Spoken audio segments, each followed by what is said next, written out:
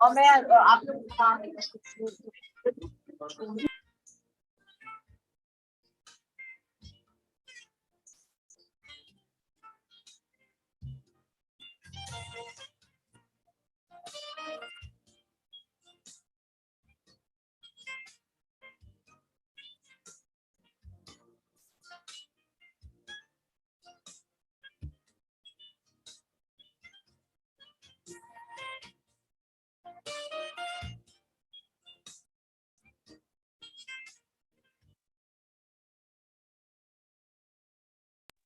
यार उसको hello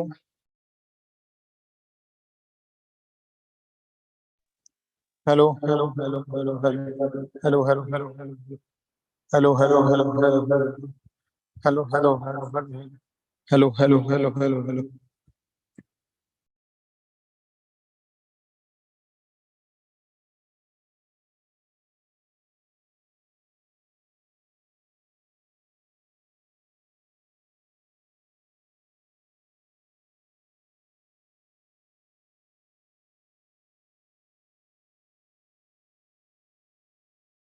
Check one. Mic testing. Hello, check. Check one. One, ठीक है, two. वैसे करते सर। हेलो हेलो ठीक।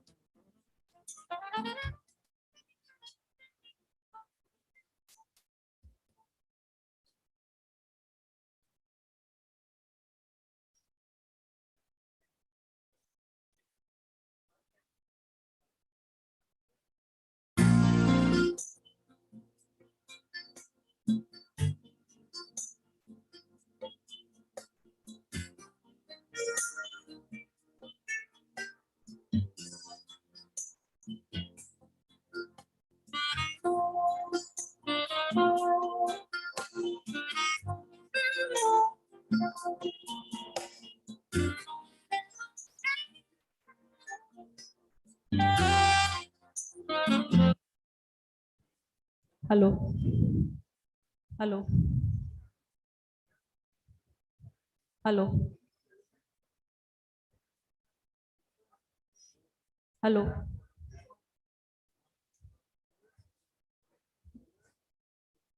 Hello. Hello.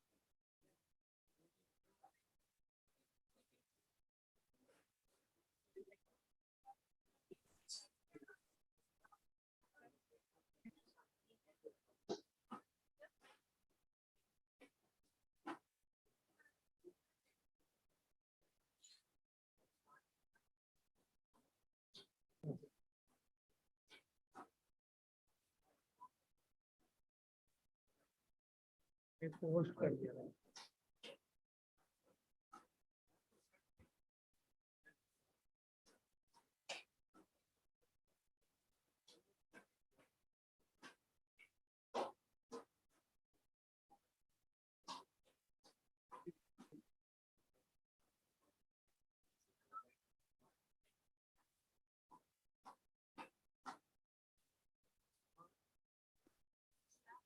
ठीक है बेटा, चीजें ना उनके सामने वाला देख रहे हैं। ये देखना कि दोनों चैनल जाते हैं, ये तो ऐसे दिखता है या नहीं दिखता।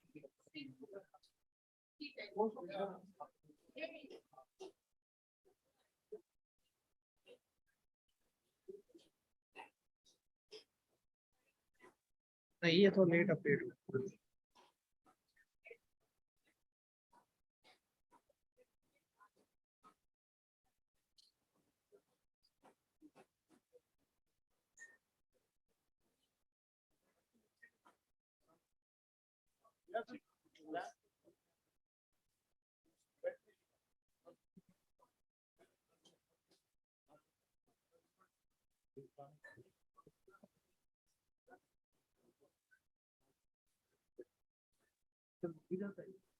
हाँ, चौथा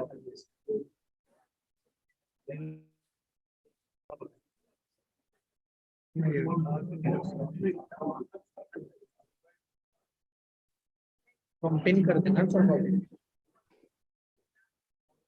हेलो हेलो, आपकी आवाज नहीं आ रही। सर को पिन कर देंगे।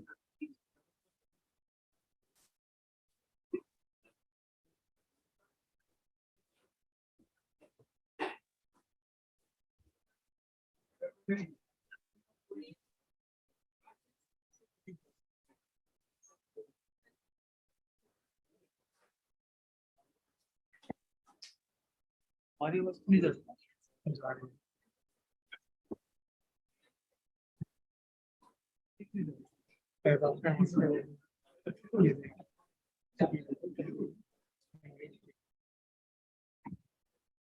ये देखो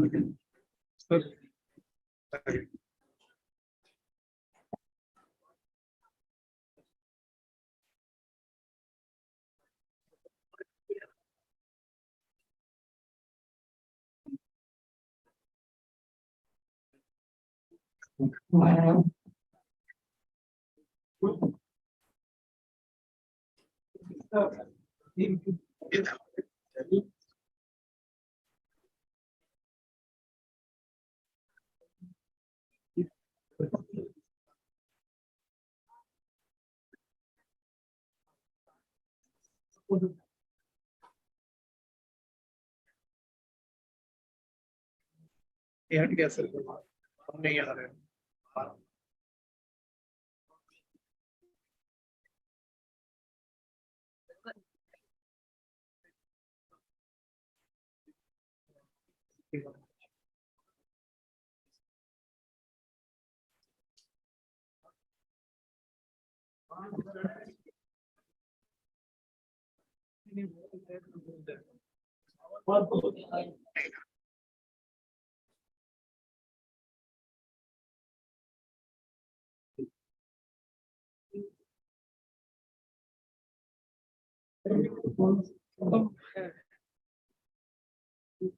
वहां से होगा इसके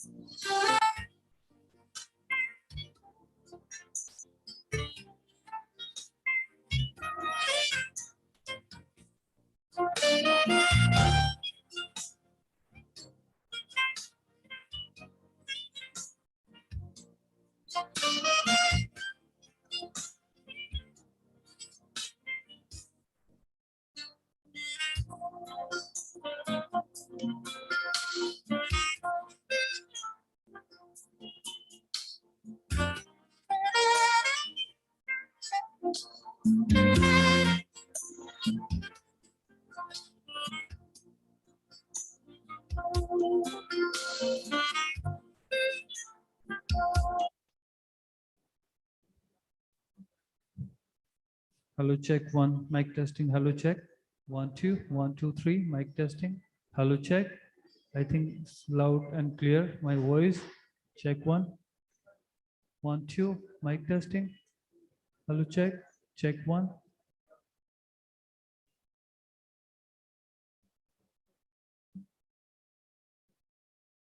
Hello, check. Check 1. Mic testing. Hello, check. Check 1 1 2 1 2.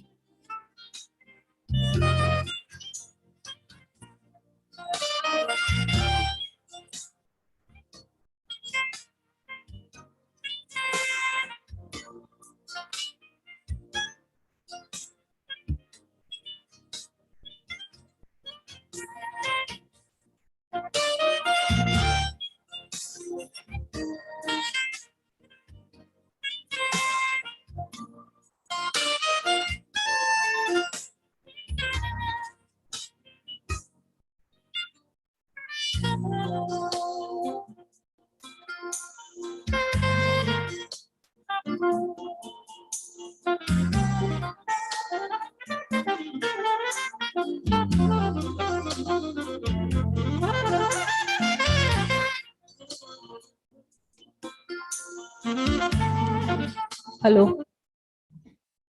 Voice थोड़ा कम करिएगा क्या? ज्यादा नहीं है, मैं बोल रही हूँ, चेक कर लो।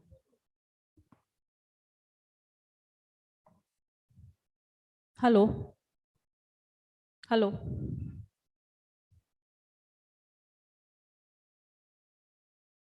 Honorable Minister Sir Shri Prahlad Joshi has arrived and is heading towards the exhibition.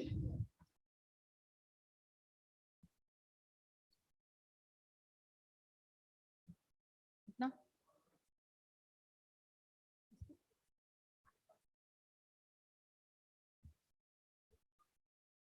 हटा दो, हटा दो।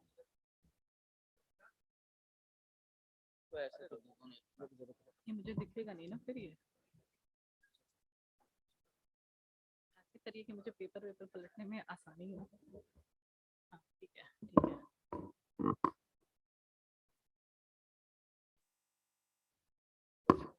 अगर आप रख सकें।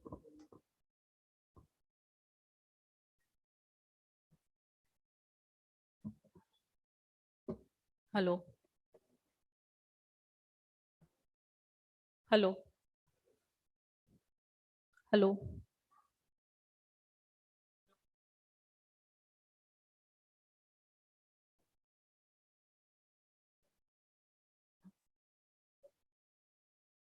Hello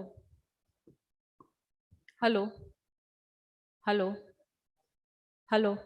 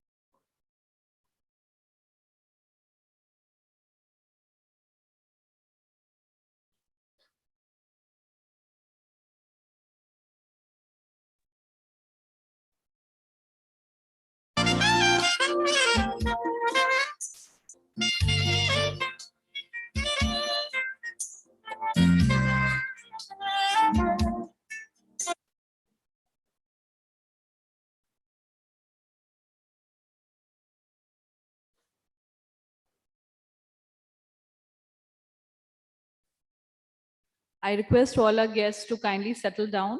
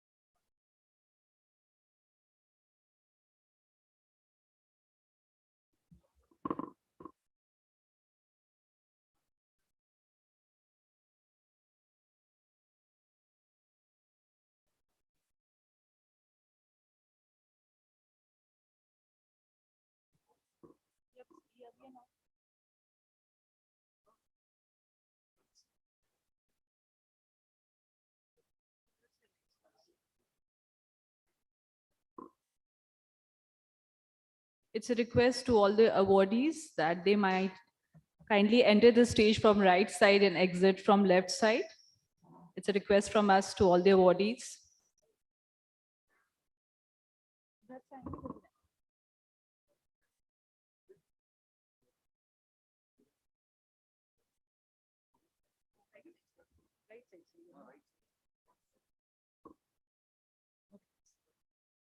Okay, the movement will be from right side only, to and fro. I request that to all awardees, kindly enter the stage and exit from the right side only, this side.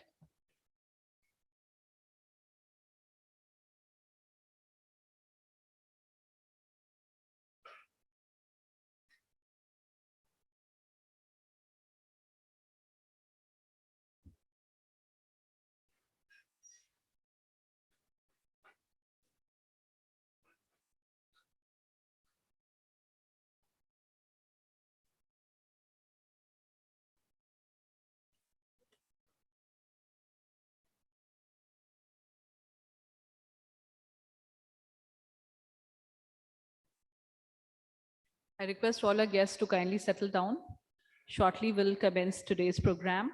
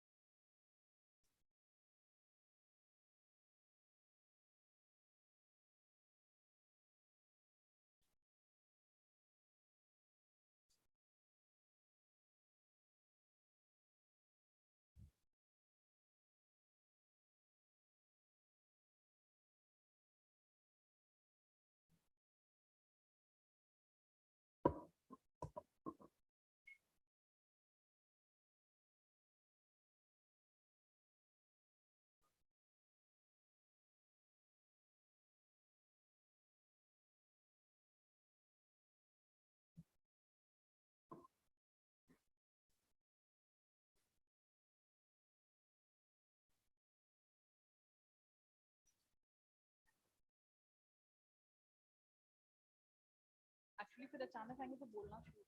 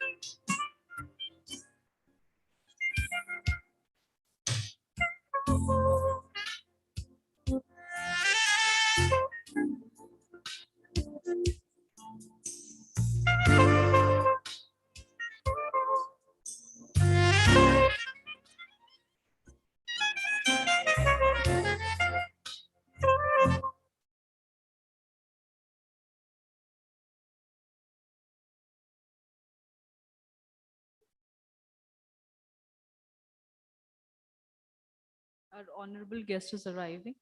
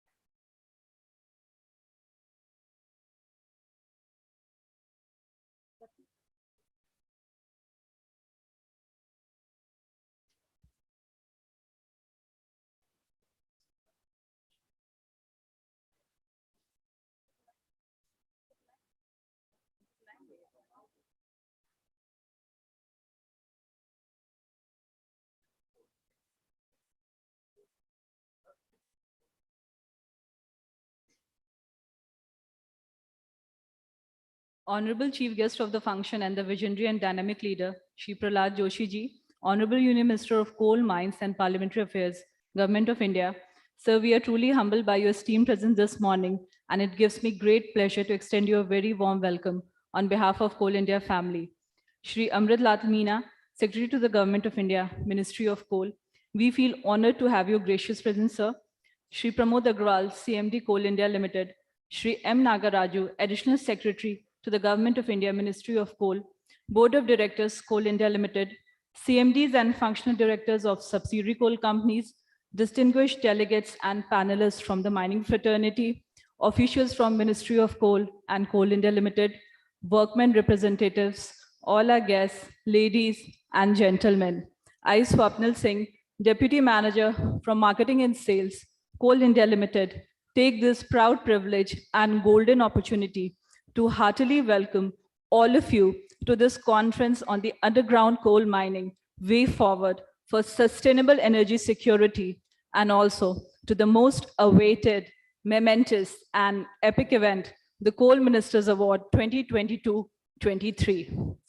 Coal India limited ने underground vision plan नामक दस्तावेज तैयार किया है, जो कि भूमिगत कोयला खदानों के लिए विजन योजना, सतत विकास, तकनीकी उन्नति, सुरक्षा और पर्यावरणीय जिम्मेदारी के प्रति हमारी प्रतिबद्धता को समाहित करती है। जैसा कि हम इस परिवर्तनकारी यात्रा की शुरुआत करते हैं, हम सभी हितधारकों को भारतीय कोयला खनन उद्योग के उज्जवल भविष्य को आकार देने के लिए हमारे साथ हाथ मिलाने के लिए आमंत्रित करते हैं। आज कोल इंडिया द्वारा आयोजित इस कार्यक्रम में मैं पुनः आप सभी का स्वागत और अभिनंदन करती हूँ। अस्तोमा सद्गमया, तमसोमा ज्योतिर्गमया। भारतीय परंपरा एवं संस्कृति के अनुसार सभी शुभ कार्यों का शुभारंभ दीप प्रज्वलन से होता है। अब मैं माननीय मंत्री महोदय से अनुरोध करूंगी कि वे दीप प्रज्वलन करके आज के कार्यक्रम का औपचारिक शुभारंभ करें। साथ ही निवेदन है सचिव महोदय, अध्यक्ष CIL एवं अपर सचिव महोदय से कि वे दीप प्रज्वलन कार्यक्रम में शामिल हों।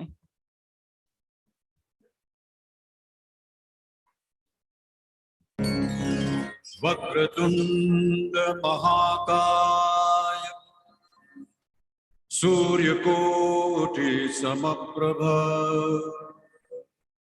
निर्विघ्नं कुरु मे देव सर्वकार्येषु सर्वदा।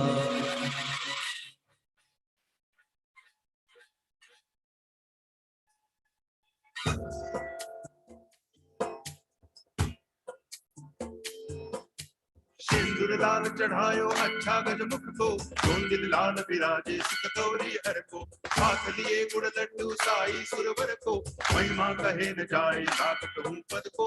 जय देव जय देव जय दीनराज विद्या सुखदाता, कन्याकुमारो दर्शन दे राम दूता। जय देव जय देव कोई शरणागत आवे, संत की संपत्ति सब ही भरपूर पावे।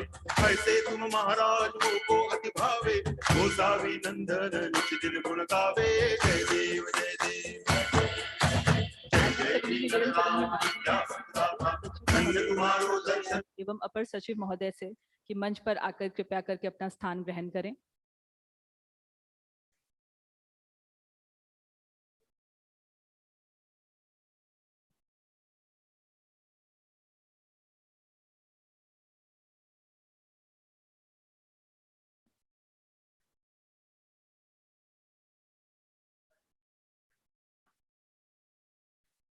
हम है आग, हम है बिजली, हम है शक्ति की खान, हम है कोल इंडिया हम। ये पंक्तियां सुनते ही नई ऊर्जा और जोश का संचार हो ही जाता है और एक कोल इंडियन होने पर हम गौरवान्वित महसूस करते हैं। अब कोल इंडिया कॉर्पोरेट गीत के लिए मेरा आप सभी से विनम्र निवेदन है, कृपा करके अपने स्थान पर खड़े हो जाएं।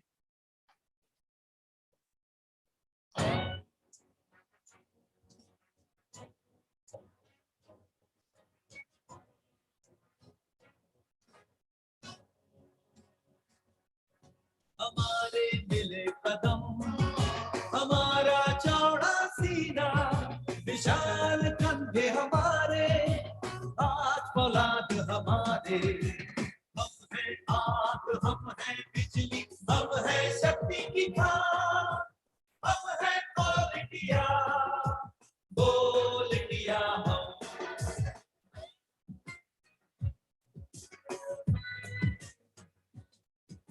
अंधेरे से खोद लाते हम उजाले खुशियों के, जगाने भोर जुटाते हम ईंधन लाखों के। हम है कोल इंडिया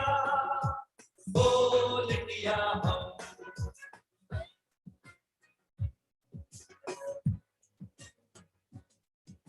कदम मिले चले ताल मिलाकर, साथ पकड़ कर बाहे, हम लाए क्या हीरा, हमसे उज्जवल देश की राहें। हम है आग, हम है बिजली, हम एकता की खान, हम है कोल इंडिया हम। धन्यवाद। अतिथि देवो भव, तैत्तिरीय उपनिषद का यह सूत्र हमारी समृद्ध सांस्कृतिक विरासत, मूल्यों एवं परंपरा को प्रतिपादित करता है। अब वक्त आ गया है समारोह के अतिथियों के स्वागत अभिनंदन का। मेरा निवेदन है अध्यक्ष Coal India Limited Shri Pramod Agarwal sir से कि आप हमारे कार्यक्रम के मुख्य अतिथि माननीय कोयला खान एवं संसदीय कार्य मंत्री श्री प्रहलाद जोशी जी का स्वागत करें।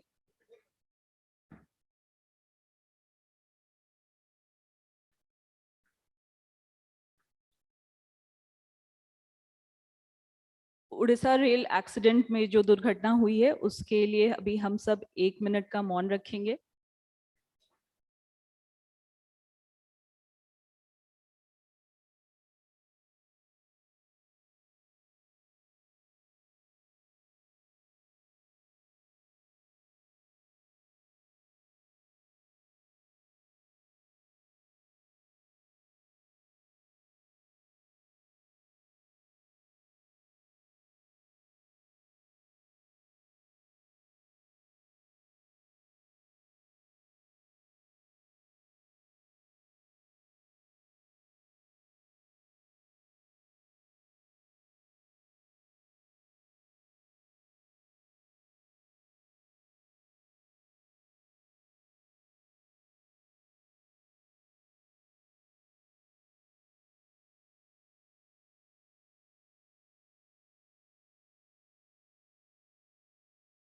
धन्यवाद। मैं अध्यक्ष महोदय से निवेदन करूंगी कि आप हमारे कार्यक्रम के मुख्य अतिथि माननीय कोयला खान एवं संसदीय कार्य मंत्री श्री प्रहलाद जोशी जी का स्वागत करें आज के कार्यक्रम में।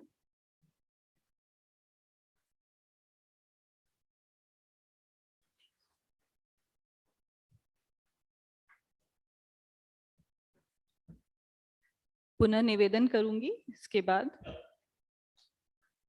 अध्यक्ष कोल इंडिया लिमिटेड से कि आप श्री अमृतलाल मीना सचिव कोयला मंत्रालय का स्वागत करें।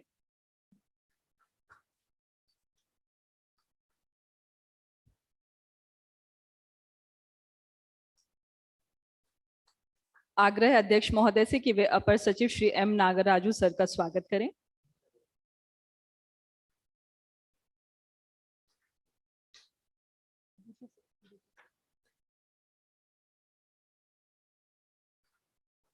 अब मैं निवेदन करना चाहूंगी निदेशक कार्मिक एवं औद्योगिक संबंध कोल इंडिया लिमिटेड श्री विनय रंजन से कि आप अध्यक्ष कोल इंडिया लिमिटेड का आज के कार्यक्रम में स्वागत करें।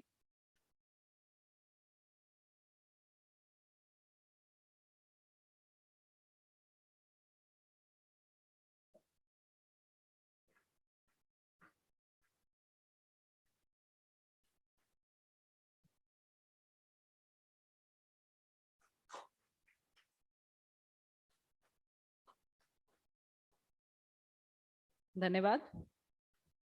अब स्वागत संबोधन देने के लिए मैं आमंत्रित करना चाहूंगी उनको जिनके नेतृत्व में कोल इंडिया लिमिटेड नित नए कीर्तिमान स्थापित कर रहा है और वो हैं कोल इंडिया के अध्यक्ष श्री प्रमोद अग्रवाल सर।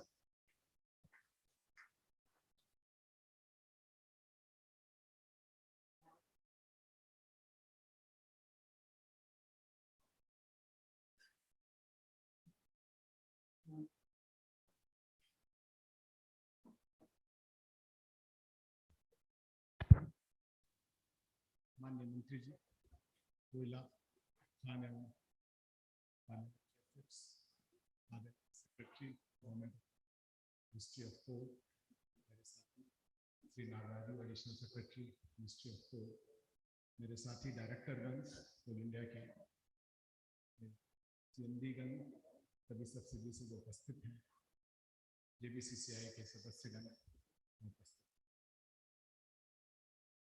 मैं माननीय मंत्री जी का हार्दिक स्वागत करता हूँ। अनेक व्यस्तताओं के बावजूद वो कोल इंडिया के प्रत्येक कार्यक्रम में आते हैं, अपने आशीर्वचन से और उद्बोधन से हमें अनुग्रहित भी करते हैं, प्रेरित भी करते हैं ताकि कोल इंडिया और भी अधिक ऊंचाइयों पर जा सके। कठिन परिस्थितियों में, विपरीत परिस्थितियों में जिस प्रकार से कोयला उद्योग भारत में सफलता प्राप्त कर रहा है वह उनके नेतृत्व क्षमता को, पिछले एक वर्ष में भारत में कोयला उत्पादन में लगभग 100 मिलियन टन के नया रिकॉर्ड प्रोडक्शन का बनाना मुझे नहीं लगता है कोई बड़ी बात होती है, क्योंकि हर साल तो कुछ न कुछ वृद्धि होनी चाहिए, लेकिन जब वृद्धि अपने आप में एक रिकॉर्ड बन जाए तो निश्चय ही वो सफलता के लिए का एक मापदंड हो सकता है। और पिछले साल भारत में वृद्धि प्राप्त हुई, न केवल कोल इंडिया बल्कि कॉमर्शियल माइंस, कैप्टिव माइंस ने भी जिस प्रकार से प्रोडक्शन बढ़ाया वह देश के लिए एक बहुत ही शुभ चीज है, जिसके कारण देश में प्रगति और भी बढ़ेगी। एक्चुअली भारत बहुत बड़ा इम्पोर्ट है, यदि हम अपने इम्पोर्ट को बढ़ाते हैं तो विदेश में कोयला का दाम बढ़ जाता है और उसका दुष्परिणाम देश पर पुनः आता है। सर, आपके नेतृत्व के कारण, आप क्लियर दृष्टि के कारण भारत में इम्पोर्ट कम हुआ और इसका परिणाम यह भी हो रहा है कि आज दुनिया में कोयला का दाम है। जिस गति से भारत इंपोर्ट कर रहा था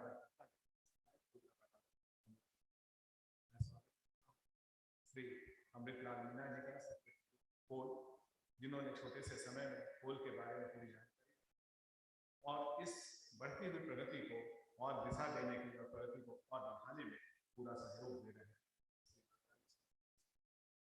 मैं अपने डायरेक्टर्स और सेंडी साहब को, जिन्होंने कड़ी मेहनत कर देश में एक नया कीर्तिमान कोल में काम करना आसान काम नहीं है।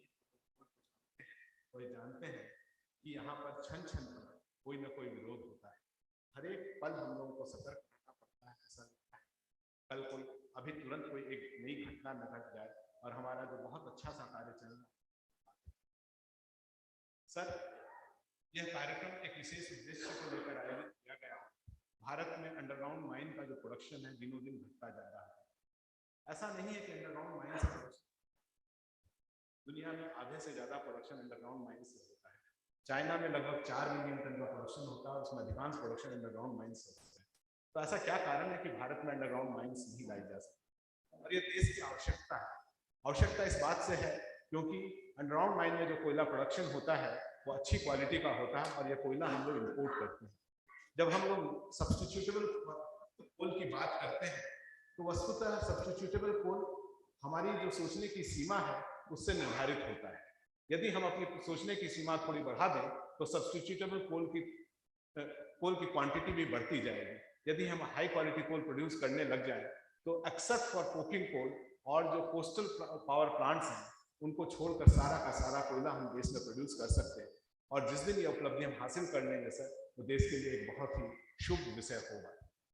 इसके अतिरिक्त अंडरग्राउंड माइनिंग में पर्यावरण को बहुत कम नुकसान होता है। एक छोटे से क्षेत्र में जहां पर हम ओपन करते हैं, शेफ्ट को ओपन करते हैं, उतने ही क्षेत्र में पेड़ काटना पड़ता है और शेष हिस्से में हम लोग पूरे की पूरी धरती लगभग वैसी ही रहती है। जो सेटलमेंट भी होता है वो थोड़ा सा होता है जिससे खेती या जंगल पर कोई प्रभाव नहीं पड़ता है। इसलिए सर एक आवश्यकता यह भी है कि पर्यावरण के जो मापदंड ओपन कास्ट पर लागू हैं शायद अंडरग्राउंड पर लागू करने की आवश्यकता नहीं है। और चूंकि देश में पहले अंडरग्राउंड माइन पर जोर नहीं था और जब हम लोग जोर दे रहे हैं तो इन मापदंडों को बदलने की भी आवश्यकता होगी। तीसरा कारण है कि यह जो अंडरग्राउंड कोल का मार्केट है वो हमेशा रहेगा और इसकी कोल इंडिया की सस्टेनेबिलिटी के लिए भी आवश्यक है कि हम लोग अंडरग्राउंड माइनिंग पर और ज्यादा जोर दें। इसके अतिरिक्त आने वाले भविष्य की तैयारी करना भी हमें जरूरी है। कोई ये नहीं जानता, सभी जानते हैं कि कोल का कार्यकाल समाप्त होने वाला, कोल की अवधि समाप्त होगी, लेकिन कब होगी कोई नहीं जानता। हो सकता है 20 साल, 25 साल, 30 साल चल जाए। शायद 20 साल पश्चात हम लोगों को अंडरग्राउंड कोल से ही कोयला निकालना पड़ेगा और उसकी तैयारी यदि आज से हम लोग नहीं करेंगे तो शायद 20 साल बाद देश को एक समस्या का सामना करना पड़ सकता है। हो सकता है समस्या नहीं आए, लेकिन समस्या का अगर थोड़ा भी अंदेशा हो तो उसके लिए तैयारी करना चाहिए। कोल इंडिया ने पिछले वर्षों में इसके लिए बहुत काम किया। DTCIL ने इस पर विस्तृत एक प्लान तैयार किया है सर, जिसमें हम लोग जो अभी 28 मिलियन टन जो हमारा 4% प्रोडक्शन है इसको बढ़ाकर हम लोग 10% यानी 100 मिलियन तक ले जाने का प्रयास कर रहे हैं। और इसके लिए जो भी मॉनिटरिंग किया जा सकता है, जो भी कार्य किया जा रहा है उसको बड़ी बारीकी से किया जा रहा है। हम लोगों ने पूरा प्लान बनाया है कि अगले 4-5 साल में लगभग 150 कंटिन्यूअस माइनर्स हम लोग इंट्रोड्यूस करेंगे, जिसमें 24 इंट्रोड्यूस हो चुके हैं, 24 का LOA जारी हो चुका है, 17 का टेंडर ऑलरेडी जारी हो चुका है और 21 का टेंडर इस साल और जारी होगा। आने वाले वर्षों में और भी टेंडर जारी होंगे और इस प्रकार 150 के लगभग का कंटिन्यूअस माइनर जो स्थापित करने का प्रोग्राम है उसको टारगेट अचीव किया जा सकता है। इसके अलावा हम लोगों ने हाईवाल माइनिंग पर भी ध्यान दिया है और कल नारायणपुरी में एक नया हाईवाल भी स्टार्ट हो गया है। इसके अलावा 6-7 हाईवाल, 11 और 14 हाईवाल का और प्लान हो चुका है। इसके अतिरिक्त हम लोग सीसरो की मदद से और भी हाईवाल माइनिंग का प्लान कर रहे हैं और निश्चय ही इसमें हम लोगों को सफलता मिलेगी और कोल इंडिया अंडरग्राउंड माइनिंग में भी तेजी से आगे बढ़ेगा। सर आज के कार्यक्रम का एक दूसरा पक्ष भी है, वह है कि पिछले साल जिन सब्सिडीज ने और जिन GMs ने बहुत अच्छा कार्य किया उनको आपके हाथों से पुरस्कृत किया जाए। आपकी हमेशा चिंता ये रहती है कि जो लोग अच्छा काम करते हैं उनको समय पर पुरस्कृत जरूर किया जाना चाहिए ताकि प्रोत्साहन और उनके कार्य करने की क्षमता में हमेशा वृद्धि होती रहे। लेकिन पुरस्कार के कितने भी मापदंड तय किए जाएं वो कभी परफेक्ट नहीं होते हैं। इसलिए जिन लोगों ने पुरस्कार नहीं प्राप्त किया है उन लोगों में थोड़ी भी निराशा की भावना नहीं आनी चाहिए। कई सारे ऐसे GM हैं जिन्होंने बहुत अच्छा काम किया है और उन्हें, मेरी भी इच्छा थी कि पुरस्कृत किया जाए, लेकिन क्योंकि मापदंड कुछ तय हो गए थे इसलिए उनके विपरीत जाकर उनके लिए कार्य करना संभव नहीं था। जैसे उत्पादन की दृष्टि से देखा जाए तो MCL को प्रथम पुरस्कार मिल रहा है और मिलना भी चाहिए। प्रत्येक मापदंड से MCL ने बहुत अच्छा काम किया। SCCL कहीं भी नहीं है, लेकिन MCL ने 25 मिलियन टन का प्रोग्रेस दिया और SCCL ने 24 मिलियन टन का दिया। यद्यपि उन्होंने टारगेट अचीव नहीं किया सर, इसलिए उनको पुरस्कृत नहीं किया जा सकता, लेकिन उनका उल्लेख करना आवश्यक है कि उन लोगों ने भी मेहनत की है। इसके अतिरिक्त सर कई सारे GMs ऐसे हैं जिन्होंने बहुत ज्यादा उत्पादन बढ़ाया। जैसे एक गेवरा का उदाहरण देता हूं सर, वो 44 मिलियन टन से 52 मिलियन टन का ग्रोथ उसका आया, लेकिन वो टारगेट से 5% ज्यादा नहीं कर पाया। मैं नहीं कहता कि उन्हें पुरस्कार मिलना चाहिए, लेकिन आज उल्लेख करना और ये स्वीकार करना जरूरी है कि कई लोग जो है जो फाउंडेशन पर कार्य करते हैं, जो दिखते नहीं है, दिखते वो हैं जो महल के कंगूरे होते हैं, लेकिन वो कंगूरे भी उस फाउंडेशन पर आधारित होते हैं। इसलिए उन लोगों के उनके मेहनत को और उनकी निष्ठा को भी आज स्वीकार करना हम लोगों के लिए आवश्यक है। और इसी दृष्टि से मैंने इन दोनों नाम को मेंशन किया है सर। सीसीएल में भी 76 मिलियन टन का प्रोडक्शन हुआ, कभी हम लोग सोचते भी नहीं थे कि 76 मिलियन टन का प्रोडक्शन होगा सर। बीसीसीएल ने तो बहुत ज्यादा कार्य किया, लेकिन डब्ल्यूसीएल क्या है उससे पीछे था, उसका 62 मिलियन का टारगेट था, उसने 64 मिलियन अर्जित किया सर। शायद थोड़ा सा समय और मिलता तो 65 मिलियन टन भी वो कर सकते थे। तो प्राइज मिलना एक बात होती है, लेकिन जिनको प्राइज नहीं मिला है उनको भी निराश नहीं होना चाहिए। हम लोग सब मिलकर कार्य करते हैं तब बड़े टारगेट अचीव होते हैं। और ये भावना कि मिलकर काम करना है, कुछ लोग कंगूरे में दिखते हैं और कुछ लोग फाउंडेशन में रह जाते हैं, ये प्रकृति का नियम है, इससे निराश होने की आवश्यकता नहीं है। मैं आप लोगों को आपके द्वारा किए गए कार्य के लिए पुनः धन्यवाद देता हूं और आने वाले वर्ष के अच्छे कार्य के लिए शुभकामनाएं देता हूं। धन्यवाद। धन्यवाद sir. Now I would like to invite our next speaker, who is a man of simple living and high thinking and has been making great contribution to the coal industry. And he is Shri M. Nagaraju, Additional Secretary to the Government of India, Ministry of Coal.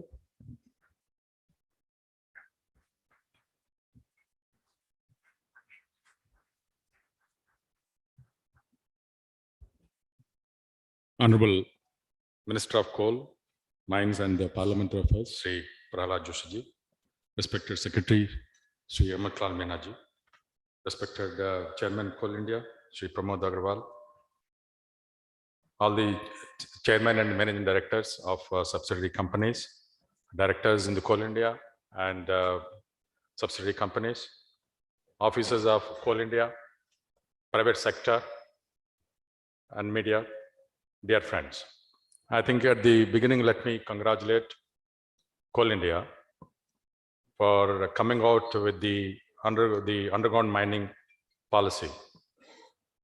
This started 6-7 months back when our Honorable Minister had a review meeting in the ministry. That time we felt that India is not doing enough to sustainably mine and use underground mining experience and technology for the growth of the country. That time it was decided we will come out with a policy. And last 5-6 months, this policy under the works. I am very happy. And also I'm very pleased to recognize and mention Dr. Veera Reddy, who has been steadfastly behind formulating this policy. And they had a number of consultations, not only within the CIL, but also with the private sector. And now come out with a policy which will envisage producing at least 100 million tons by 2030. Now,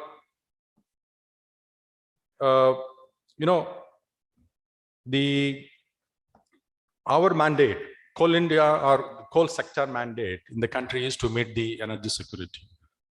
Now, for that, we have our long-term plans, 2030, how much coal we are going to meet, produce or meet the security, energy security by 2047, also worked out. As per our calculations, by 2040, 35-40, we'll be requiring coal producing capacity of at least 2 billion tons in the country. Because all the indications are that by 2030, we'll be requiring 1.5, 1.6, and 35 again will be crossing 1.6, 1.7. But the capacity to produce on tap, what we call on tap, if you require, you produce. If it is not required, we can shut down the coal, like the West has been doing it for so many years. If the electricity demand increases, we can produce. Otherwise, we can shut the coal. This kind of capacity we need to have. For that, I think the underground mining is going to play a key role in that. All of us are aware certain principles. I think some of you, since I worked in this sector, SDGs, we have come up with in 2001, 2002, Sustainable Development Goals. And since then, we also came up, the world has come up with ESG, environmental, social, and governance framework, anything we do. And then our Honorable Prime Minister has come up with, in the last Independence Address, Panchamrit. I think all of them talk same thing, protecting the environment, protecting the earth, ensuring it is sustainable, and also to secure the livelihoods, secure the social security of people who are living in the mining areas. All these commitments, if you do underground mining, actually we will be able to fulfill. Now, it loses, of course, there are several benefits. I think all of you are experts on the mining, but for reputation's sake, let me also mention that it is, first of all, sustainable and green mining, and leads to livelihood security, where if we are weaning away from the coal mining in future, we need to ensure the poor and backward areas in the states where we work, their livelihoods, their local economy are secured. This is very important for integrated and balanced growth of the country.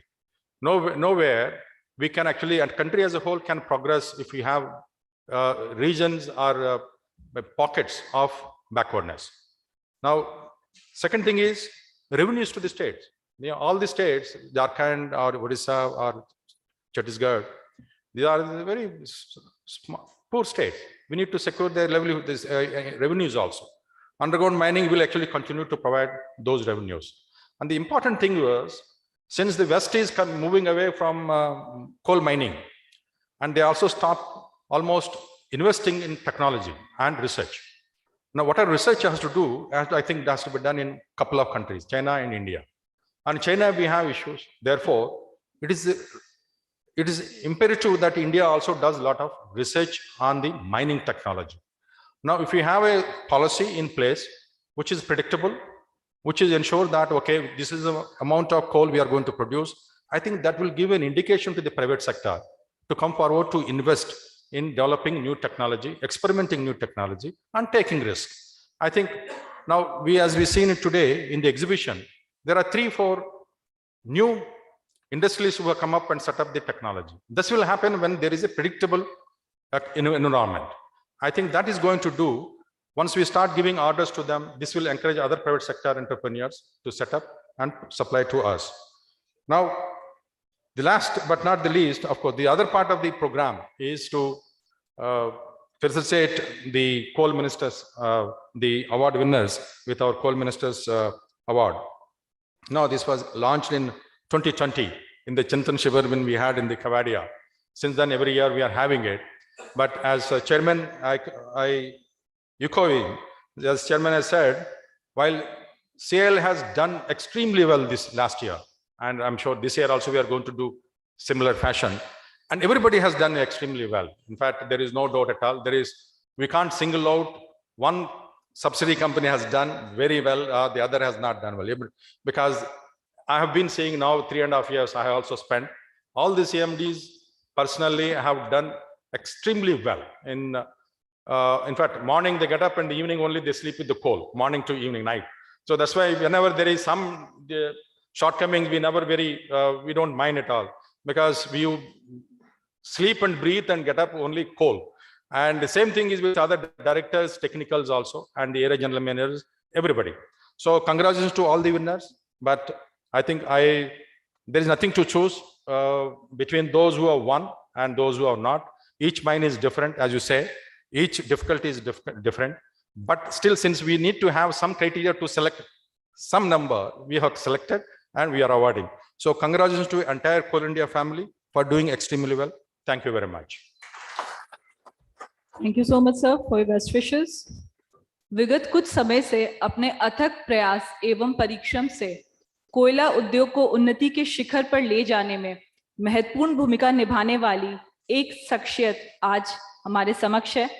सचिव कोयला मंत्रालय श्री अमृतलाल मीना के रूप में आपके अथक प्रयास और मार्गदर्शन के फलस्वरूप आज कोयला उद्योग इंडिया ग्रोथ स्टोरी में एक महत्वपूर्ण भूमिका निभाता है और भारत को विश्व स्तर पर प्रतिस्पर्धी बनाता है। अब मैं सचिव महोदय से निवेदन करूंगी आपके उद्बोधन के लिए।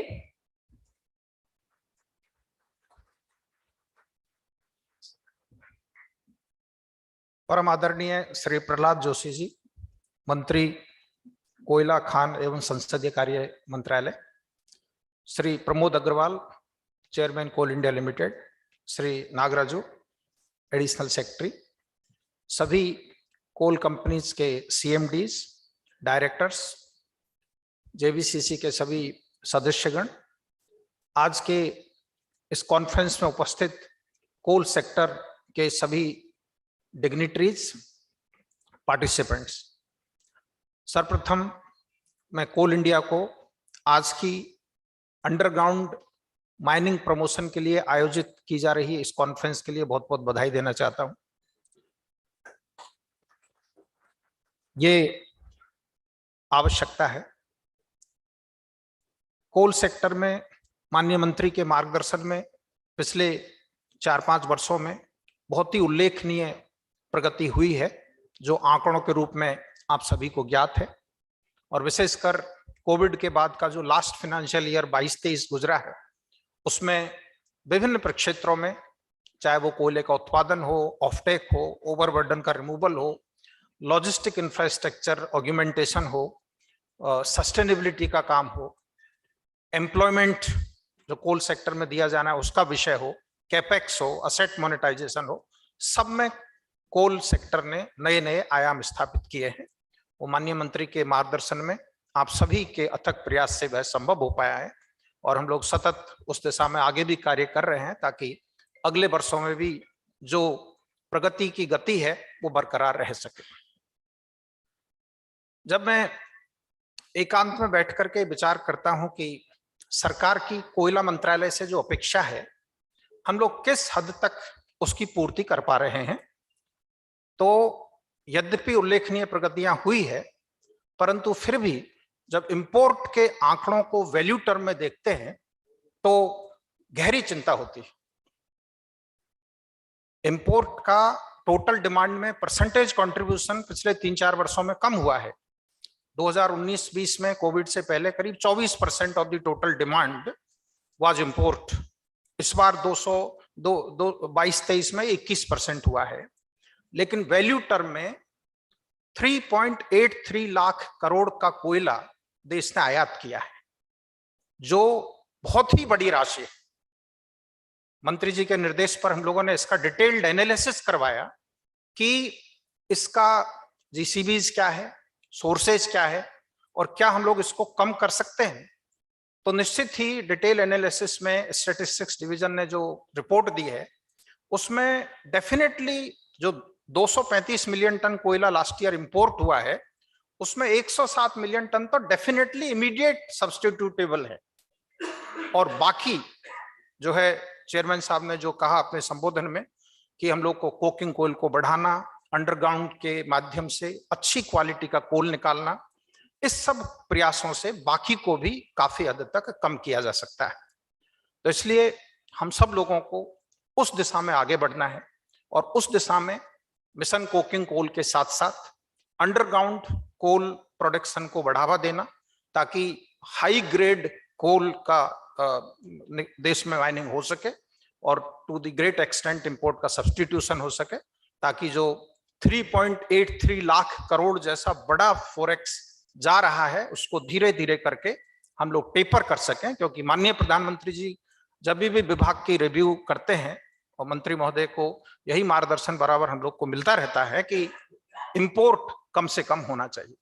तो हम लोगों को आज की कॉन्फ्रेंस के माध्यम से आई एम वेरी श्योर कि very useful recommendations will come which will guide us as to how to plan for next few years to promote for production from the underground. मैं आज की इस कॉन्फ्रेंस में सर प्रोडक्शन में सब लोगों ने अच्छा काम किया, लेकिन और एक बहुत महत्वपूर्ण चीज है जिसको उल्लेखित करना चाहता हूं।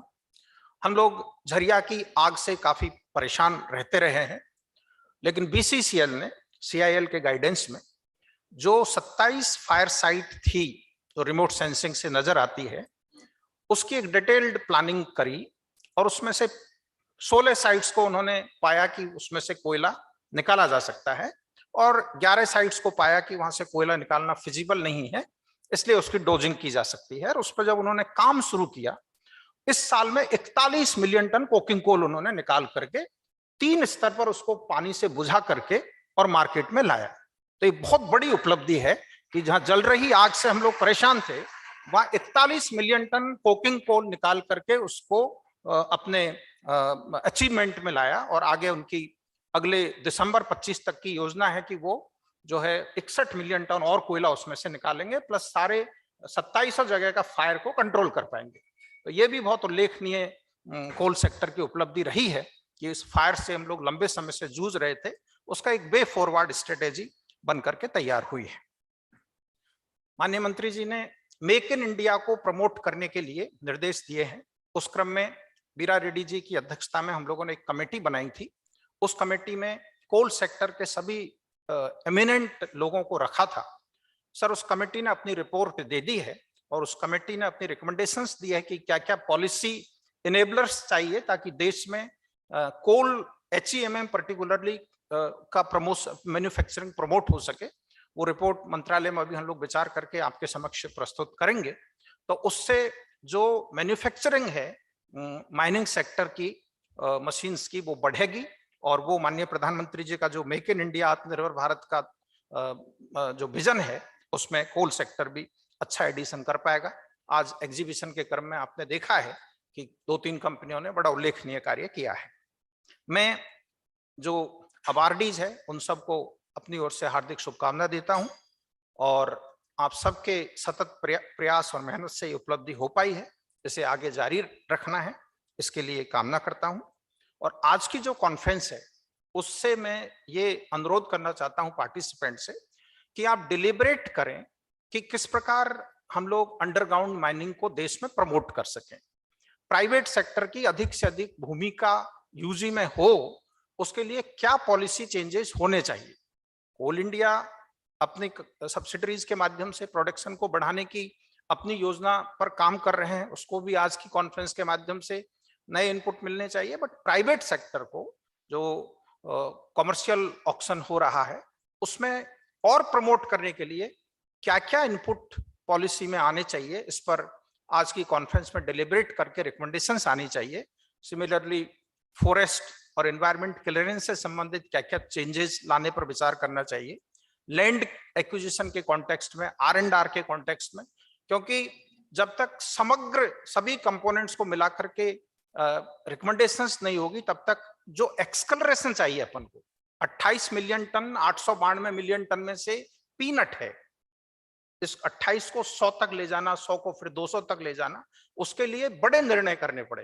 तो उसके लिए तदनुसार रिकमेंडेशंस आनी चाहिए आज की इस कॉन्फ्रेंस में, ताकि हम लोग समग्र रूप से मंत्री साहब के समक्ष प्रस्तुत करके उस पर सरकार के स्तर से निर्णय करवा सके। मैं अपनी ओर से इस कॉन्फ्रेंस की सफलता की कामना करता हूं और आप सभी को बहुत बहुत बधाई देता हूं। जय हिंद। धन्यवाद सर आपके उद्बोधन के लिए। With underground mining being a moral and national obligation, Coal India Limited has taken a big step forward while preparing an underground vision document that lays down the roadmap to underground production. May I now invite Dr. B. Veera Reddy, Director Technical Coal India Limited, for presenting the highlights of underground vision plan of CIL before the August gathering.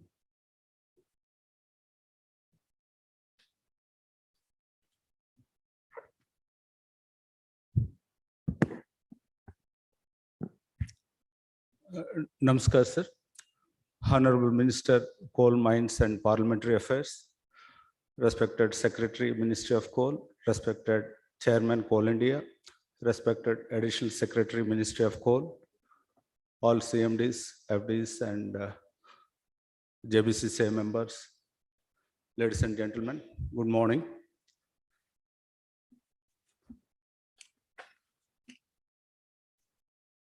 Regarding this status of global underground mining globally. Now, if you look at the major coal-producing countries, now China last year they produced 4.2 billion tons. Out of that, more than 90% is from underground mine. That is about 3.8 billion tons from underground mine. South Africa, they produced 255 million tons, 50% from underground mine. That is about 125 to 130 million tons. And mostly by continuous miners and short long wall, no big long walls. It is only continuous miners.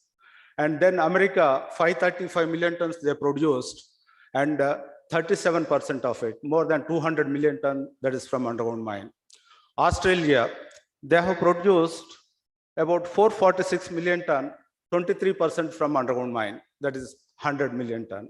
Whereas in India, it is 4%. So we are very much lagging in underground production. And globally, last year, 8 billion ton production total globally.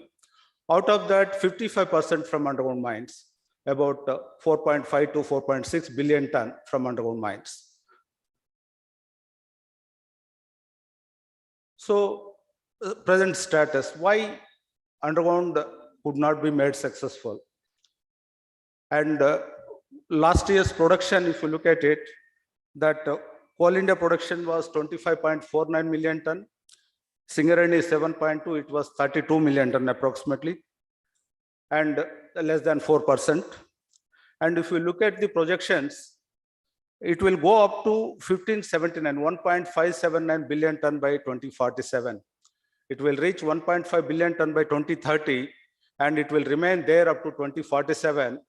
And after that, we don't know, but suddenly it cannot be reduced, or it will be transitioned probably, but it will be there for another 3 decades minimum, this mining. And why we could not make underground successful? The reason is that the easier option is available, open cast. Indigenous manufacturing facilities are not available, and only conventional mining, hand filling, and SDL LED is very poor productivity. And that way, all the mines are not viable, incurring losses because of this conventional technologies, and lack of skilled manpower, lack of business models. All this resulted in not going forward with underground mining. So then why we are talking about underground mining? As I explained in earlier slide, that we need to achieve 1.5 billion ton from 2030 onwards for 2 decades. When we made projections for next 2 decades, open castable reserves are gradually depleting, and we can't sustain the production level which country requires. So underground has to supplement open cast production in sustaining the production of 1.5 billion ton by the country and 1 billion ton by the India, by Coal India. So that is, it is a compulsion now. It is no more a option or choice. It is a compulsion. And now I think all are aware that underground has got many advantages, particularly minimum impact on environment, minimum impact on ecology, surface ecology or surface features. It will not impact any land use pattern, and land requirement is minimum. And that way, we have identified some projects. Basically, we are focusing on continuous miners. Already, as Chairman Coal India mentioned in his inaugural address, welcome address, that 24 continuous miners are there in operation, and another 41, we have issued LOA for another 23, and 19 are in tendering process, and another 20 to 25 continuous miners project reports have been approved. That way, next 5 years, 140 number of continuous miners is not a big thing for Coal India to implement it. And another thing is that high wall mining. We have 157 working open cast mines, about 100 or so abandoned open cast mines, and all underground mines are potential high wall miners. So we can introduce, we only set a target of lower target of 30 numbers. We can go up to 50 numbers. Each high wall capable of producing 0.5 million ton. That way, now we can go up to 50 numbers, and that is possible also because the present progress is also 3 are in operation and another 14 are in pipeline in tendering process. So every year we are identifying the further high wall miners. So one more technology, paste fill also we have identified. Paste fill, again, it is very environmental friendly. It addresses both 2 problems. One is disposal of fly ash. Another is taking out high quality coal lying at deeper horizons. Paste fill technology is not introduced in Indian coal industry, but it was introduced in Germany, in China. It is being practiced for last 40 to 50 years. And in India, in metal mines, it is face fill technology is being used in Hejadal, and we have gone and seen those mines also. So the paste fill technology, how it is different from conventional stowing and also bottom ash. In conventional stowing, you will be doing the stowing at the rate of 300 to 400 cubic meters per day. That way you can get only 200 tons production. In paste fill technology with high positive positive head pumps, you will be pumping the paste, that fly ash mixed with water and cement at the rate of 250 to 300 cubic meters per hour. Per day, you can stow about 3,000 cubic meters, and your continuous miner production is 1,500 to 200. So one paste fill technology unit can take care of one continuous miner, and with 100% stowing. And now we are talking about Jeria master plan, Raniganj master plan, and a lot of efforts are being put in. Why can't we go for this paste fill technology? And this, we done some study in ECL. There are 5 to 6 power plants producing about 25,000 cubic meters per day fly ash, and they are not finding place to dump it. Powerhouses are ready to transport all that free of charge, and they are ready to transport at our mine site. So that way we can go for mass production technologies without disturbing the houses, and we can take out all the Raniganj, that there are 9 seams. Quality is G3, G4, G5. It is like a gold, that with high volatile matter, high calorific value. In the country, we don't find anywhere except in Jeria, this Raniganj, in Jeria coking coal. All this can be taken out because surrounding all the power plants are located within the vicinity of mines.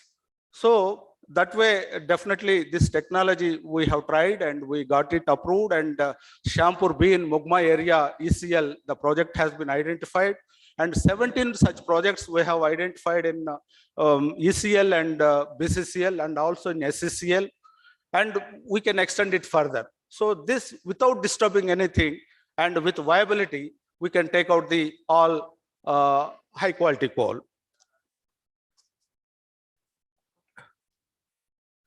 So why we should go for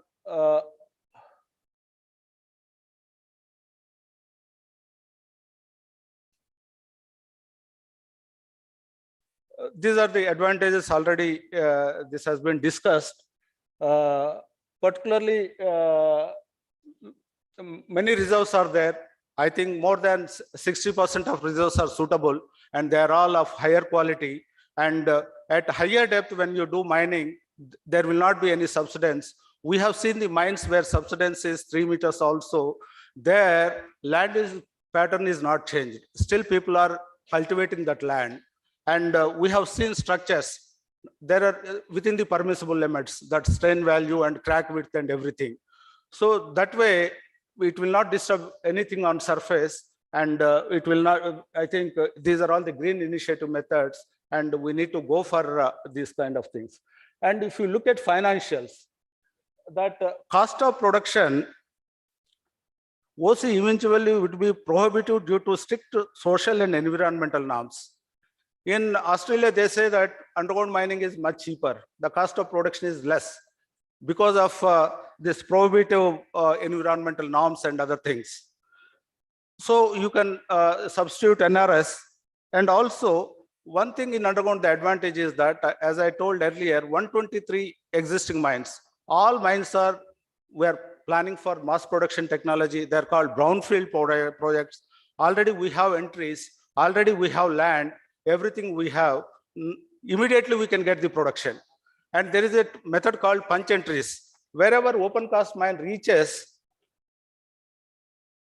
economic stripping depth, then you can enter into underground mine through punch entries. Adriala is the best example. There also gestation period is minimum. Immediately you can start production. So this is our roadmap for underground mining, 100 million ton in next 5 years, 27, 28. And later, that way, if you achieve 100 million ton, it will be the 10% of total Coal India's production. And we are planning 140 numbers of continuous miners, and also long walls, few long walls, because long wall, again, a disciplined technology. It requires favorable geological conditions, and without any geological disturbance and all. So we identified some. More than that, our focus is on continuous miners, high wall miners, and paste fill technology. These are the things, and we studied all the mines. We prepared roadmap. We identified the technology. It is being monitored closely from Coal India and with all subsidiaries. Now everybody is owning the things, and we started realizing the results of it. So this is the roadmap, and the help required is briefly. So again, putting the same EC conditions as OC may not be correct. We want that underground should be kept in B2 category for EC clearance, and EC underground need to be promoted and supported. Then only we'll be reducing burden on open cast. That way, environmental damage also. So B2 category is one. Grant of permission for UG development after stage 1 approvals, as in case of linear projects. Reimbursement of backfilling cost of UG mines with backfilling or stowing. Earlier, backfilling cost was reimbursed under CCDA through stowing cess, now withdrawn. PLI and tax release for indigenous manufacture of underground machinery, Make in India initiative, as imported machinery for underground mines are costly and spares availability is a problem. Support for coal price of underground mines through suitable policy framework to obviate viability issue of UG mines through total e-auction or segment pricing for coal produced from underground mines. Rebate of 50% in reverse share for underground mining to promote large scale underground mining. This is not related to Coal India, but for commercial mining. So this is some help required for promoting the underground mining. Thank you. Thank you, sir. Thank you, sir. That was really very informative and inclusive. हर देश, हर संस्थान, हर उद्योग की विकास यात्रा में कुछ ऐसे पल आते हैं जो हमेशा के लिए अमर हो जाते हैं। कुछ तारीखें समय के ललाट पर इतिहास का अमिट हस्ताक्षर बन जाती हैं। नए रास्तों पर चलकर ही नए प्रतिमान गढ़े जाते हैं। अब कुछ वैसा ही समय है जब अंडरग्राउंड विजन प्लान का लोकार्पण होगा। मेरा सविनय निवेदन है माननीय मंत्री महोदय, सचिव महोदय, कोल इंडिया के अध्यक्ष महोदय, अपर सचिव महोदय एवं निदेशक तकनीकी कोल इंडिया लिमिटेड से कि आप सभी अंडरग्राउंड विजन प्लान पुस्तिका का लोकार्पण करें।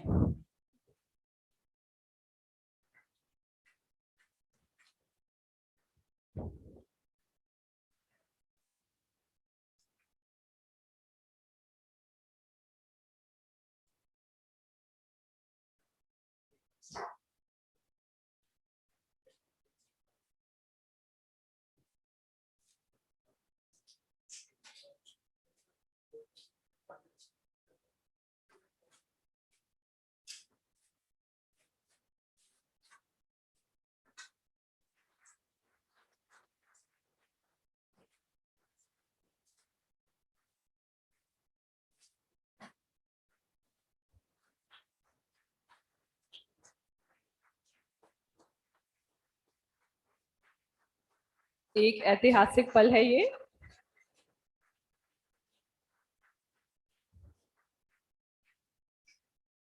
धन्यवाद सर।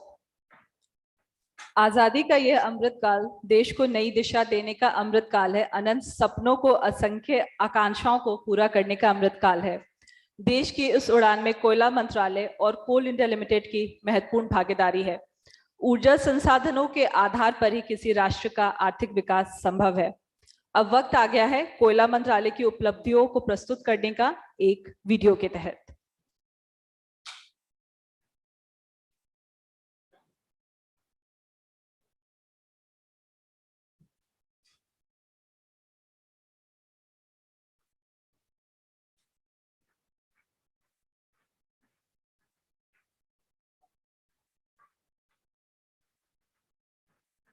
मैं पुनः माननीय मंत्री महोदय से निवेदन करूंगी कि इसका लोकार्पण करें।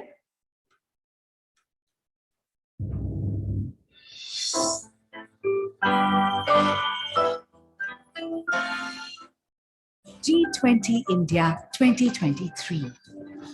One Earth, one family, one future.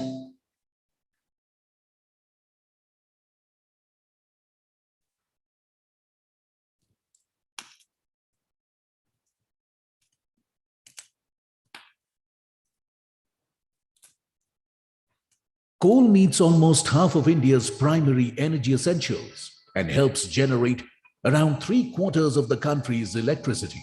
It also ensures assured energy at affordable prices. Honorable Prime Minister Shri Narendra Modi's clarion call is to be Atmanirbhar in meeting the country's coal needs and reduce imports that entail huge forex outgo. अब coal sector में commercial mining को permit कर दिया गया है, partially explored blocks को भी allotment करने की परमिशन दी गई।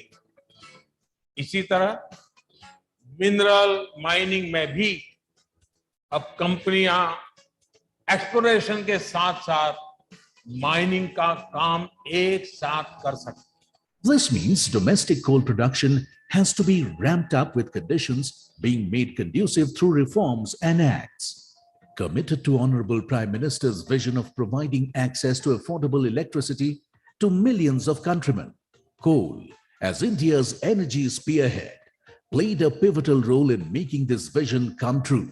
A bouquet of policy interventions and bold steps since 2014 under the leadership of Shri Narendra Modi ji have helped the Indian coal sector grow in a responsible, sustainable and industry-friendly manner, fortifying the energy security of the country. Coal sector in the country has undergone major developments and reforms during the past 9 years. The Coal Mines Special Provision Act enacted in 2015 put an end to decades of arbitrary allocation of the resources. To increase greater energy availability, the Government of India is taking multiple steps. The first auction for commercial coal mining in June 2020 ushered in an era of transparency, ease of doing business, and opening investment opportunities. The 2020 reforms resulted in creation of a free market for coal, with private participation, brought in competition and greater efficiencies. Foreign direct investment was allowed for healthy competition. Captive mines have been allowed to sell 50% of their production in the open market after meeting the demand of their end user plants. For the first time, incentive of 50% rebate for early production, allowing single bid. Liberal entry norms have been introduced.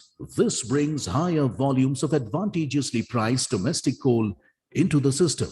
Shri Prahlad Joshi, Honorable Coal Minister, was of the conviction that coal production had to be stepped up as coal was an integral part of India's energy needs. In our country, coal is most affordable and reliable source of energy. India is the fastest growing economy in the world. Domestic coal is highly competitive compared to global prices, and this helps in generating affordable power. Coal India Limited plays a dominant role in the country's coal sector. I congratulate it for an outstanding performance in all fronts in last financial year. The company still has the more milestones to reach, and I am confident that it can deliver the desired energy goals in the coming years as well. Coal India should mine coal keeping substantiality at the core of its operation. Coal should keep up with the changing times, diversifying its business to stay as an energy. Shri Joshi keenly monitors coal projects and interacts with chief ministers of the coal-bearing states to untangle issues for higher production of coal. India's coal demand and production are yet to reach a peak. India is moving towards an Atmanirbhar Bharat, and the mineral sector is contributing its full potential. Mines and Mineral Development and Regulation Act, the principal legislation to regulate mines and minerals, including coal and lignite, was amended in 2015, 2020, and 2021 in order to increase exploration and realize India's true mineral potential. National Mineral Exploration Trust was established in 2015. The District Mineral Foundation established under the Pradhan Mantri Khanij Kshetra Kalyan Yojana is a game changer in developing the mining affected areas and improving the lives of people in such regions. With an inspiring corpus of around 62,000 crore rupees, it is being generously used in development of mining affected areas, rationalization of linkages, a policy initiative of the Ministry of Coal to reduce the coal transportation cost from coal mines to the consumer resulted in rationalization of 92 million tons of coal and cost savings of 6,420 crore rupees per annum. Flexibility in utilization of domestic coal introduced in 2017 provides state and central utilities freedom to utilize coal in most efficient manner, leading to savings in transportation cost. This reduces the cost of power to citizens of the country. Despite relying on coal for half of its primary commercial energy, India has pledged to reduce its carbon intensity by 45% by 2030, over 2005 levels. The long-term goal is to achieve a net zero carbon emissions target by 2070. To expunge coal abruptly, that singularly contributes such immense quantities to the country's energy landscape, comes at a peril. It has to be a gradual phase down. Coal India Limited, India's energy vanguard, which functions under the aegis of Ministry of Coal, accounting for 80% of the country's entire coal output. Coal India came up with an unprecedented performance in financial year 2022-23, setting historic highs in coal production, 703 million tons, offtake 695 million tons, overburden removal 1,634 million cubic meters, and supplies to power sector 586 million tons. In CIL's record-shattering performance, the Ministry of Coal has provided proactive support in obtaining statutory and land clearances both at state and central levels, and stood by the company with timely guidance. Coal India Limited has recorded an all-time high production, OB removal, coal offtake, supply to power sector, profit after tax, and highest capital expenditure during last financial year. Its growth of 13% in production is truly phenomenal. Generally, in mining sector, the growth of 4 to 6% is considered reasonably good, but the CIL's performance last year has been exemplary. However, it cannot afford to be complacent as the future targets are challenging, and there should not be any letup in supplies to power sector and also for the non-regulated sector, as all sectors of economy need coal, and there is little higher areas outstanding for an RS sector. Therefore, their need is also to be met. CIL has a perfect launching pad now to carry the record performance of financial year 22 in the current year and years to come. Sri Pramod Agrawal, CMD CIL, under his leadership, has established very high standards. All the subsidiaries are performing excellently well.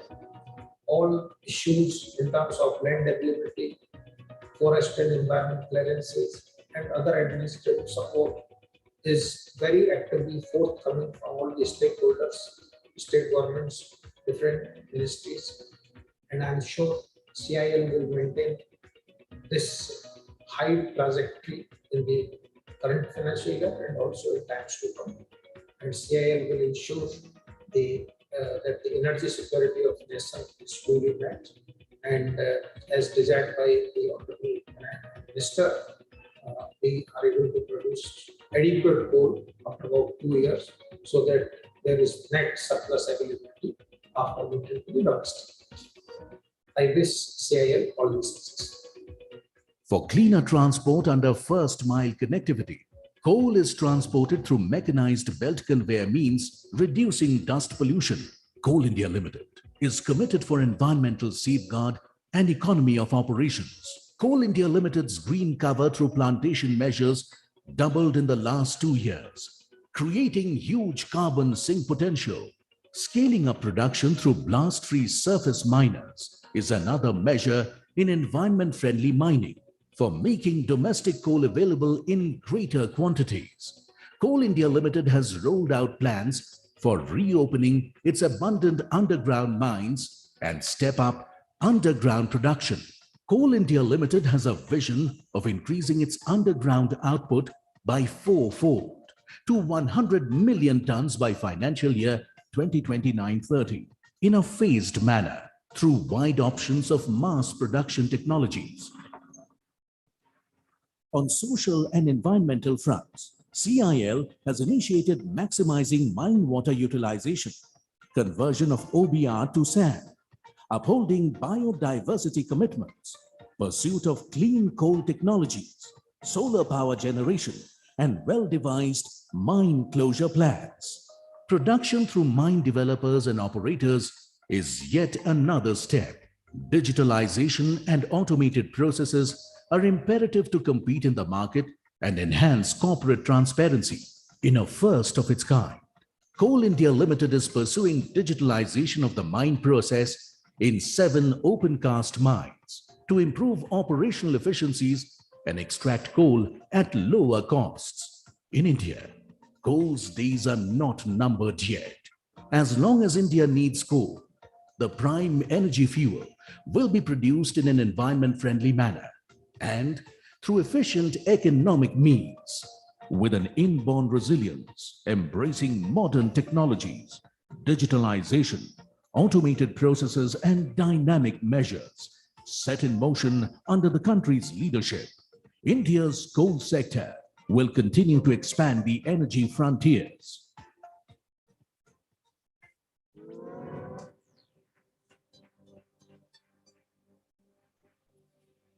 सच में make in India तथा Coal Bharat को India Limited. सच में make in India तथा भारत को विश्व स्तर पर प्रतिस्पर्धी बनाने में कोयला मंत्रालय महत्वपूर्ण भूमिका निभा रहा है। यही समय है, सही समय है, भारत का अनमोल समय है, असंख्य भुजाओं की शक्ति है, हर तरफ देश की भक्ति है। कर्तव्य को अपने सब जानो, भारत का ये अनमोल समय है, यही समय है, सही समय है। माननीय प्रधानमंत्री श्री नरेंद्र मोदी जी द्वारा इस स्वतंत्रता दिवस को लाल किले की प्राचीर से कही गई ये अमर पंक्तियां कोल इंडिया के उद्यमी एवं लक्ष्य के प्रति प्रतिबद्ध कार्मिकों पर 100% सही बैठती हैं, जो अंधेरे से खोज लाते हैं उजाले खुशियों के और जिनसे है उज्जवल देश की राहें। सदियों से रोशनी की इबारत लिखते मेहनतकश कोयला कर्मियों को समर्पित है आज का कोल ministers award 22-23। We shall begin with the Coal Ministers Award for the corporate category, which is for safety, production and productivity, sustainability, quality and implementation of ERP. Then we'll move on to the second category of awards, that is for general managers of best performing areas in 4 subcategories of small, medium, large and mega areas. We shall be disbursing the corporate awards now. Let us begin with the awards on safety. Very humbly, may we now request our Honorable Union Minister of Coal Mines and Parliamentary Affairs, Government of India, Shri Prahlad Joshi ji, to felicitate our winners. And the first prize winner in this category is Central Coalfields Limited. May I now invite CMD CCL Shri Prem Prasad onto the dais to receive the honors from Honorable Minister, sir.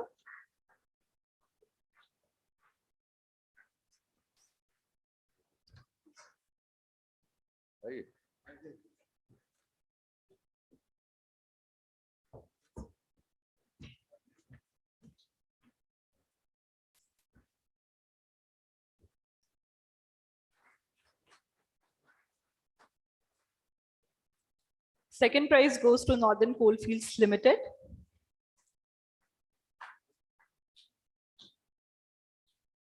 May I now invite CMD Northern Coalfields Limited, Shri Bhola Singh onto the dais.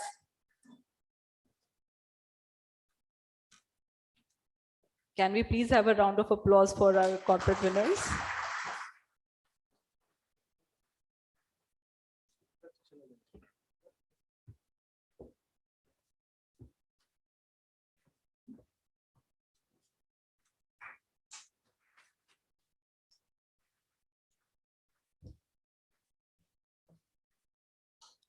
third prize goes to Mahanadi Coalfields Limited. May I now invite CMD MCL Shri OP Singh onto the dais.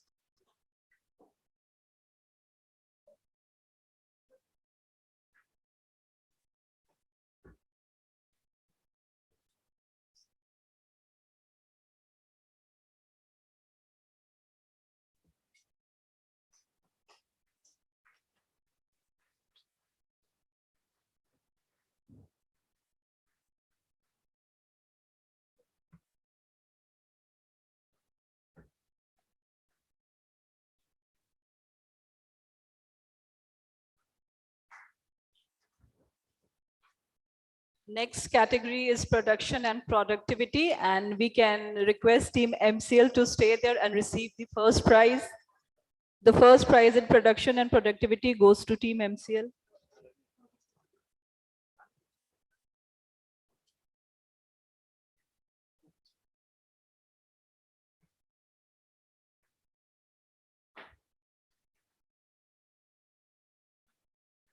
This is for first prize in production and productivity.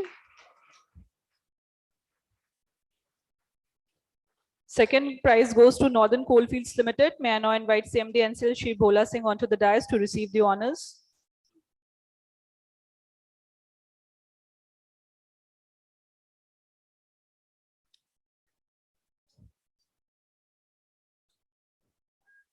Second prize winner, Northern Coalfields Limited.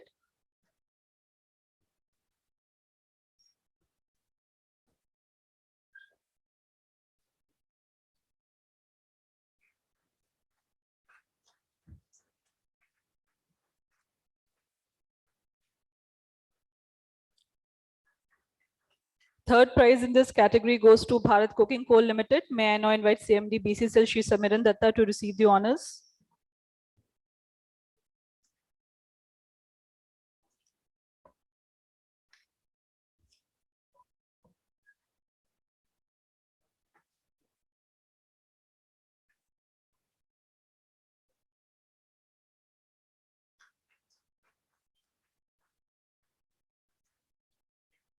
The next category of awards is for sustainability, and the first prize winner is Western Coalfields Limited. May I now invite CMD WCL Shri Manoj Kumar onto the dais to receive the honors.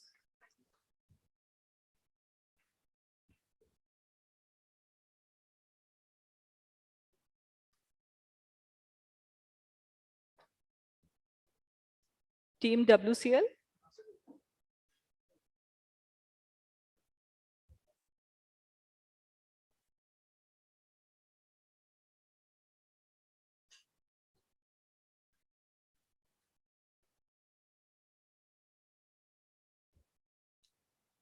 Can we have a round of applause for them, please?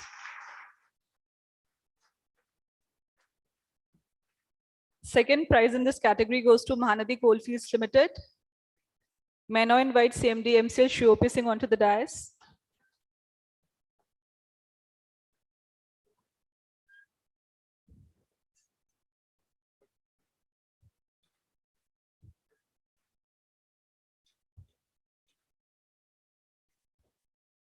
In the category of sustainability, the third prize goes to Central Coalfields Limited. May I now invite CMD CCL Shri Prem Prasad onto the dais.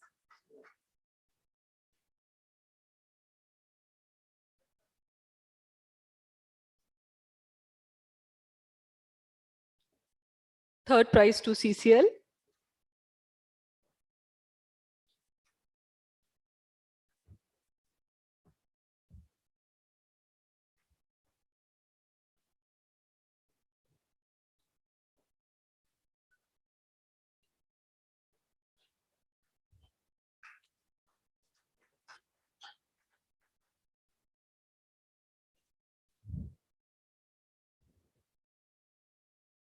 In the next category, the first prize again goes to CCL, and that category is quality. So again, I would request CMD CCL to kindly collect the honors from Honorable Minister, sir.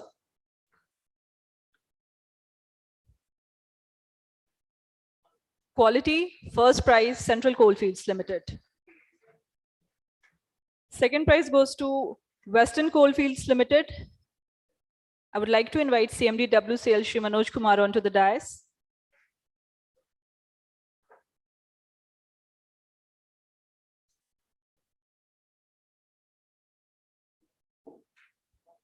Third prize goes to Mahanadi Coalfields Limited. So I would like to invite CMD MCL Shri OP Singh onto the dais.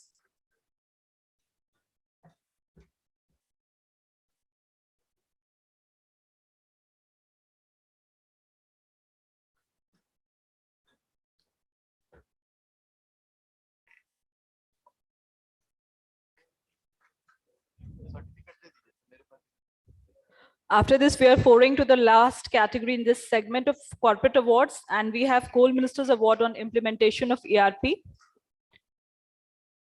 The first prize goes to Southeastern Coalfields Limited. May I request and invite Dr. P.S. Mishra to receive the honors. For ERP, first prize goes to SECL.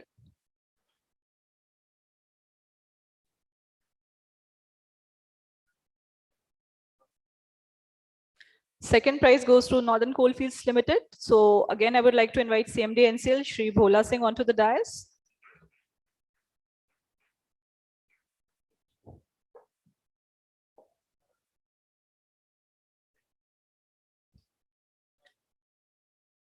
Second prize to NCL for implementation of ERP, and the third prize goes to Eastern Coalfields Limited. I would like to invite CMD ECL Shri AP Panda onto the dais.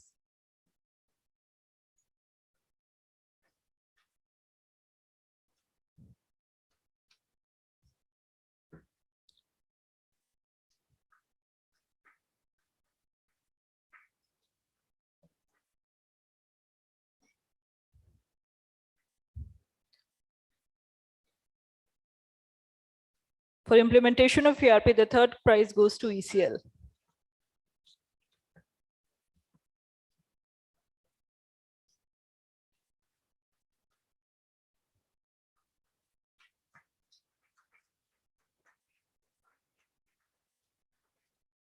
After this, foraying to the next category, we have awards for general managers, award for best performing areas. For mega area, I would like to invite Shri A.K. Swankar, GM Hingula area MCL. We have three awardees for the mega area. Shri A.K. Swankar, GM Hingula area MCL, Shri P.B. Reddy, GM Basundhara MCL, Shri A.K. Dhal, GM Jagannath MCL.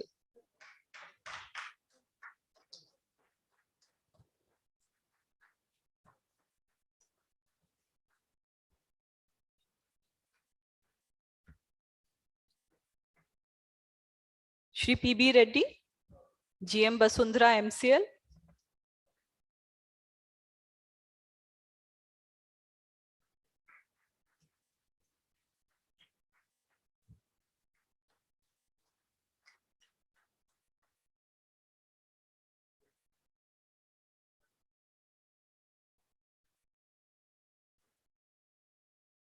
Shri A.K. Dhal, GM Jagannath MCL.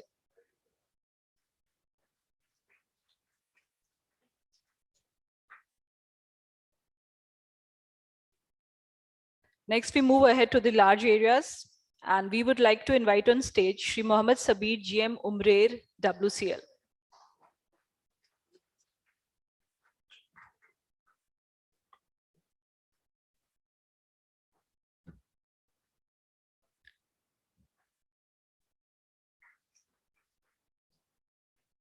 Shri K.K. Raul, GM Kaniha MCL.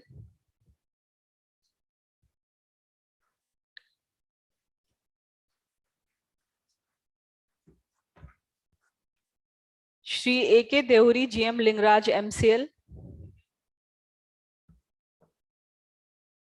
आप लोगों की तालियों की गड़गड़ाहट क्यों रुक गई है?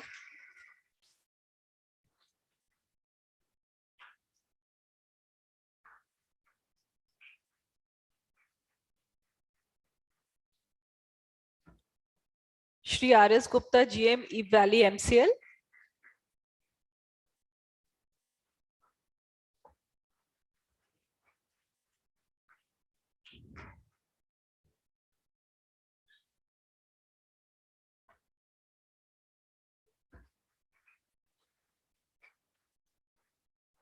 Shri K.K. Sinha, Magad and Sanghamitra area CCL.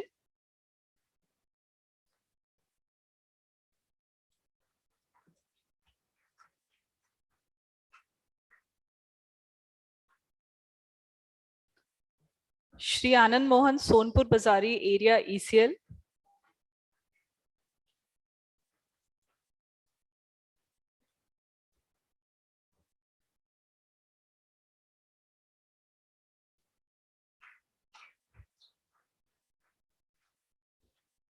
Shri VK Gupta GM Majri area WCL।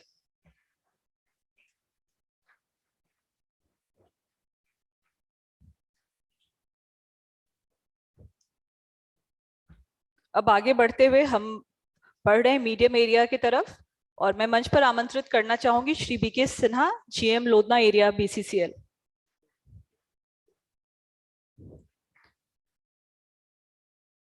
Shri JC Rai GM Bastacolla जो कि आज अनुपस्थित हैं, उनके जगह मैं बुलाना चाहूंगी मंच पे N चक्रवर्ती को।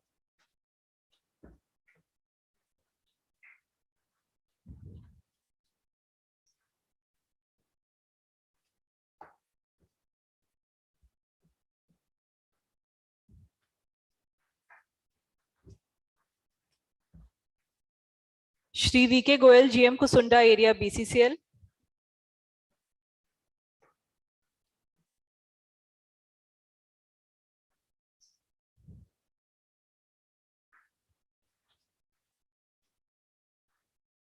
Shri C Kumar GM block 2 area BCCL।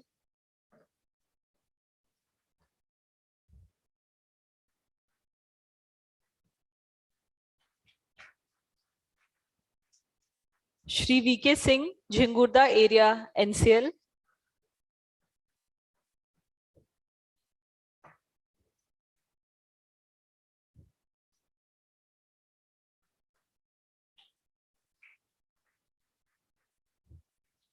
Shri Ajay Singh GM Barka Sayal CCL।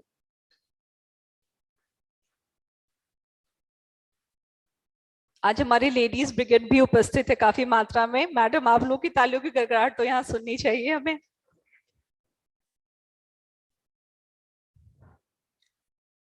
Shri Sanjay Kumar Sahu GM Bankola area ECL।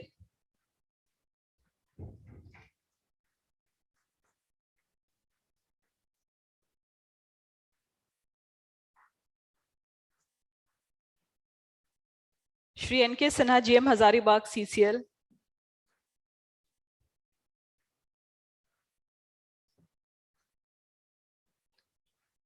Shri Alok Lalit Kumar GM Wani north जो कि आज उपस्थित नहीं है, उनके स्थान पे मैं बुलाना चाहूंगी श्री राकेश प्रसाद GM WCL को।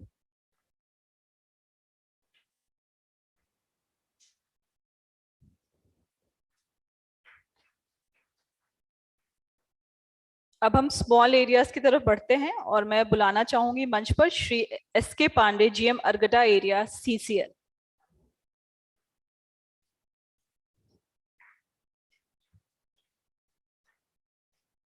Last but not the least Shri Arup Nandan Nayak GM Sodepur area ECL।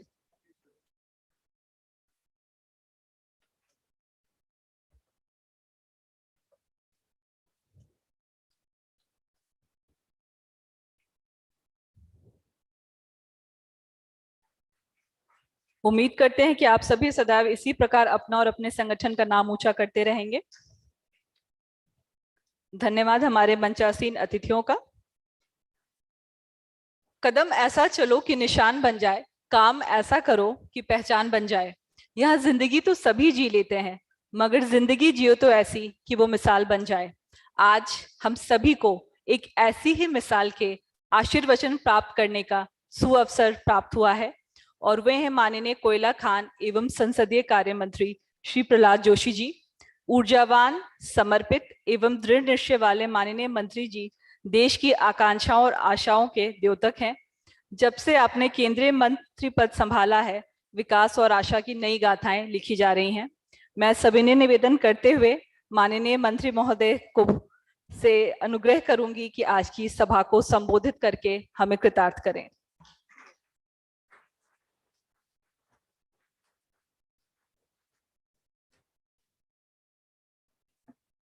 Shri Amritlal Meena ji, secretary coal, chairman CIL Shri Pramod Agarwal, Shri Nagaraju ji, Additional Secretary and Nominating Authority, और other dignitaries, award winners and media friends.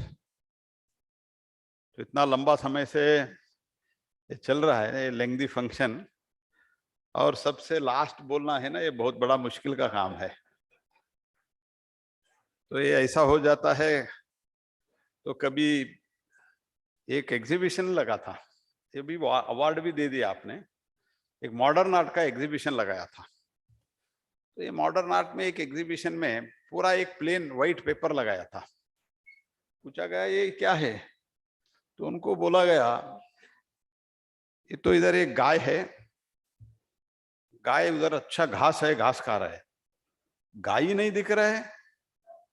तो उन्होंने बोला और घास भी नहीं दिख रहे। तो उन्होंने बोला घास तो गाय खा लिया, तो ठीक है गाय कहाँ है? घास खत्म होने के बाद गाय क्यों रहते, वो भी चले गए। तो अभी सबको अवार्ड मिल गया, सबका भाषण हो गया, हमारा भाषण अभी करना है। I am very happy that Coal India एक विजन हमारे सामने रख रहा है। जैसे कहा गया है, the requirement of energy is going to be increase like anything, और India is the broad spot. जो वैश्विक मंदी चल रहा है, द वर्ल्ड स्लोडाउन जो चल रहा है, आप देख रहे होंगे दुनिया के सभी देशों में एक ना एक इकोनॉमी का बहुत बड़ी मात्रा में प्रॉब्लम चल रहा है। And even world rating agencies, IMF and such agencies, they have recognized and they have acknowledged that if at all somebody can contribute to the world economy, that is only and only India. That is what is being expected and estimated. And you also know that abhi the world changing scenario, the demands of the world has to be met by the India now. तो हम 92%, 97% of our mobile handsets we used to import, and today we are almost exporting 97%. The $84 billion, the ever highest in the independent India, foreign direct investment हुआ है। ये सब देखते हुए we should be quite sure, और ये दो चीज के कारण हो रहा है। एक तो भारत का विश्वास आ रहा था, the credibility of India is going ahead like anything. Second is दुनिया के देश, कई देश ऐसे बन गए हैं काम करने के लोग भी नहीं हैं। तो काम करने के लोग न रहने के कारण तो दुनिया के जो whether it is in service sector or in merchandise sector,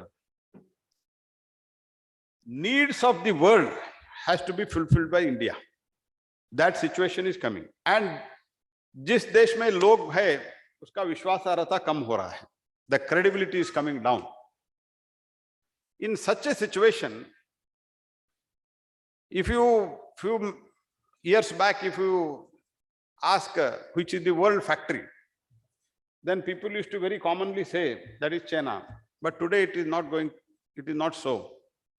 So India is going to be the world factory. जितना आप एक्सपेक्ट कर रहे हैं ना, उससे ज्यादा हमारा एनर्जी रिक्वायरमेंट होगा, क्योंकि जो कुछ भी वर्ल्ड का रिक्वायरमेंट है हमको फुलफिल करना होगा।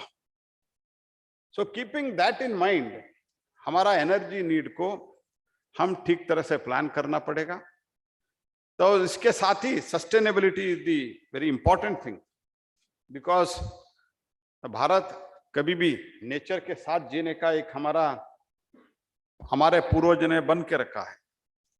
हम पानी से लेके पेड़ तक हम इसको देव देवता मानते हैं, because whatever helps us to lead our lives, whichever blesses us to lead our life, we treat them as a god so that it will not be destroyed. That was the concept of the Hindu culture. तो इसीलिए हम sustainability के लिए दुनिया जो advice देते हैं, दुनिया जो भाषण देते हैं, वो तो अलग बात है, लेकिन भारत माननीय प्रधानमंत्री जी के नेतृत्व में दुनिया को एक कमिटमेंट दिया है. We have given a very big commitment to the world, but at the same time we should look at the need of our energy, requirement of energy, energy security. So keeping that in mind, एक तो coal gasification इसका तो काम चल रहा है, और extending the more green coverage, ये सब काम कोल इंडिया और बाकी लोग भी कर रहे हैं, लेकिन इसके साथ ही साथ एनवायरनमेंट में कम इम्पैक्ट हो, और जो देश की आबादी भी बढ़ रहा है तो इसका खेती का भूमि कम न हो और सस्टेनेबिलिटी ज्यादा हो, ये सोचते हुए अंडरग्राउंड माइनिंग वाज नेसेसरी.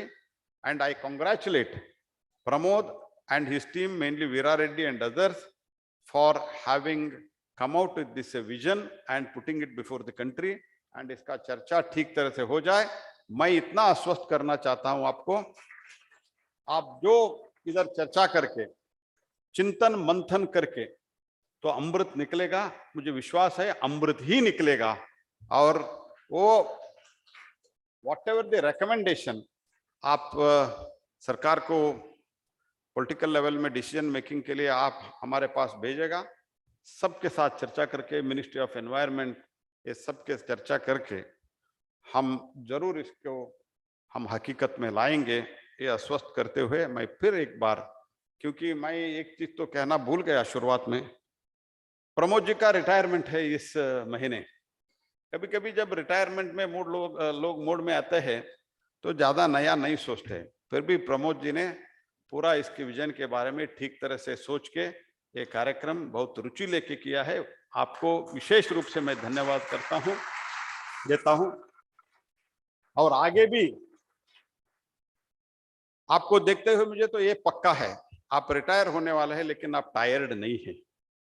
तो इसीलिए आपका अनटायर्ड, तो ये आपका स्वभाव है. इसके लिए कोल इंडिया के आगे के लिए भी मार्गदर्शन मिलते रहे, ये मैं आशा करता हूं. आपका रिटायर्ड लाइफ भी पीसफुल और हैप्पी रहे, ये भी मैं आशा करता हूं. We have this coal, and also there is another function, I mean another event which already we have witnessed, coal award function. That is every year. Last year we did it in August, और इस बार आपने शुरुआत में ही किया है, so that it will be encouragement for everybody. और भी जल्दी होता तो अच्छा होता था, क्योंकि अगर हम शुरुआत में अवार्ड देते हैं तो बाकी लोगों को भी लगेगा हम भी अगर अच्छे काम करते तो, परफॉर्मेंस करते हैं तो. बहुत लोग अच्छे परफॉर्म किया है, एंड आई कांग्रेचुलेट. मैं सबको इसके बारे में मैं बधाई देता हूं जो अवार्ड विनर्स है. जिसको नहीं मिला है आगे इसके लिए पूरा कोशिश करिए, यही प्रार्थना करते हुए मैं इतना ही कहना चाहता हूं. ये अवार्ड के लिए मैंने लास्ट टाइम जो बोला था, जीएम्स को भी अवार्ड देने के लिए, वो भी आपने शुरू किया है. और हमारा रिकॉर्ड प्रोडक्शन भी हुआ है. There is a record production. And मैं और एक सजेशन देना चाहता हूं प्रमोद जी, इनोवेशन के लिए भी एक अवार्ड रखो. जो भी इनोवेटिव आइडियाज लेके अगर कोई काम करता है तो उसके लिए भी आप एक अवार्ड रखना चाहिए, ऐसे मुझे लगता है. क्योंकि हम few days back we had a mining startup conference in IIT Mumbai. तो बहुत लोग जो हमारे युवा है, युवा साइंटिस्ट है, यंग साइंटिस्ट है, यंग रिसर्चर्स है, उनके मन में नया नया आइडिया है. लेकिन कभी कभी क्या होता है, माइनिंग भारत में एक नेग्लेक्टेड सेक्टर बन गए.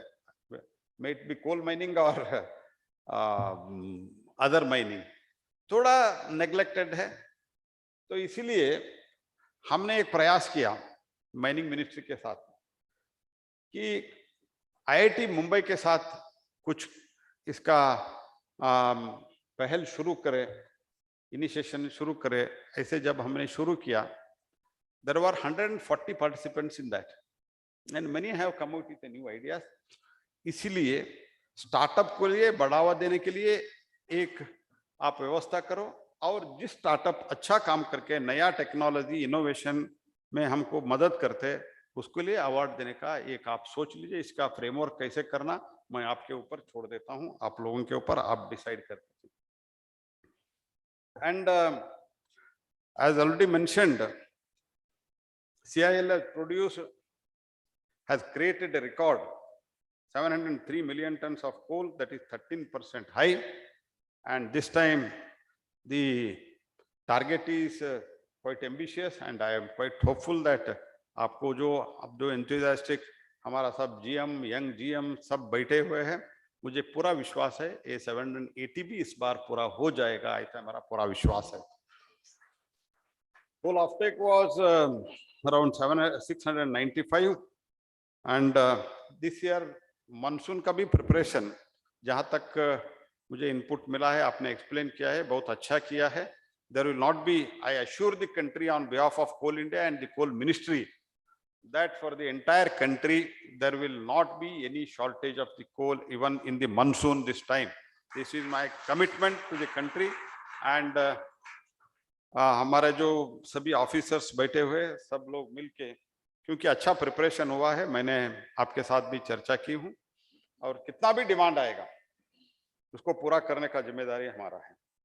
और जहां तक सवाल है सेफ्टी का, स्पेशली हमको रिसेंट एक्सीडेंट के बाद हमारा कोल माइन का भी सेफ्टी के बारे में बहुत ही हमको बहुत ज्यादा केयरफुल रहना चाहिए। We should be very cautious.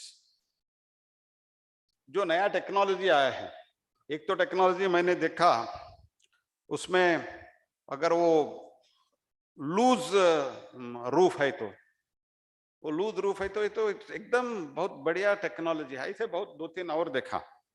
इसके बारे में मैं ये नहीं कह रहा हूं कि इसका पूरा स्टडी करके बिड करके वो भी प्रोक्योरमेंट करना चाहिए। Safety should be paramount. I do not want to talk in the much detail. Safety should be paramount. और second, make in India should be the paramount. तो और इलेक्ट्रिक ट्रक्स, इलेक्ट्रिक डंपर, ये सब भी हमको we have to be very particular. इसमें भी हमको मेक इन इंडिया और जो एनवायरमेंट फ्रेंडली होता है उसके बारे में सभी सीएमडी सोचना चाहिए। देखो, हम कभी कभार कॉन्ट्रैक्टर्स को दे देते हैं, एमडीओ को देते हैं। मुझे लगता है कंडीशन लगाना चाहिए, मेक इन इंडिया को प्रायोरिटी मिलना चाहिए। प्रायोरिटी नहीं, मेक इन इंडिया कंपलसरी करो। अगर नहीं मिलता है तो बाद में एग्जाम्पशन देके आप बाहर से मंगवाने का कोशिश करो, लेकिन प्रायोरिटी, बिकॉज हम इंपोर्ट करते हैं, हमारे पास लोग इतने अच्छे टेक्नोलॉजी लेके आ रहा है और दुनिया को हम बहुत कुछ दे रहे हैं। अगर सॉफ्टवेयर में देखें तो वी आर द लीडर्स, और उससे बहुत टेक्नोलॉजी में हम लीडर्स हैं। लेकिन कभी कभी क्या होता है, हम ये बहुत पुरातन काल से जो आए हुए हैं, जो उधर अच्छा बनता है वो यही लेके आओ, ये मेंटेलिटी हमारा रहता है, उसको चेंज करना है। We need to change that. We have to be very firm, because unless otherwise ये सब हम न करते हैं तो वी विल नॉट बिकम आत्मनिर्भर। वी हैव टू बिकम आत्मनिर्भर in every walk of the life and every field of our industry. तो ये हमको जरूर सोचना चाहिए। और जो कुछ भी आप लोगों ने अचीवमेंट किया है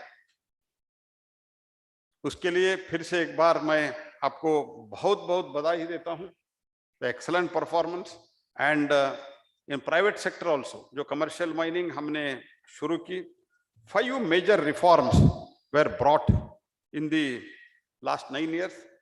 One is CBA rules in 2017, एंड ऐसे पहले तो ऑक्शन ही एक ही रूट है, वो भी हमने लाया उससे पहले 2015 में। मिनरल लॉज अमेंडमेंट 2020, इसका भी असर बहुत अच्छा हुआ है। Coal blocks allocation amendment rules 2020, mineral concession amendment 2021 and mineral concession amendment rule 2022. These are the things which facilitated India and our private entrepreneurs. So far we have auctioned around 87 blocks, so Nagaraj ji, 87 blocks, and some of them already started the production. In coming days, there will be I expect there should be a competition also. तो कोल India, हाँ, तो अगर हम जल्द से जल्द production में हमें कमर्शियल कोल माइनिंग का भी लाते हैं तो at least there should be some amount of competition, so that there should be healthy competition. और मैं चाहता हूं दुनिया के लोग जो भी कहे, with of course with sustainability, the coal need of the coal will be there for another 30-35 years at least.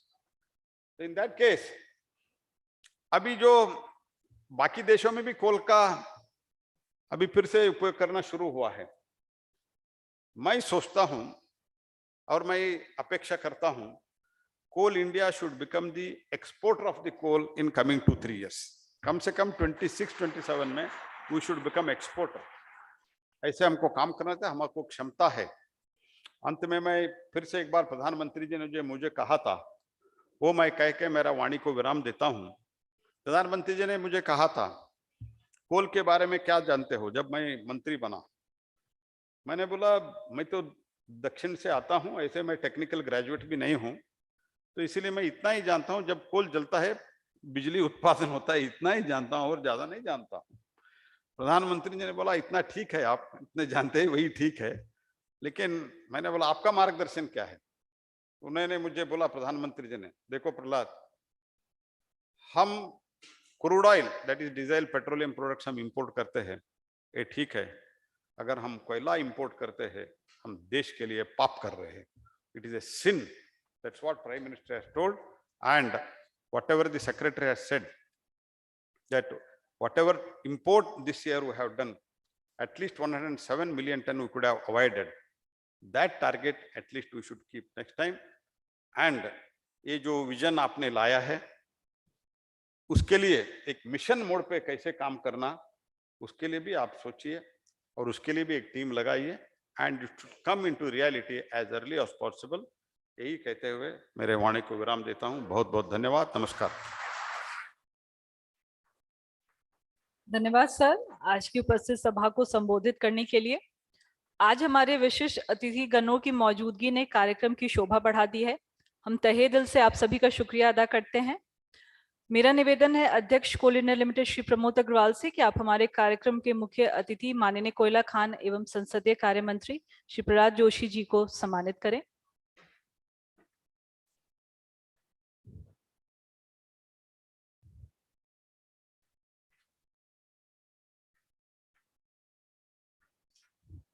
पुनः निवेदन करूंगी अध्यक्ष महोदय से कि आप सचिव महोदय को सम्मानित करें।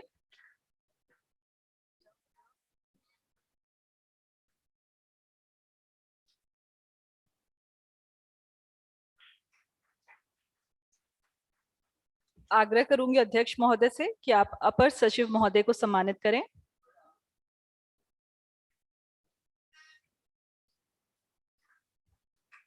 धन्यवाद सर। अब मेरा आग्रह है निदेशक कार्मिक एवं औद्योगिक संबंध कोल इंडिया लिमिटेड श्री विनय रंजन से कि आप अध्यक्ष महोदय को सम्मानित करें।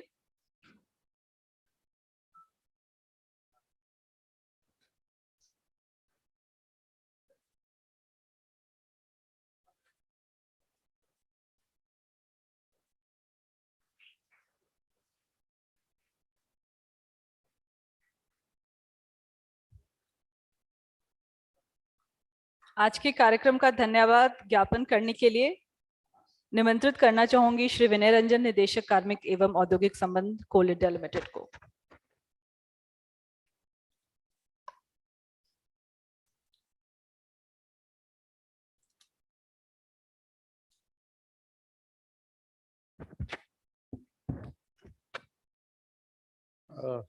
Good afternoon, distinguished guests, ladies and gentlemen. I stand before you today to extend my heartfelt gratitude and deliver a vote of thanks for this remarkable conference and exhibition on underground coal mining, way forward and sustainable energy security, and the Coal Minister Award we witnessed some times ago.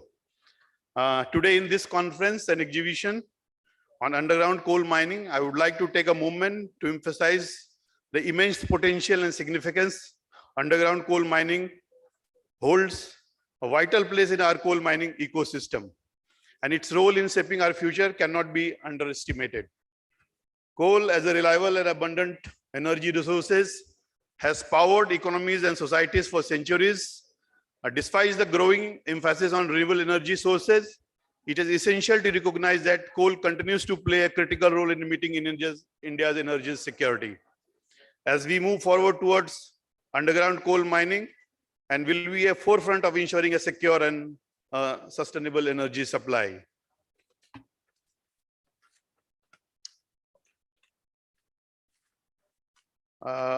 It is crucial that we continue to invest in research, development, and innovation in the underground coal mining sector. Collaboration between industries, academia, and policymakers is key to driving progress and finding solutions to challenge such a safety, environmental impact, and energy efficiency. This conference and exhibition will be served as a platform for knowledge and sharing, fostering dialogue and inspiring new ideas that will shape the future of underground coal mining.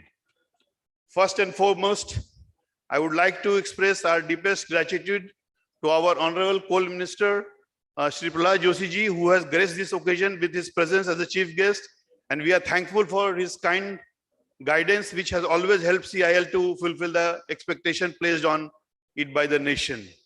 May I like this opportunity to express my sincere thanks to Coal Secretary Sri Amrital Meena sir.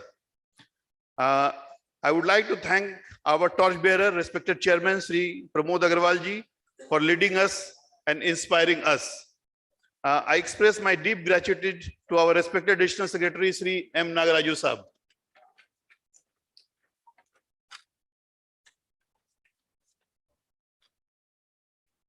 I would like to express my deepest appreciation to all the awardees, and I convey my deep regards and hearty thanks to our functional directors of all Coal India.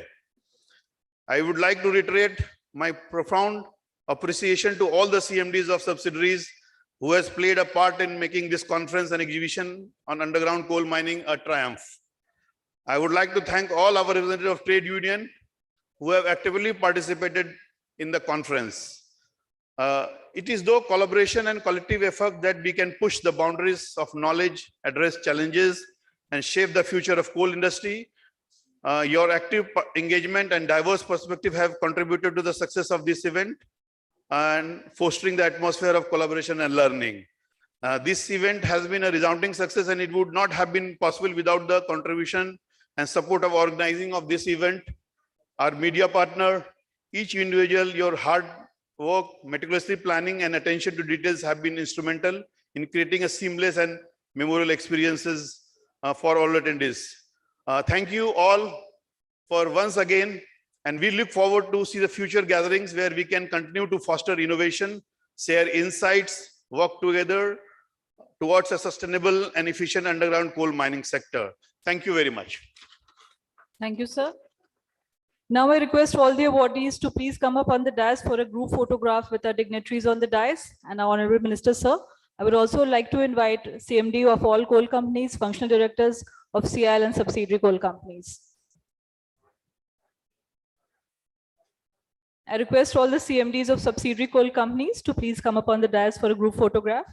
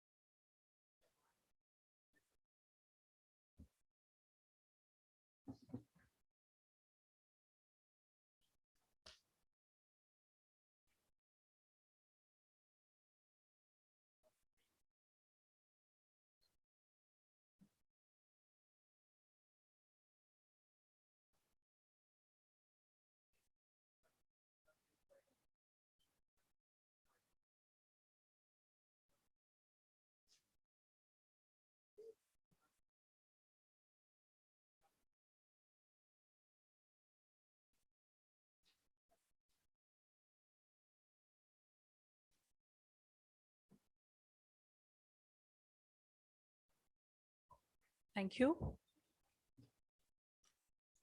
Ladies and gentlemen, now we'll be having a tea break of 15 minutes and then we'll assemble for the technical sessions. Thank you.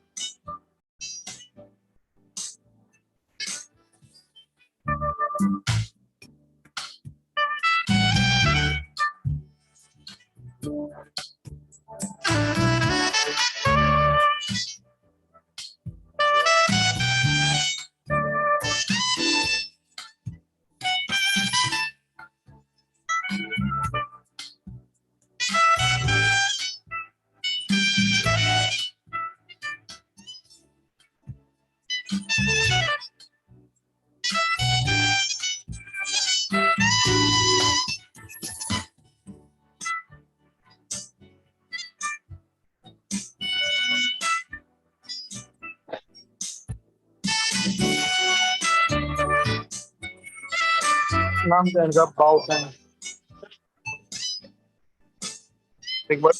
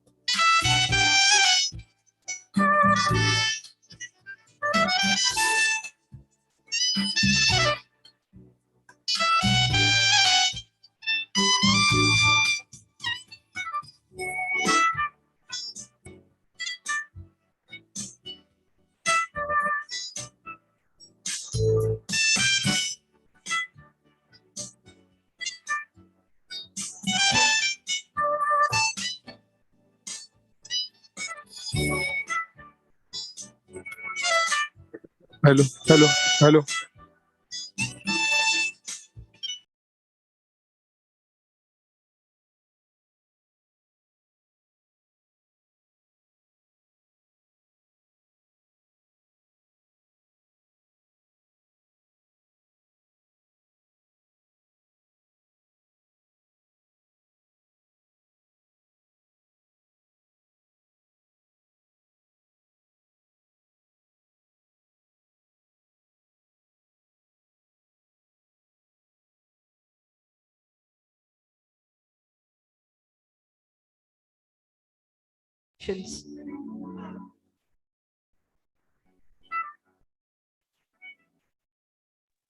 Hello hello hello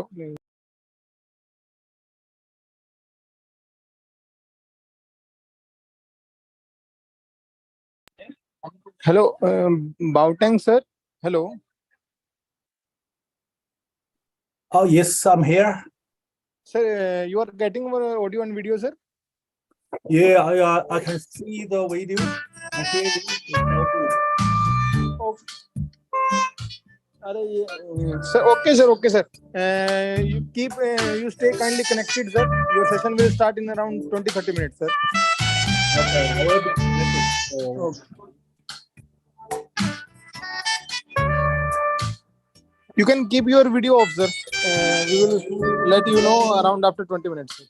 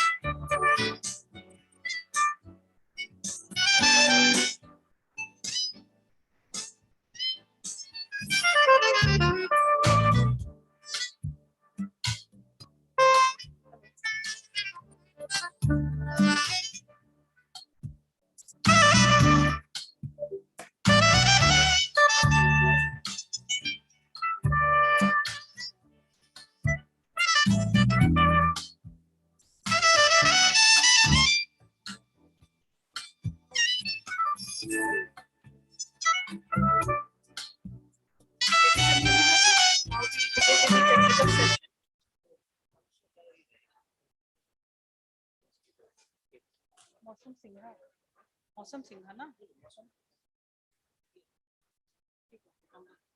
sir हम यहाँ से देख नहीं रहेगा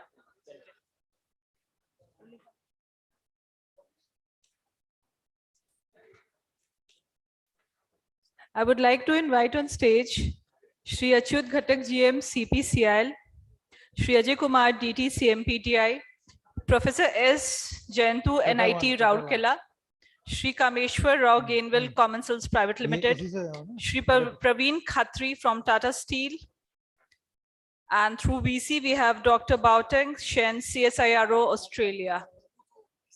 Yeah.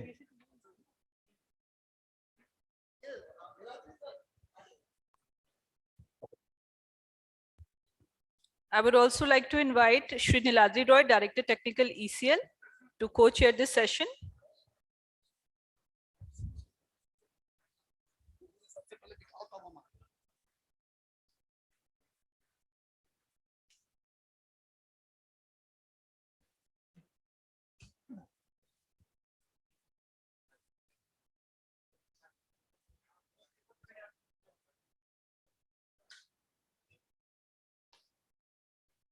मैं तो मेरा वाला प्रेजेंटेशन कर रहा हूँ, मेरा लैपटॉप वो यहाँ दिखेगा सर, यहाँ दिखेगा. Ano Bhadra Kratvo Yantu Vishwata. Late noble thoughts come to us from all sides. With this thought, we'll now start today's technical session. To chair the session, I would like to request and invite Shri PM Prasad, CMD Central Coalfields Limited.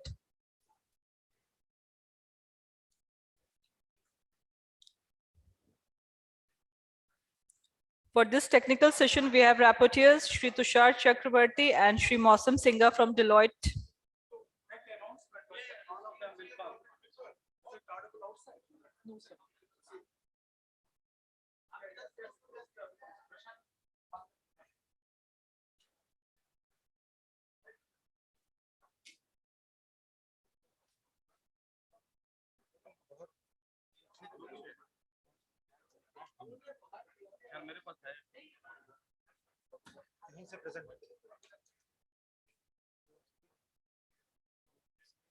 I would like to invite Shri A. Ghatak, GM CPCIL.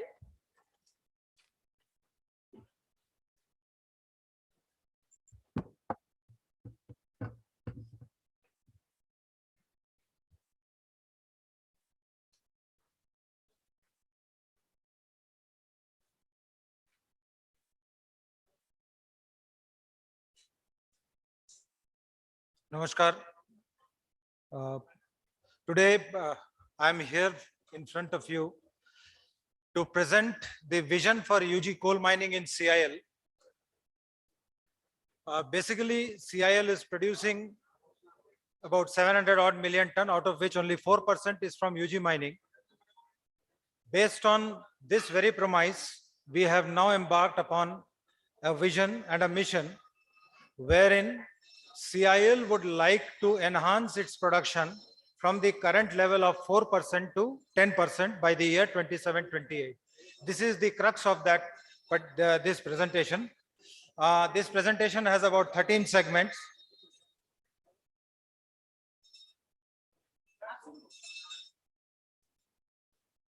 This has 13 segments, mainly why coal, what is its relevance, what is the status of this sector, why underground mining, what role CIL has to play, what role the manufacturers have to play, and what role the stakeholders have in whole of this vision and whole of this mission. So to begin with, why coal? What is the relevance? It dominates Indian energy sector due to the lower cost and high availability, the rising population, expanding economy, and a thirst for improved quality of life. We have this limited reserve potentiality of petroleum and natural gas, restrictions on hydro project, and geopolitical perception of nuclear power. India has emerged as the world's second largest producer and consumer of thermal coal. Of the total energy consumption, coal provides 47% in Asia Pacific region and 35% at the global level. Coal provides for 44% of the primary energy demand of India and 70% for power generation. Now we come to the next aspect, that is the coal industry in India. As you can see, we have this is the position of our coal resources till the depth of 1200 meters, which is about 360.41 billion ton. Overall coal production 22-23 is 893. We are aiming for, the country is aiming for 1016. As you know, 96 comes from open cast, 4 from underground. It has generally high ash and low sulfur, causing quality and viability issues, especially for UG mines. The Vision 2047, as you all know, envisages continuance of coal as a major player in energy supply mix of the nation. CIL, a major player in the sector, and accounts for 79% of the total supply of coal. Now, this is the position of the coal industry in India. I'm sorry, the strategic position of coal industry in India.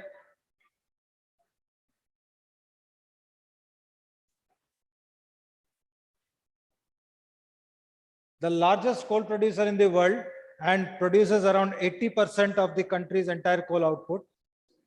This is Coal India. Total coal production during the financial year 21-22 and 22-23 was about 623 and 703 million ton, and is set to produce around 780 million ton out of the planned overall 1016 during 23-24.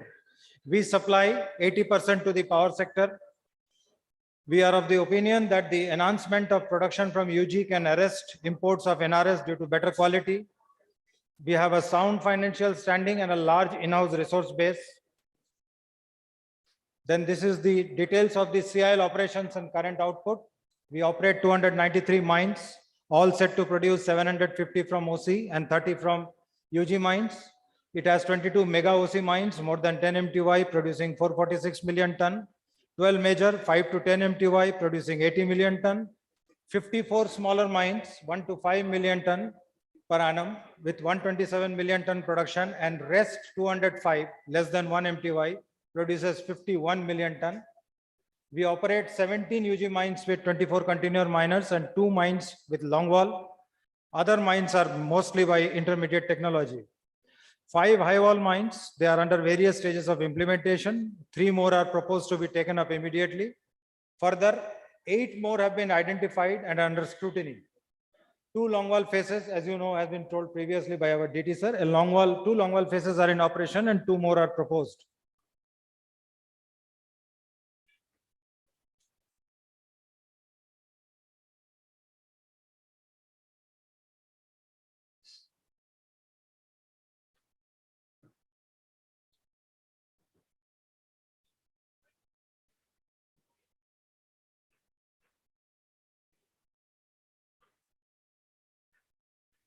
Now, next, what challenges actually does coal sector in India face? So as you can see, very gradually, there will be a depletion of these shallow open cast reserves. There shall be a strict environment and social mandate, non-availability of good quality low ash thermal coal and coking coal reserves, large demand supply gap, and import dependence for higher grade of coals, absence of multiple indigenous equipment manufacturers, need for suitable pricing mechanism to overcome viability issues in UG mining, difficulty in possession or diversion of both land, non-forest and forest, low productivity as compared to the global standards, and slow technological upgradation.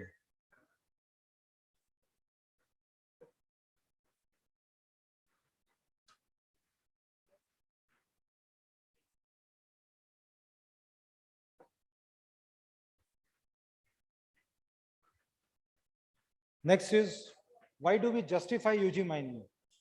Underground mining is justified. There are various reasons. The first reason being, with a 2 billion population, which is expected by 2047, the energy security shall be facing stiff challenges from the global social, environmental, and technological obligations and mandates. More and more energy has to be sourced from the environment-friendly modes, which include environment-friendly mining methods. As per various studies and assessments, the demand for coal shall continue to increase to the levels of 1.5 billion ton by the year 2030, which subsequently shall be then plateau and continue in next 2 decades. In the evolving scenario, steep increase in share of coal from the underground is envisaged due to gradual fall in production from the open cast mines. We need for a transition gradually to underground mining for tapping the deep-seated good quality coal to substitute import and arrest the huge outflow of forex. Then we have the gradual depletion, as I had previously mentioned. It shall automatically have to be substituted by an environmentally friendly method. Then the cost of production of open cast would be prohibitive in future due to the environmental norms. UG mining would be a preferred method due to lesser financial and environmental burden. Now, this is what CIL aims to do, the strategy of CIL to ramp up its production in next 5 years. We intend to introduce more and more continuous miner wherever it is feasible. As you're already aware, we are operating 24 and we are having 41 in pipeline, and we intend by the end of the next 5 years, we intend to introduce another about 140 continuous miners. We also need to implement large number of high walls to exploit the idle coal, which otherwise would have been lost. Then next is the planning high capacity UG mines with higher degree of digitization, revival of loss-making mines where feasible through introduction of MPT, that is mass production technology, identifying seams amenable to longwall mining in virgin areas and within leasehold areas of mines where upper horizons have been decoaled and where possibility exists to extract lower seams. The study is going on currently. 2 places have been studied. Mining through MDO with revenue sharing model for abundant UG mines. Then is the improvement in productivity from the current mines where intermediate technology is used. This is one aspect which can give immediate boost to the production from underground mine. Identifying mines for extraction through paste fill technologies where there lies issues of land diversion and which may have the impact on viability of the UG project. Then stressing on the Jharia rehabilitation process, we have a lot of coal, good quality coal locked under the Jharia coal fields. This should be unlocked as early as possible. This is one of the strategies. Identifying deeper and lesser geologically disturbed seams for application of longwall. Seeking collaboration with global experts, companies, institutions, and manufacturers for providing technical know-how and transfer of technology. Now, this is our roadmap. Finally, we have arrived at what is known as our roadmap. We intend to, as I've told you, we intend to produce 100 million ton of coal from UG by 27-28. We have 2 longwall phases, 2 more planned, 24 continuous miners, 120 more planned, 41 in pipeline. We have 3 of high walls in operations, another 14 in pipeline, total of 30 to be deployed in a phased manner. We also hope to introduce more of digitization in the operations, introduction of paste fill technologies that will help us recover good quality coal and disposal of the fly ash that would otherwise be a nuisance. So this is the projected equipment that would be required in the future.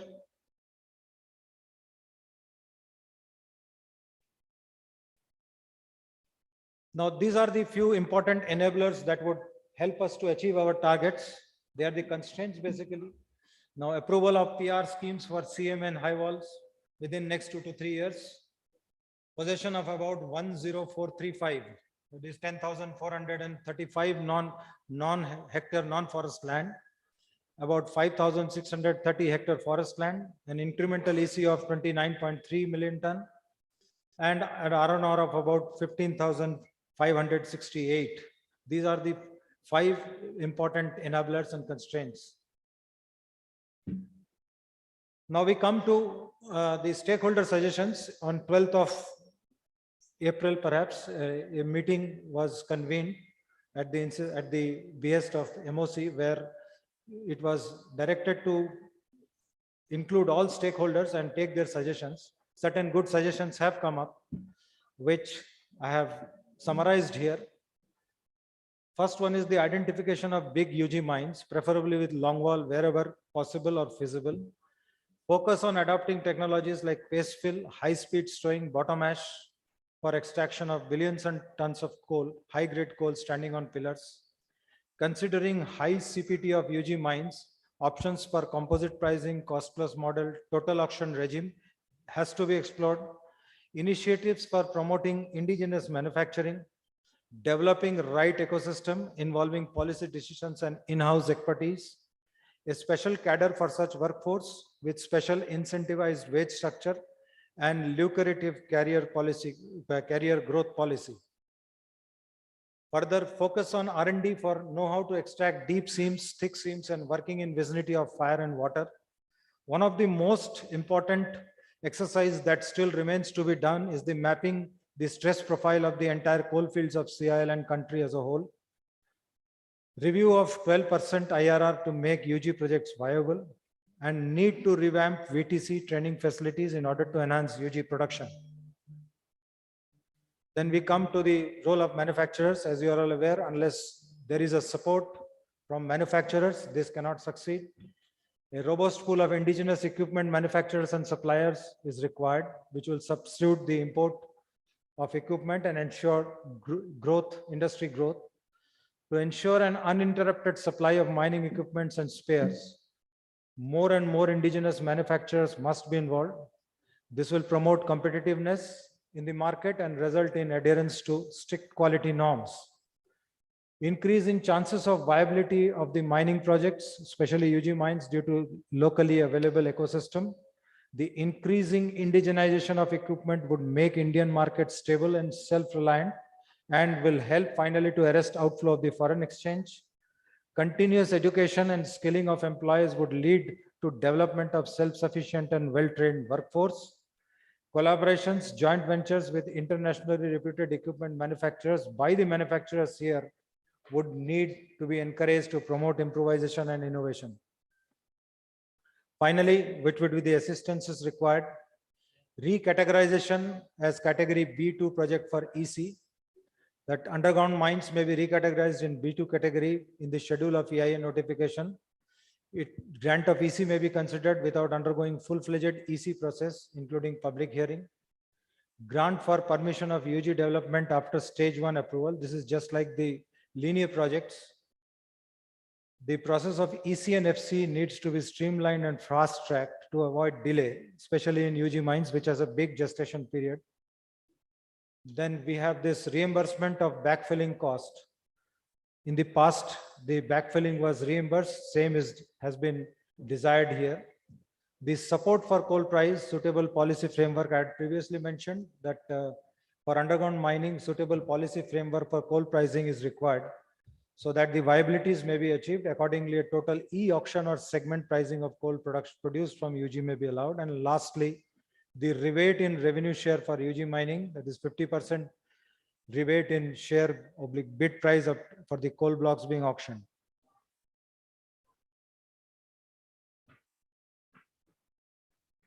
Thank you.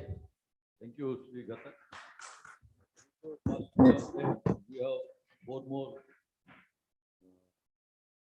two projects. Our request Sri Gatri.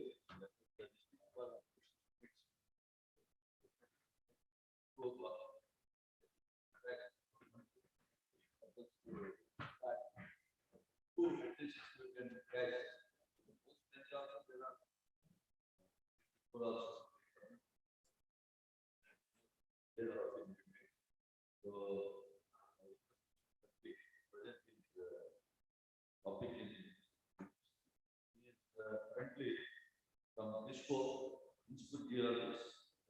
ISPO Geology from 2008. And Hindustan Zinc previously he was there, the geologist between 2006 to 9. He has done his masters from PHU. Areas of exposure both in surface and underground exploration, subsoil exploration, quality contribution, both in open gas and road. Well versed in geological exploration, mapping, and data interpretation, skillful in performing the quality assurance activities to EQM weighting. Thank you, sir, and good afternoon to all. I'm here to present regarding the high wall mining which we do at Tata Steel. If you ponder over the subject that this is just simple another technology, high wall, like other surface miner and coal extraction technology. But why it is important? In the morning when Pramod Agarwal sir stated that coal is very important to us, especially in terms of Indian economy. This plays a huge role because every ton of coal at least saves some amount of forex. So any locked reserve which can be mined through the high volt technology is adding benefit not only to the company as well as to the country also. And also Veera Reddy sir, DTCL has also shared some of the important highlights that around 157 open cast mines with potential high wall mining is currently there in CIL properties. So this plays a very important role, that why high wall is so important, or that is a talk of the hour, as and especially in near future, means in the next 3 to 5 years, this is going to be a game changer. Next slide. You can.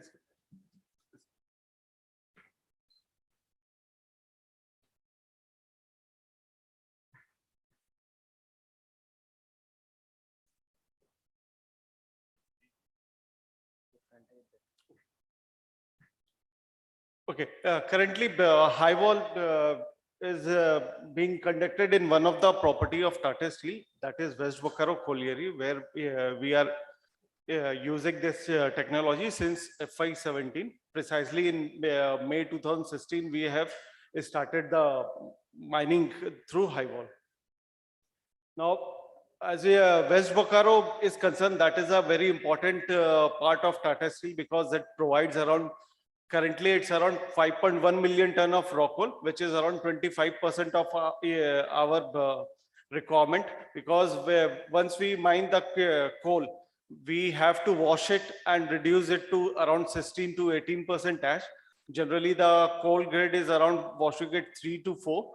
So from the ash level of around 28 to 34, we reduce it to 16 to 18%, and then it is being consumed by our coke plant. And the remaining byproduct is being sold to the different power sectors. So the journey of West Bokaro has been on an improvement trend, because until and unless you improve, then only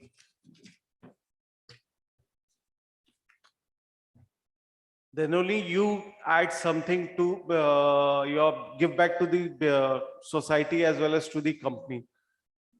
So right from 1947, when we West Bokaro came into being, slowly and slowly we started ramping up our production as well as improving on our technological upgradation. And finally in 2016, high wall miner was operation is commenced in Tata Steel. Now looking into the high wall technology from Tata Steel perspective, we have persuaded it since 2010, where this technology was identified by Tata Steel. And in 2011, to have a know-how of the technology, we have visited various sites in the world where this high wall mining was being conducted. People have gone, people have learned about different nitty-gritties of the technology. And with the feasibility studies and looking into our own property in the geological and hydrogeological aspect, which are very important parameters for the success of a high wall operation in any property. We have done our feasibility, then the design of the high wall with the integrated planning, because this is a technology where there are challenges also. This is not as such that very easily it can be implemented, it can be brought and implemented in any of the property. So we have done the feasibility, then planning also. And after having different stages of clearances from different statutes, finally in 2023, we feel that in a sense, we have mastered this technology. So at present, we are able to give or support other players in the coal industry. So we have started industrial consultancy on this subject. I would say, I would not say that we are 100% master, because nobody can be 100%. But yes, with our experience in since 2016, that is around from 7 years, we have gained a rich experience in this technology, and now we are able to guide others also. So accordingly, we have started our industrial consultancy for this high wall. Now, why high wall is required? In West Bokaro, there are two operating areas. One is QSE, that is Southeastern Block, and one is Quarry AB. So in the Southeastern Block, most of the phases have reached the lease boundary, where the locked reserves were not we were not able to mine.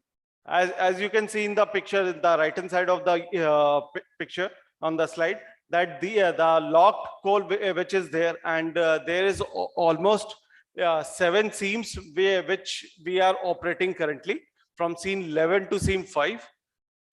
These are the seams which have around 3.5 to 5 million ton of locked reserves, and we have deployed high wall in these areas, and currently we are extracting around 30 to 32% of the locked reserves, because we have to leave something as a pillar. And with this thought that we are still living around 60%, that has triggered to why cannot we extract 80 to 90% and leave as less as possible, because coal is a very valuable resource. We cannot leave it like this. So now we are doing a study of backfilling also. We have conducted few tests, and now we are in the process of having approval from the statutes, and in near future, in around 5 to 6 months, it may happen that if we get the approval on time, then we may have the backfill, and we can extract the locked reserve up to 90%. Now, regarding this high wall story, how it has started, and what are the things what we have learned, that there are few issues which we faced in the initial, that is mainly breakdown and the others situation. Then we have started learning from our mistakes, and then we have pioneered from a level of 3.1 lakh ton to we have moved to around 6.3 lakh ton, which is in the last financial years. And our experience is also around 1800 galleries we have mined till date, and already stated from a level of 3.1 lakh ton per year to 6.3 lakh we have done. And also we have started the thin seam as well as thick seam. Thick seams are easily to extract, but the main challenge lies with the thin seam, which we have gained experience, and we are mining currently. And 0.8 less than 0.8 meter seam cannot be mined, but greater than 0.8 to 2.5 meter can be mined. Please conclude. And with the slight paucity of the time, just what we offer in our for consultancy or extending help to this society. We are into the feasibility study of high wall, technical evaluation, on planning, due diligence, and consultancy for approval also. We provide, we have started our services. Okay, hope I have added some value. Thank you.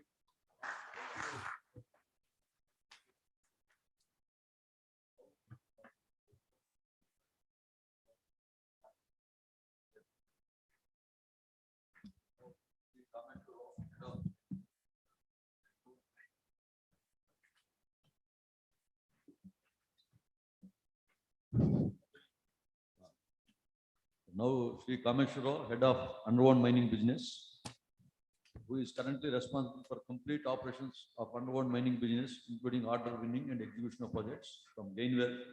He has an extensive experience over 24 years in mining equipment, large fleet project management, and continuous miners projects execution. A mechanical engineer by profession and MBA in project management. So, Mr. Rao, conclude in 6 minutes. Thank you, sir. And good afternoon to everyone. I am going to cover the topic on mass production technology equipment in India. I will start with the brief, very small introduction of our company, followed by small discussion on current underground mechanized mining, and finally our manufacturing capabilities. So as I mentioned, I will start with a small introduction of our company. The Gainwell, erstwhile known as Tractors India Limited, started in 1944. And since last 8 decades, we are supporting the country for the infrastructure and coal sector development as one of the oldest dealer of Caterpillar from outside the USA. A few milestone years for us. 1944, as I mentioned, this company started. In 2017, we have signed the IP licensing agreement with Caterpillar for manufacturing of high-wall miner equipment in India. With the success of high-wall miner manufacturing and the successful operation, we have decided to go ahead with the complete range of room and pillar equipment manufacturing agreement with Caterpillar. We signed the agreement in 2021. In 2023, we started our state-of-art 35 acres manufacturing facility near Panagarh. Our phase 1 is completed in April, and we are rolling out our next continuous miners and high-wall miners from that project only. This is our vision. We wanted to be a globally recognized manufacturers who supports India as well as global market on much sustainable and optimal cost of operations for high-wall miner production. Our product range,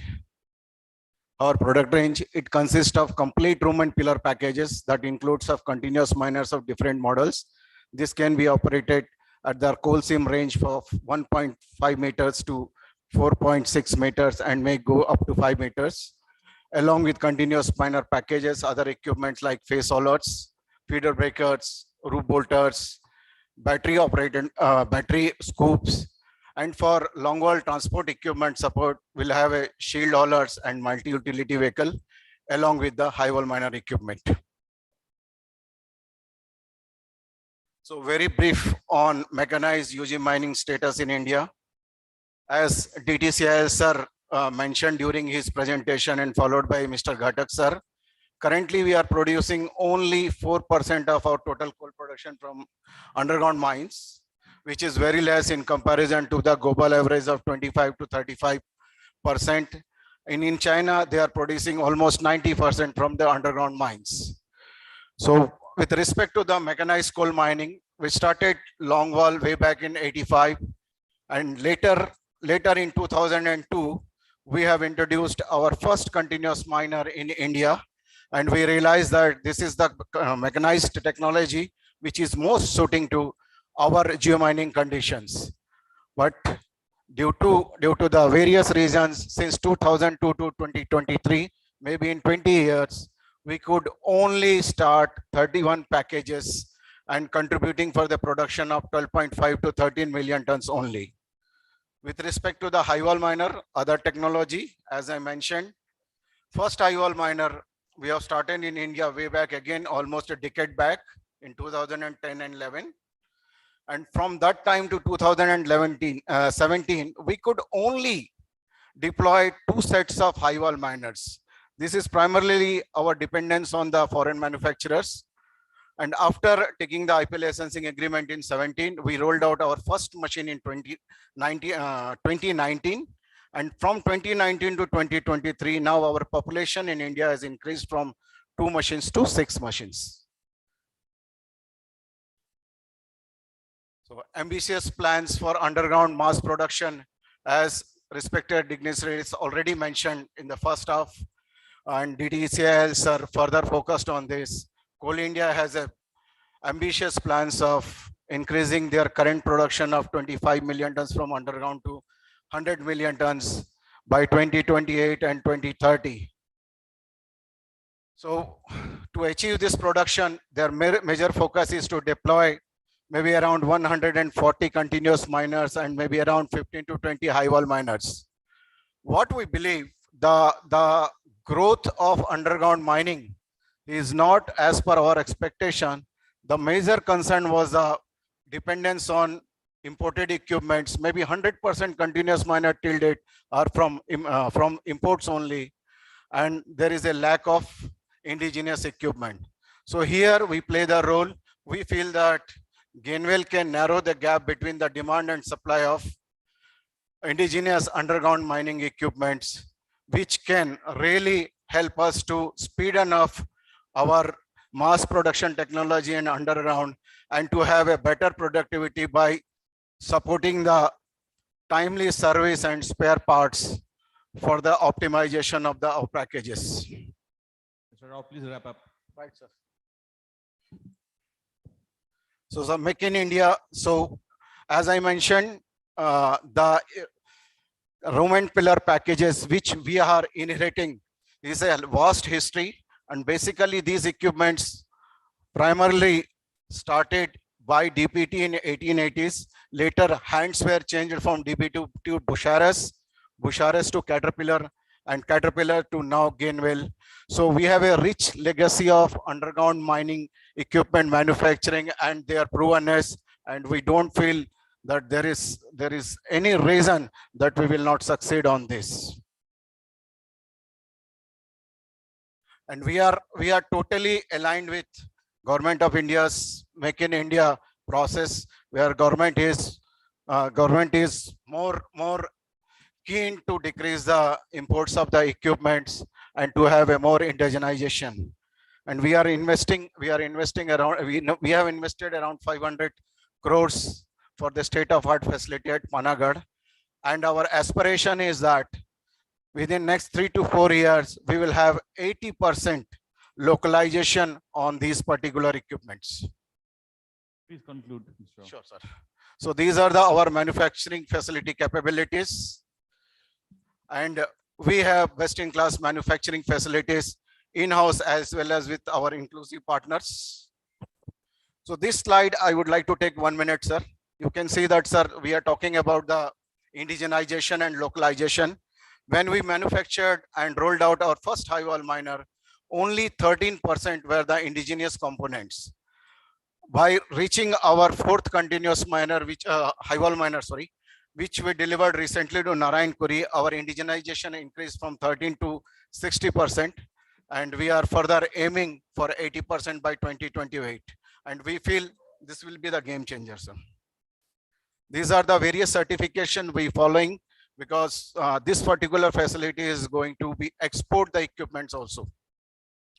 And this is our facility, sir. I just wanted to mention that this facility is powered by solar, completely powered by solar, with zero water and solid waste management, and certified by the green fielding. So we are trying to play our part on sustainability of the country.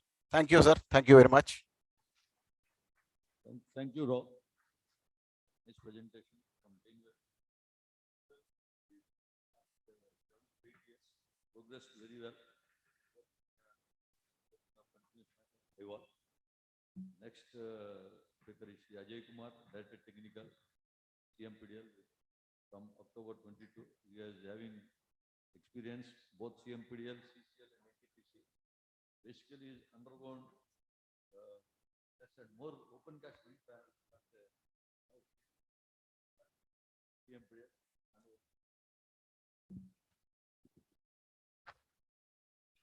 Good afternoon, respected dignitary on the dais and of the dais, and ladies and gentlemen. I am presenting a short presentation on basically on the theme of the conference, that is underground mining, basically a sustainable way forward. Mining of coal, as we all know, is essential due to its being the main source of primary energy, and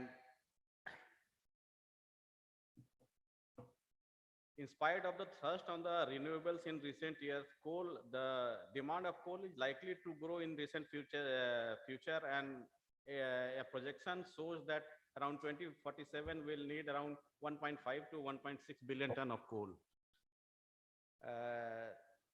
That's why the coal remains the main source of primary energy, contributing to 56% of the total energy mix, 56% in the total energy mix, while in the electricity generation, its contribution to around 72% of the total electricity generation, which is coming through the coal. So, although the electricity generation through the renewables will continue to grow, coal will also contribute and play a vital role in the electricity generation.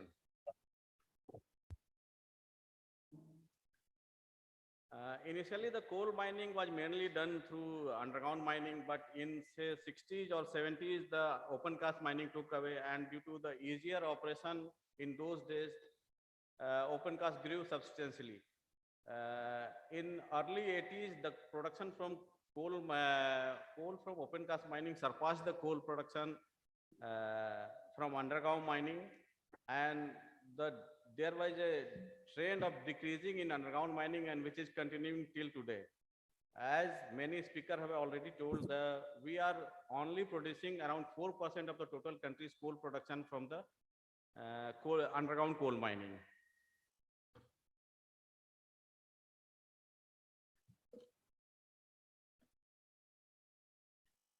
Now, the environmental advantage of underground mining. As we know that both open cast as well as underground contribute to the air pollution, which poses definitely an environmental as well as a health hazards. From open cast, the likely source of the pollution are mainly particulate matter, which is basically due to the open cast operations. The secondary source of pollution is the release of noxious gases, which is mainly due to burning of diesel, say nitrogen oxides and sulfur oxide, and to some part of the carbon monoxide, which basically converts to carbon dioxide. From underground mines, apart from the particulate matter, there is also release of greenhouse gases, methane, which needs to be trapped for release of greenhouse effect. A small study on a certain segment of mine also shows that the open cast mining is more contributing towards the pollution. In case of the table shows that in all the PM10 or PM2.5 or SOx or NOx, the contribution of open cast mining is more in contributing the pollution. Similarly, for the groundwater, also the impact of open cast mining is more in case of impact on groundwater, the more in case of open cast mining than underground mining. But in same case, we can also the coal mine methane or active mine methane needs to be captured and used as energy sources. Now, the most important part is the socio-economic benefits of the underground coal mining. As we see, there are 4 or 5 major impact of open cast mining in for comparison purposes. Like for habitat disturbance, the open cast mining is certainly much more, or say the impact on habitat disturbance is minimal in case of underground mining. Same is the case of soil degradation. In case of underground mining, only a certain part where we make the inclines gets disturbed. Biodiversity loss is much more, and in case of open cast mining, and same case is also negligible. And due to nature of this open cast operations, the social conflict is much more in case of the area where we do the open cast mining. However, it is again negligible. Similar is the case of employment generation, since the nature of operation is more labor intensive in case of underground mining. So the underground mining creates more generation. These are some of the new eco-friendly equipments. Many of them are in the, also being displayed in the this seminar or the exhibition stalls. These are shuttle cars and battery-operated vehicles which are now being used in underground coal mines. The next is free-steered vehicles or the multi-utility vehicles. These are also being used in underground mines. And next, we have these battery-operated power shield haulers, which are also likely to be used in case of underground mines. Please conclude your presentation, Mr. Kumar. Okay, I will conclude since most of the things has already been. Now, these are some of the advantages which one thing I will like to say for the contributing the introduction of this bottom ash which is a waste from the power plant, which is to be utilized in underground stowing operations. This will not only substantially grow the underground coal mining, also reduce the impact of thermal power generation, economic environmental damage. Then now with the increase in cost of land acquisition and associated complexity, the cost of open cast mining is likely to grow anything, and this will also necessitate the extraction of coal by underground methods. And similar, the environmental consciousness will also increase, which will also again be a deterrent for open cast mining, and that will also necessitate the increase of Now, these are some of the enablers which underground mining is needed. Many of them has been discussed before in the earlier morning sessions. To finally conclude that there are challenges in underground coal mining industry, and will continue these challenges the coal miners will continue to face in near future. And these challenges are multifaceted, like technical, economic, environmental, as well as social challenges.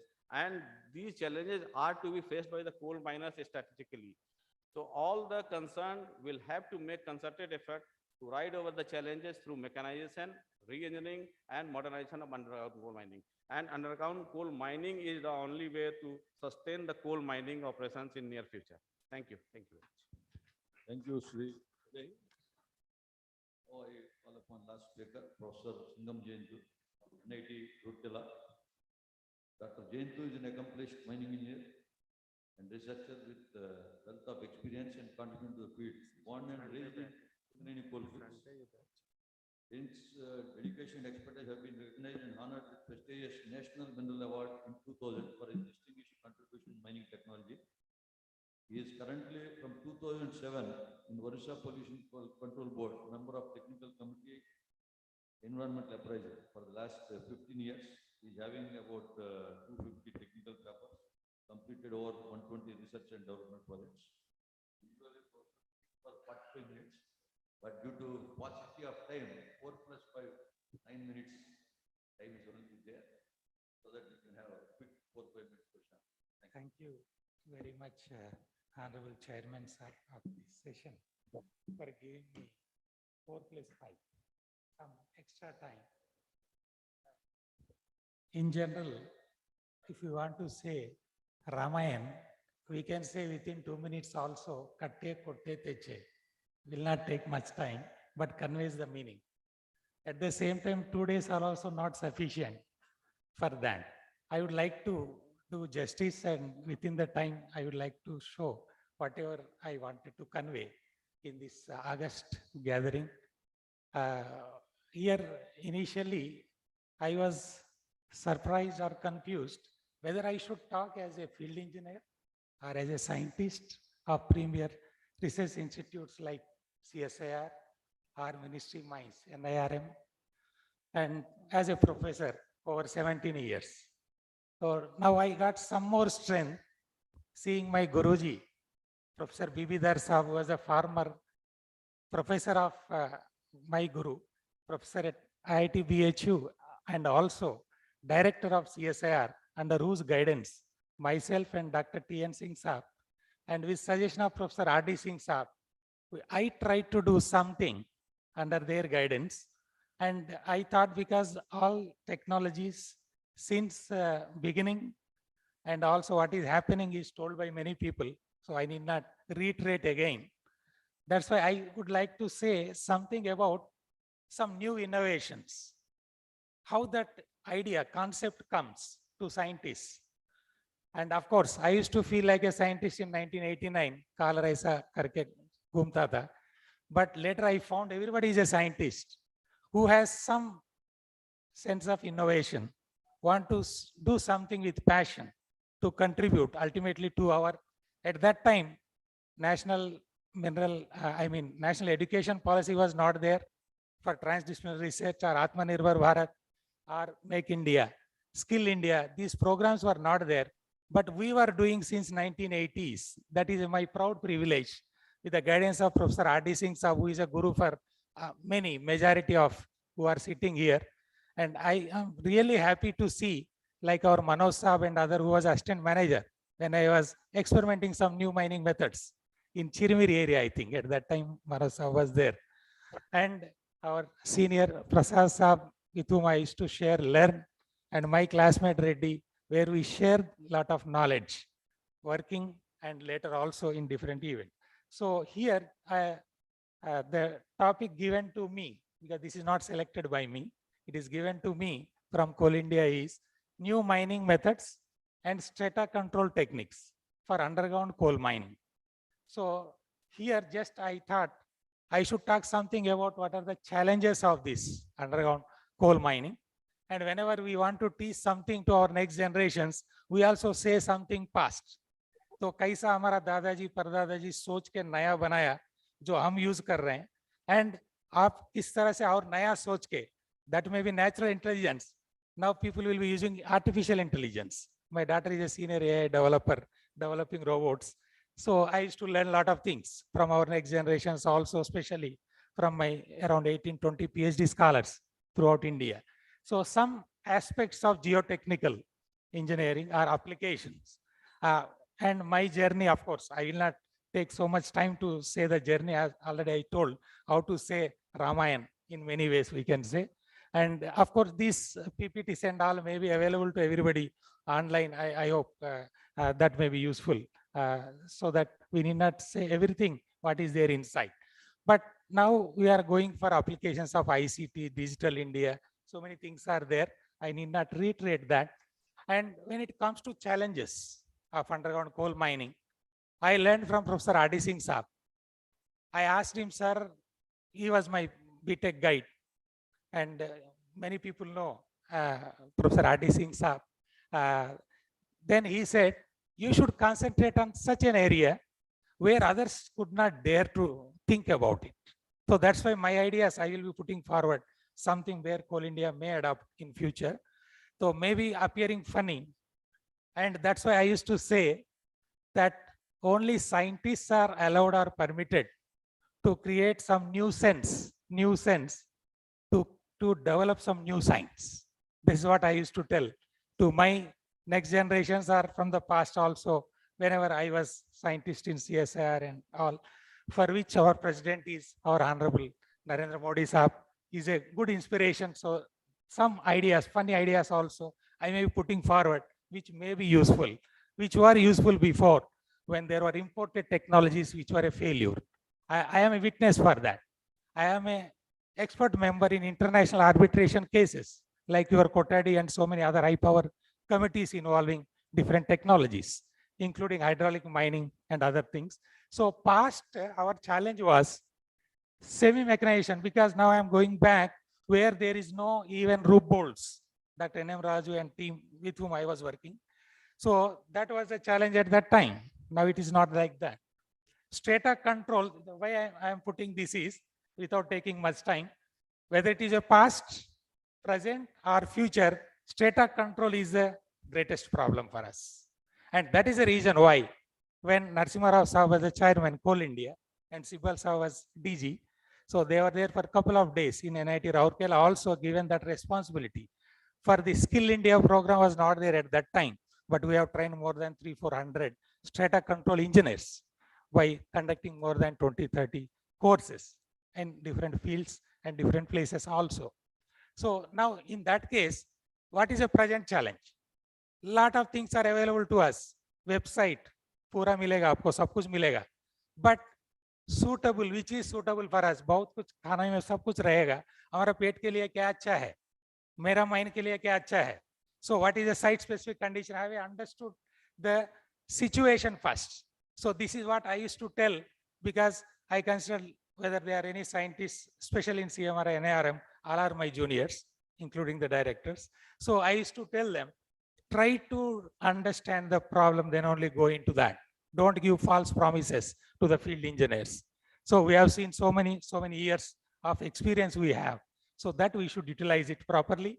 And that's why I look forward for like a team like Dr. T.N. Singh Saab at that time, Professor P.R. Shaure Saab, Dr. N.C. Saxena. I am taking it with a proud privilege, dedicating to them. They developed some new technologies, literally, which is a part of our Make India Atmanirbhar Bharat. Whatever Skill India you can say, I will give that examples. And in few, I was also a part of it. And my PhD small part is our NCPH mine when U. Kumar Saab was a CMD at that time, and Vij Saab was CMD in WCL. U. Kumar Saab in ACCL. Manoj Saab janta hai. Isliye has rahe ho. So in future, in that case, what is a issue for us? When we are thinking about underground mining, now going into the greater depth, I need not say, because yesterday we have एक मंथन किया था हम लोग CCL headquarters में with almost all the officials, then that outcome also I will tell. That is a good way of deliberation what we have. And this, when you are going into 600 and more, there is around 9% of the reserve. If it is 300 to 600, I think around 23% like that. Put together, more than 300 and up to 1200, it is around 40%. So these strata control problems are many, and continuing with this, facing the strata control problems, yes, I'm making it fast, Yes, sir, right. So in that way, now I am not going into all these issues. This strata control is important point, इसलिए उतना ही मैं बात करूंगा. Whether it is a board and pillar or longwall mining, these are different challenges. And there are some special methods. And I had that fortunate enough to be involved in these international collaborative projects, where some are failures, like hydraulic mining, Gopalichek mine, BCCL, or Tixi mine with cable vaulting. That is a baby of our Dr. T.N. Singh Saab under the guidance of that Saab also. That is my part of PhD also. So these are all indigenous methods we developed, not hydraulic mining, that is from West Germany. Then wide stall mining, yield pillar technique. So these are some indigenous Make India program. That is what is required nowadays for us, suiting to our site conditions, especially for underground, because that conditions were not there in Germany or Australia or some other countries. Don't be with that idea, somewhere it is successful so you can implement. No, we have seen enough over so many decades. You should not do the same mistake again. We have to come up, of course, this is the, so not only generating some science or whatever, it is supposed to be dissipated also. And that's what I said. That was a mandate that within 1 year, we should have strata control cell through DGMS circulars. Unfortunately, I could not see anybody from DGMS here and very few from academics like that. So next time, I hope that will be more encouraged, because everybody should take part. And that will go to the next generations. Pradhan Saab idhar dikh raha hai. Right. So that type of programs, and these are different issues. This is that Chirmiri caving method where U. Kumar Saab used to visit as a CMD almost every month. Manoj Saab janta hai. Right. So there are, even we have given that awareness through so many programs. Hamara PM Prasad Saab bhi udhar dikh raha hai. Right. So at different places. So whatever knowledge you generate, you should allow it to flow like a river water. Don't store like a pond water. You know what is the utility of pond water and river water. So knowledge also should be spread like that. So it can be from the industry, from research, or whatever it is. And these are different association. I am not going into this. Only within 1-2 minutes I will finish. 1 minute only, right? So we can look forward for so many things.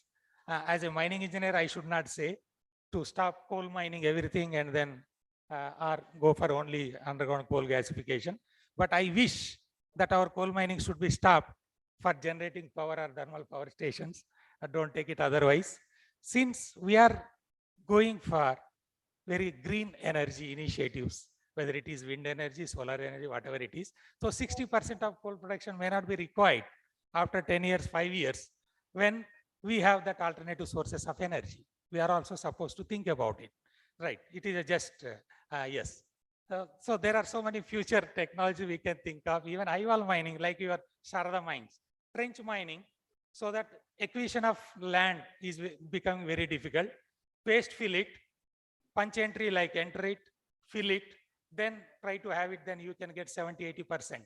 So एक high wall ऐसा दो बना दीजिए, that can be even 80 degrees, 70 degrees. Then later you backfill it, then you are mining underground through your, that's what is truly manless mining. So you can think of so many new ideas. So, yes, sir, this is last conclusion, right? So for achieving all that, now revamping the old, whatever is indigenous technology, which is not imported.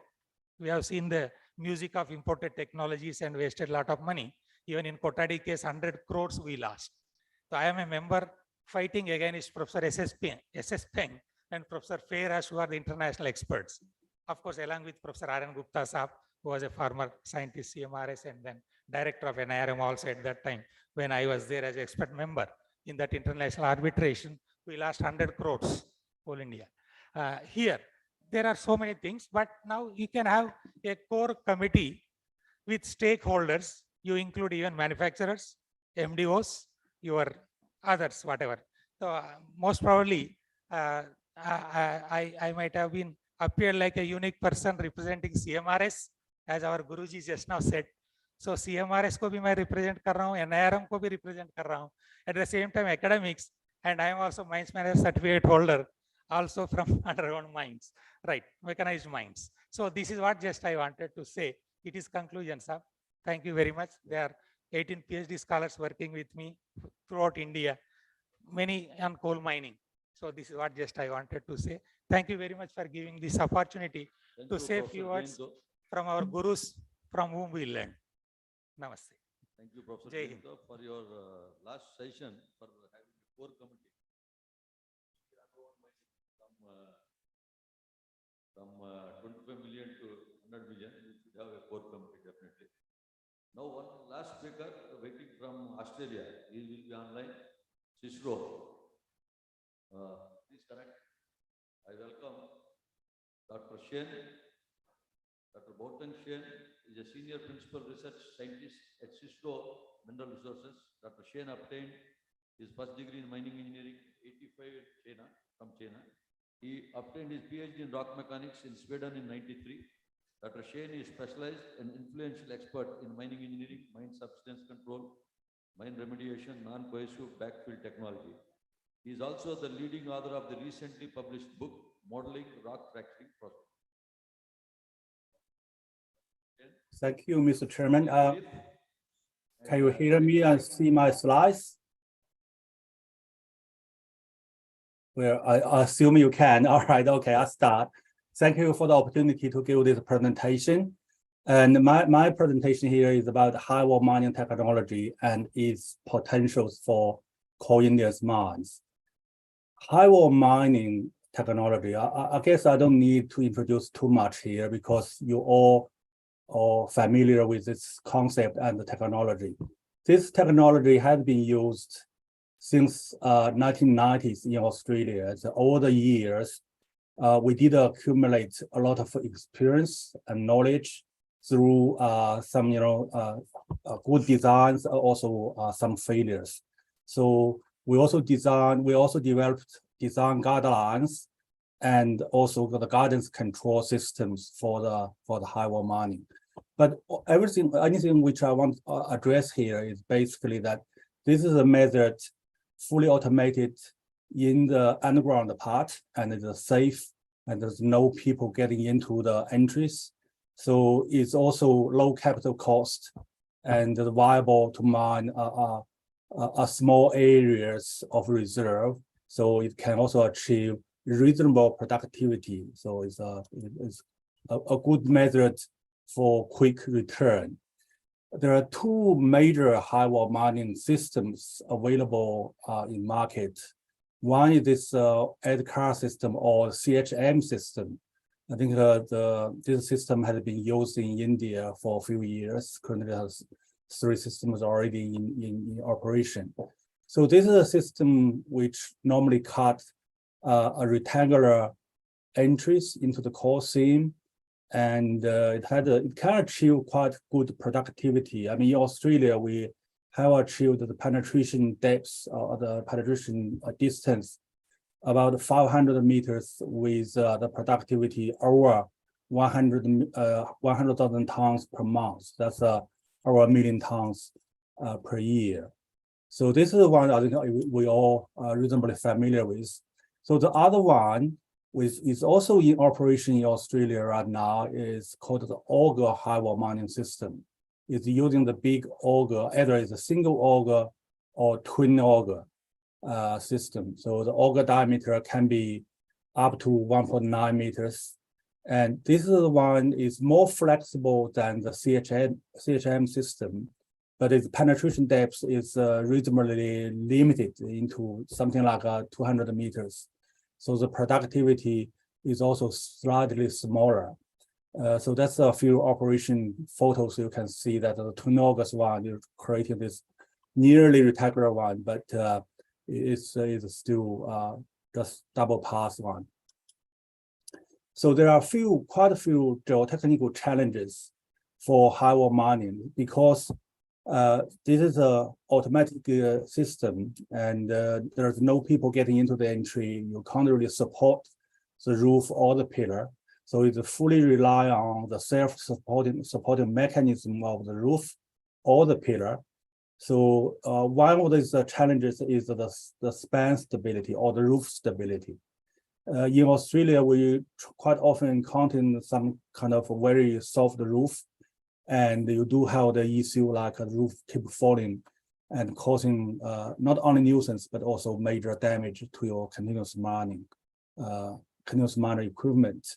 So we as CSRO have over the years developed a method to provide assessment of the roof stability before you start mining, especially if you encounter some difficult geotechnical conditions.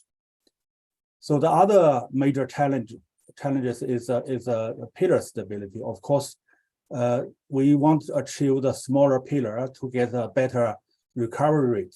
However, there is a limit you can do. If the pillar become too small, you're facing the risk of pillar failure, which causing some kind of accident, either the collapse of the whole panel. So CSRO has developed an empirical formula of the pillar stability, pillar design, or pillar filter safety, based on the many years experience. So, and also that's combined with numerical modeling. So our core strength here in Australia is generally a bit lower than in India. So we're talking about the mass UCS 4.1 as average, but I think the Indian core is much stronger than this. Another aspect of the geotechnical stability is the panel stability. This is not only individual pillar stability, it's concerned about the whole panel, because one pillar collapse could trigger the domino effect, which causing the whole panel collapse. That did happen. I can say that did happen in Australia. So you need to look at the situation like the roof stiffness, the chance for panel stability, and in most of the cases, we might have to look at leaving a barrier pillar in between the panels to stop the propagation of any small panel failure to the other major areas. So over the years, we did have some learning the hard ways. There has been some failures in high wall mining practice in Australia. The one on the left you can see here is that This is actually a panel failure, a large-scale panel failure triggered by individual pillar failure. And then you can see that the high wall mounting equipment is trapped there because of the panel failure. So the figure on the right, that's another case, but actually this is maybe the happy ending one. The high wall mining finished about 6 months ago, and then the whole pit is filled with water. So 6 months later, there's a small area of the panel that's collapsed and causing this small subsidence on the surface and the mark on the high wall. So based on this many years practice, CSO has developed the design guidelines. So this design guidelines are using 15 key parameters, and we give these parameters from 1 to 100 rating. But because we sometimes don't really know these geotechnical conditions really well, so there is uncertainty factors into this as well, that what we call the confidence level of each factor. So with this high wall mining index method, you generally fall into one of the 4 areas. One area that's with a very high wall mining index number, and also very high confidence. That means you know your site well. So that's the area we normally consider as a very good site for high wall mining or with a CHM.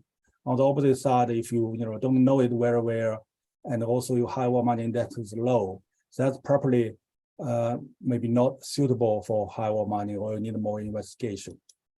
So that's all the key parameters here. I do not mean that you're going to read it, but that's all in our textbook or already in our reports.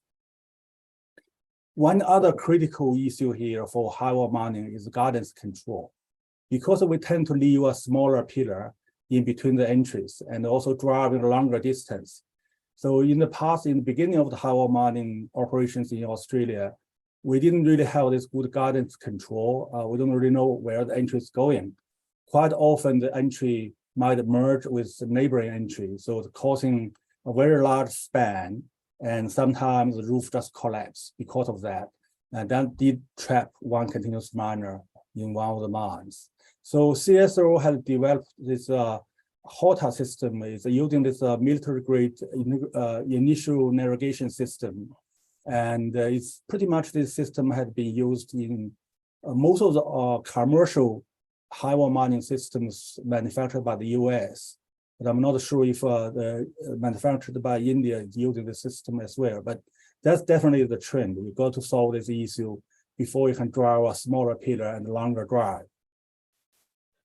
So I would like to thank Coal India for the opportunity that have this collaboration project with Coal India, with CSO and the CMPDI.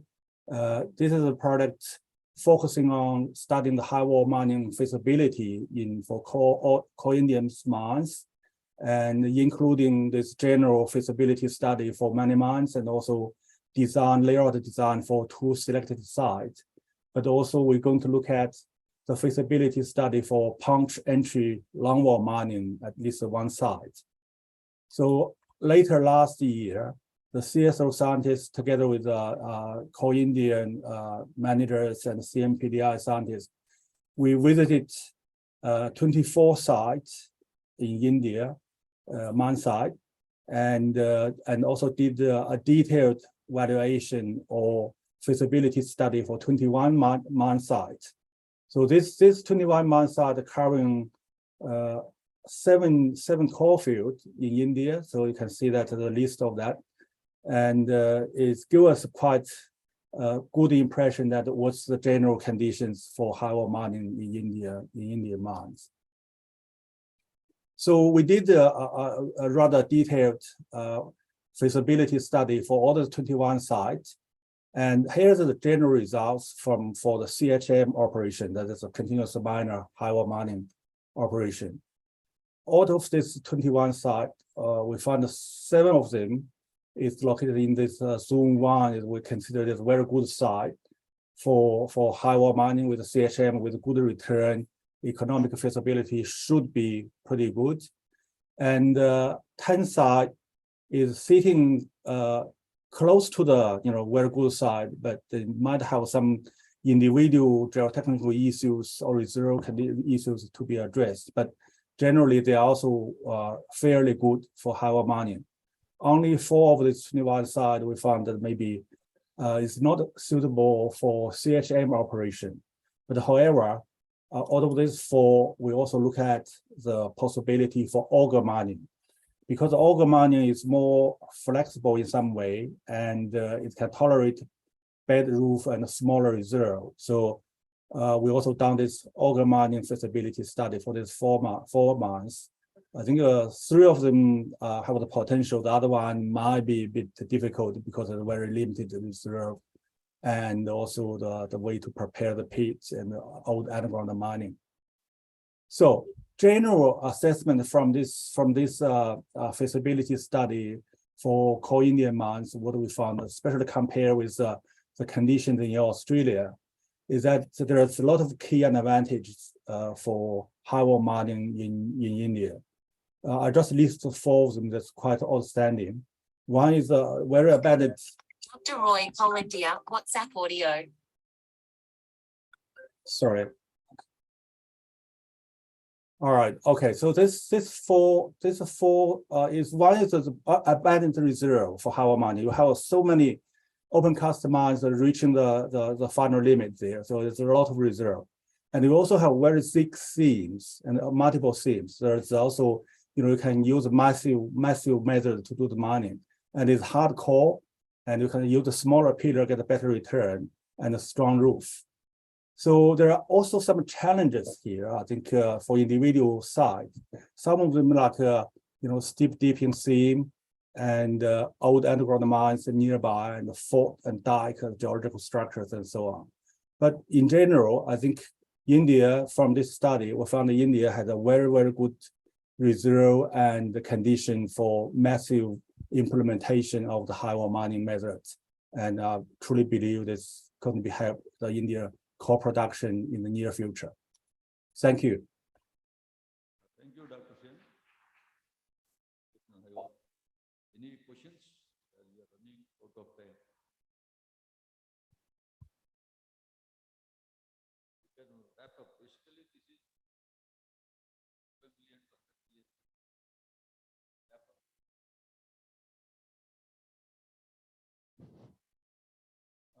In today's seminar, there are 6 papers, 5 were presented physically and 1 was online. The first paper presented was by Mr. Achyut Ghatak, General CP, designates British Empire. He explained about the vision of CIF regarding underground mining and how we need to achieve and by 2030. He explained about 3-pronged strategy of deployment of mass production technology and revenue sharing. He also mentioned about the enablers for achieving such high production from underground. The second paper was presented by Mr. Praveen Khatri from ISCO.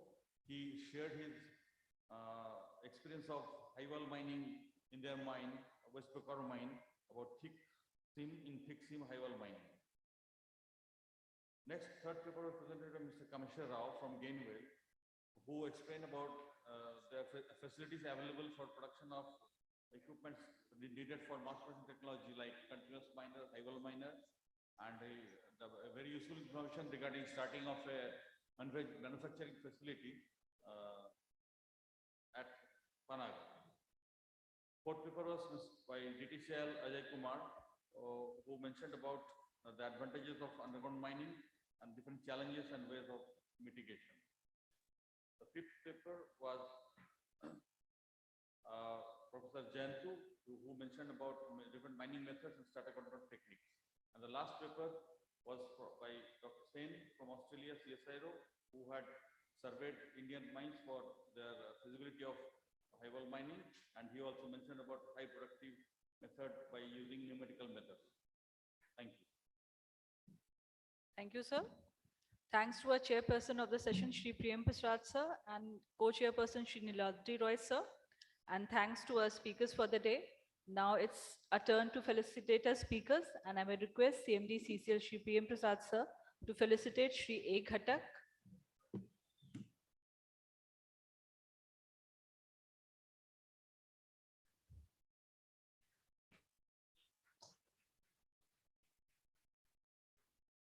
Shri Ajay Kumar, TTCMPTI.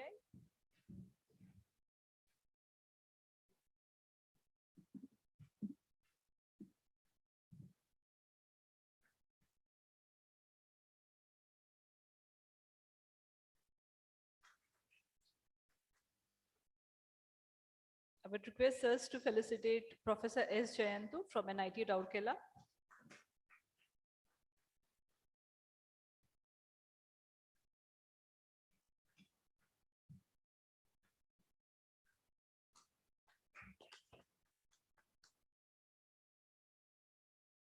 Shri Kameshwar Rao, Gainwell Common Sales Private Limited.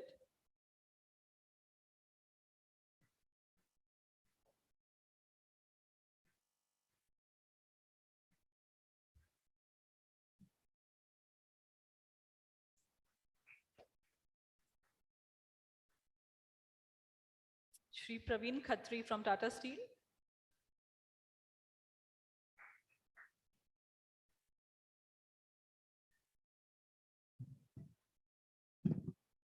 We would also like to felicitate a rapporteur from Deloitte, Shri Mausam Singha.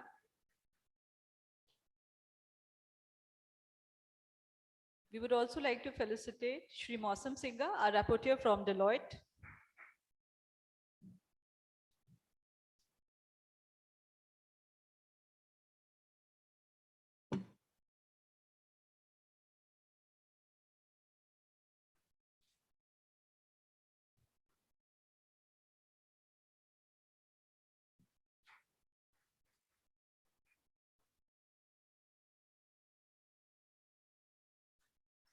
Now I would request Shri Niladri Roy sir to felicitate Shri PM Prasad sir.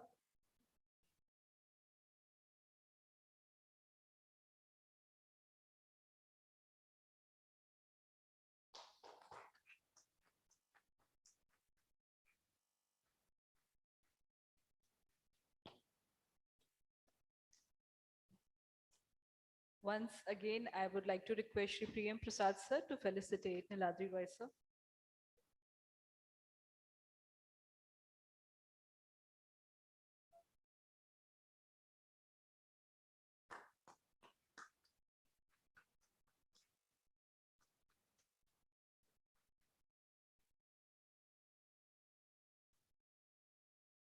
Thank you so much. We'll now proceed for lunch and gather again here from 3 p.m. onwards for the next session from 3 p.m. onwards. Thank you. And we also thank Dr. Shen virtually. We are not able to felicitate him from here directly. Thank you.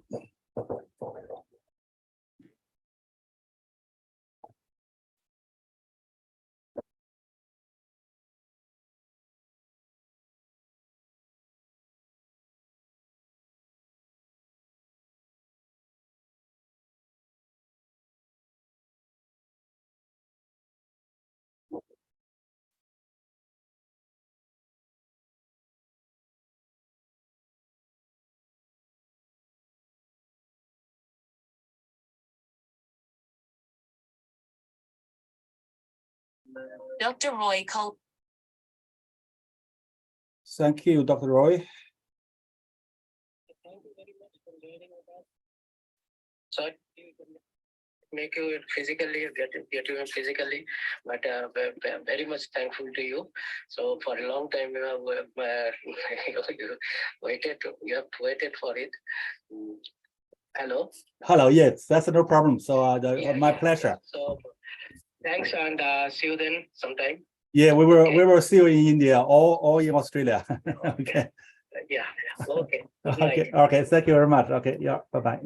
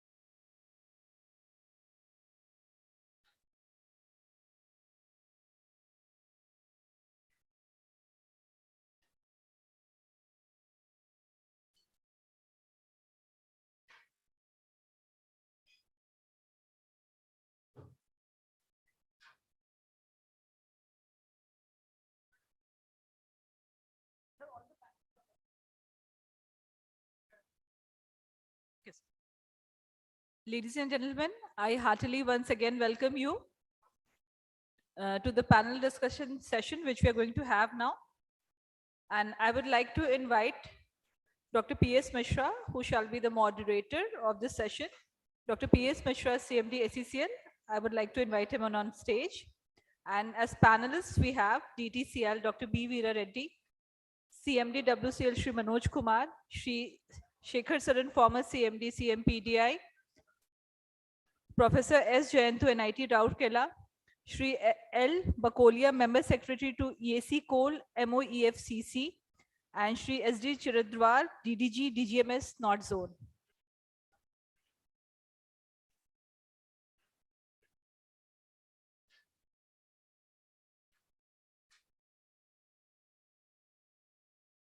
The topic is eco-friendly aspects of underground coal mining. So over to our moderator, sir, and panelists.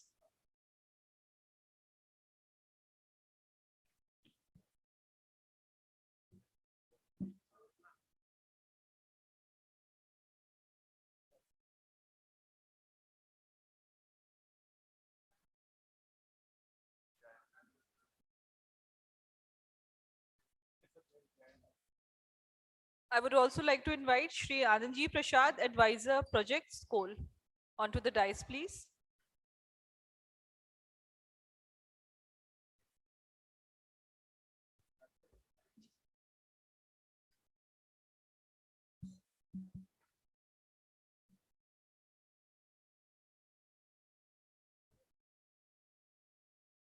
Pranam. A very good afternoon, respected dignitaries on the dais, respected seniors, and all the delegates who are present here in this panel discussion on underground coal mining, way forward for sustainable energy security. Well, all the learned wisdom under the roof, if you go with the definition of the sustainability or the sustainable energy security, it says that sustainable development is the process of development to meet the needs of the present generation without compromising the ability of the future generations to meet their requirement. Now, in the present context, since it is a way forward, so if we go for a bit of the backward integration, even our mythology says that Om Ishavashyamidam Sharvam Yat Kincham Jagatyam Jagat Ten Etakten Bhunjitha Ma Gridha Kasasiddhanam. इस प्रकृति में जो भी उपलब्ध है, चाहे वो जीवित हो या निर्जीव हो, वह सब प्रकृति से व्याप्त है, इसीलिए उसका त्याग पूर्वक उपभोग करो, दूसरे के हिस्से का लालच मत करो. Hey, the people of the world, whatsoever is there encompassed in this nature, that is endowed with the presence of the nature, and that's why utilize it only as per your requirement. And again, I'll reaffirm the definition of the sustainable development, which says that sustainable development is the process of development to meet the needs of the present generation without compromising the ability of the future generations to meet their requirements. For that, in the panel, we have got Dr. B. Veera Reddy, Sri Shekhar Saran Sahab, CMD WCL, Sri Manoj Kumar. There are some other panelists also who will be joining shortly. Since we have been allotted time of 15 minutes, I think that is a bit injustice. But anyway, with that, we can go for hardly 3 to 5 minutes time. But you know, what are the issues on which we have to speak here and come to certain conclusion? I think majorly there are three things. That what is the applicability of the underground coal mining if you've got a vision? That is it really applicable? Second thing, that if it is applicable, then what about the sustainability? And as defined earlier, that sustainability is the process of development to meet the needs of the present generation without compromising the ability. And before coming to the third point, in my opinion, applicability as in the Indian coal mining scenario, applicability is 100% there. Whereas sustainability is taken into consideration, that's also there. But what about the affordability? And here comes the question that can the country, can the Coal India Limited, can the coal sector afford the underground coal mining? And for their certain enabling conditions will be certainly needed. And those enabling conditions may be, first is the ESG concept, that there are so many environmental issues, societal issues, and the governance issues. If we can put forward certain solutions for the environmental issues, if we can create some sort of social innovation for the societal issues and governance issues by putting in some sort of reliefs, either in the form of taxation or some sort of financial gaps or some sort of, the issues related to the royalty or the funding of this underground coal mining, or even while dispensing this coal which is produced by this underground coal mining. So to start with, either it is the paving the path for the sustainable development, it may be integrating the industries, maybe the forward or the backward integration, it may be even connecting this operational technology with some sort of information technology or the modern technology. And last thing that we have been talking about this underground coal mining since long, and then this could be and would be converted into will be. And if that conclusion comes that yes, ये हो सकता था या हो सकता है, can be converted to कि होगा ही, would be, that will be the real outcome of this today's vision. So with that, I'll request Dr. B. Veera Reddy first to say a few words on this issue. You want to go there?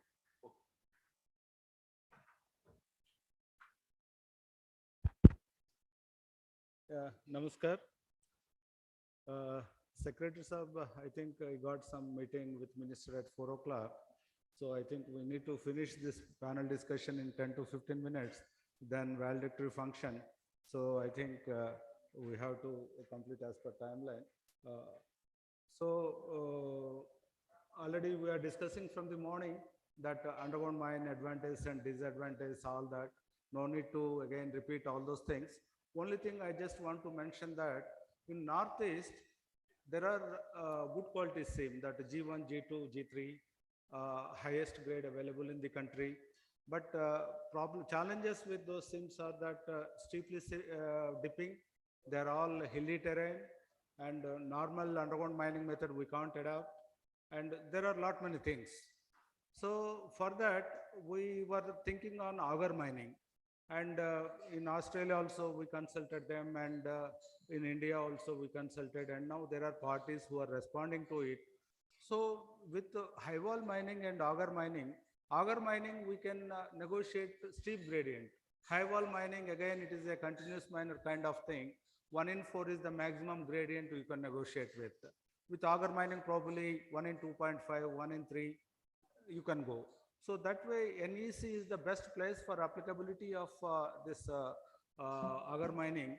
There, without disturbing a beautiful forest and beautiful landscaping in NEC, if anybody visits that place, nobody wants really mining to happen there. But without disturbing that, we can take out that good quality coal.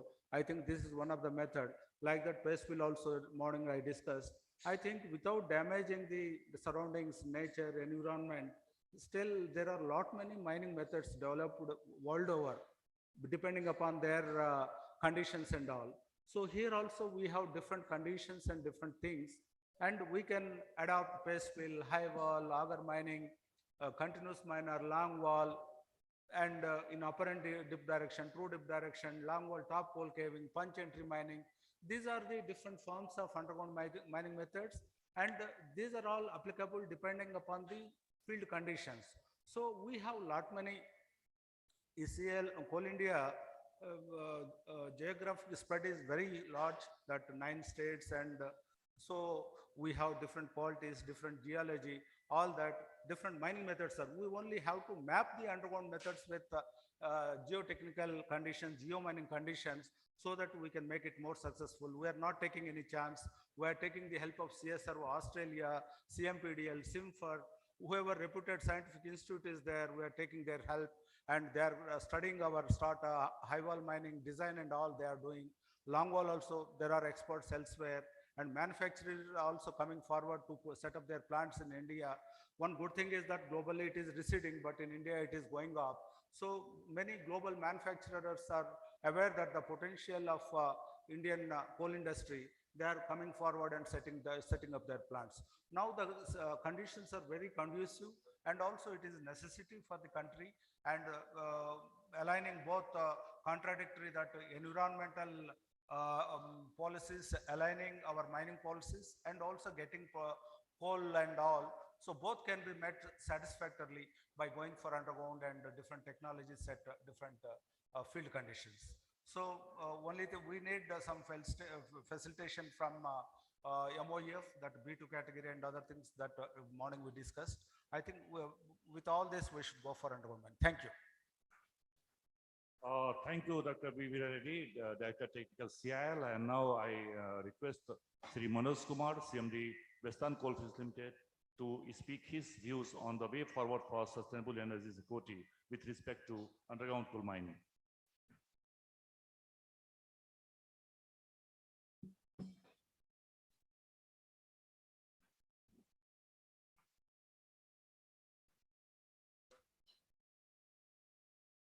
नमस्कार आप सभी को। चूंकि CMD WCL ने नमस्कार बोल दिया है, इसीलिए मैं बीच में थोड़ा सा व्यवधान डालते हुए निवेदन करूंगा कि समय सीमा को हम लोग थोड़ा सा रखें, क्योंकि आपका जो चौथा है, नहीं है, those papers they are very large in numbers, चौथा नहीं है। so I'll request मैं 3 मिनट या 2 मिनट में रैप अप कर लूंगा। यस, जस्ट मैं कुछ figures, I will put some figures before you. At time of nationalisation, underground production was 65.21 million ton, and last year CIL produced 25.49, that is 50%, less than 50%. At time of nationalization, open cast production was 23.77 million ton. Last year it produced 677.72 million, that is 32 times than that of at the time of nationalization. OBR produced was, at time of nationalization, it was 21 million cubic meter. Last year, CIL produced 1656. That is more than 70 times. So when we joined Coal India, I joined in 1985. समय झोड़ा बेलचा और underground mining, ऐसा नहीं कि mining underground mining में thrust नहीं था. At that time, underground mining was predominant. Open cast backstage पे था. लेकिन gradually, what happened? जो हमारे reserves थे, shallow depth पे थे, hiring of contracts का उस समय अचानक आया. Energy demand was more.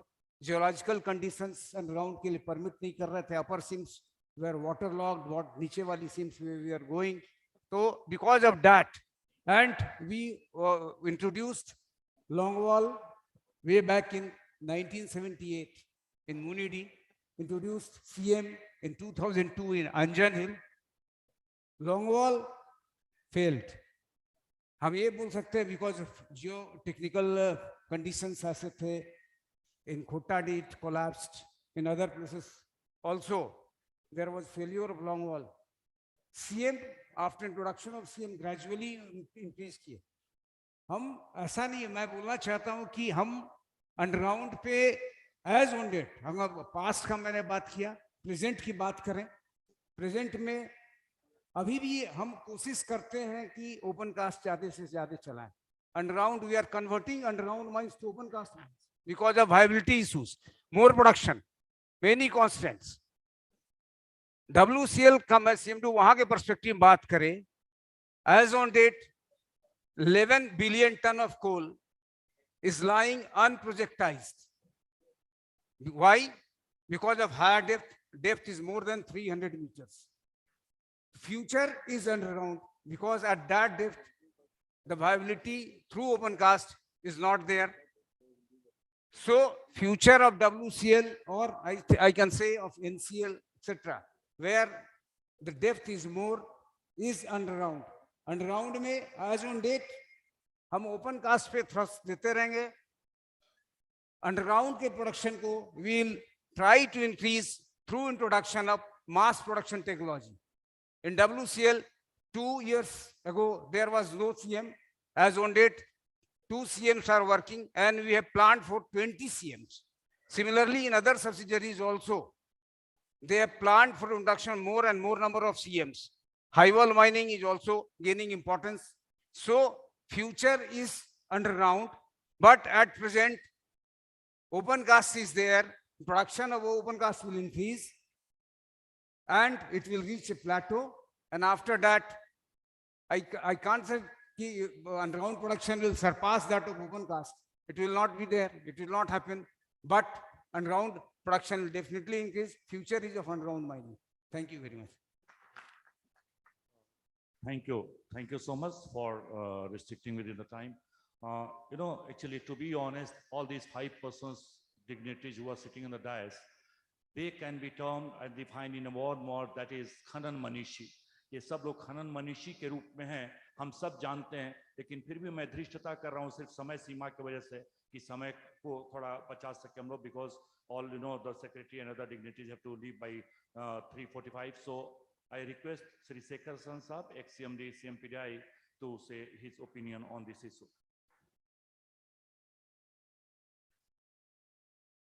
Thank you, Mr. Saab. Thank you, Reddy Saab. And thank you, Team Coal India and Ministry for inviting me to this dais. I'm having only, I'll be taking only 5 minutes.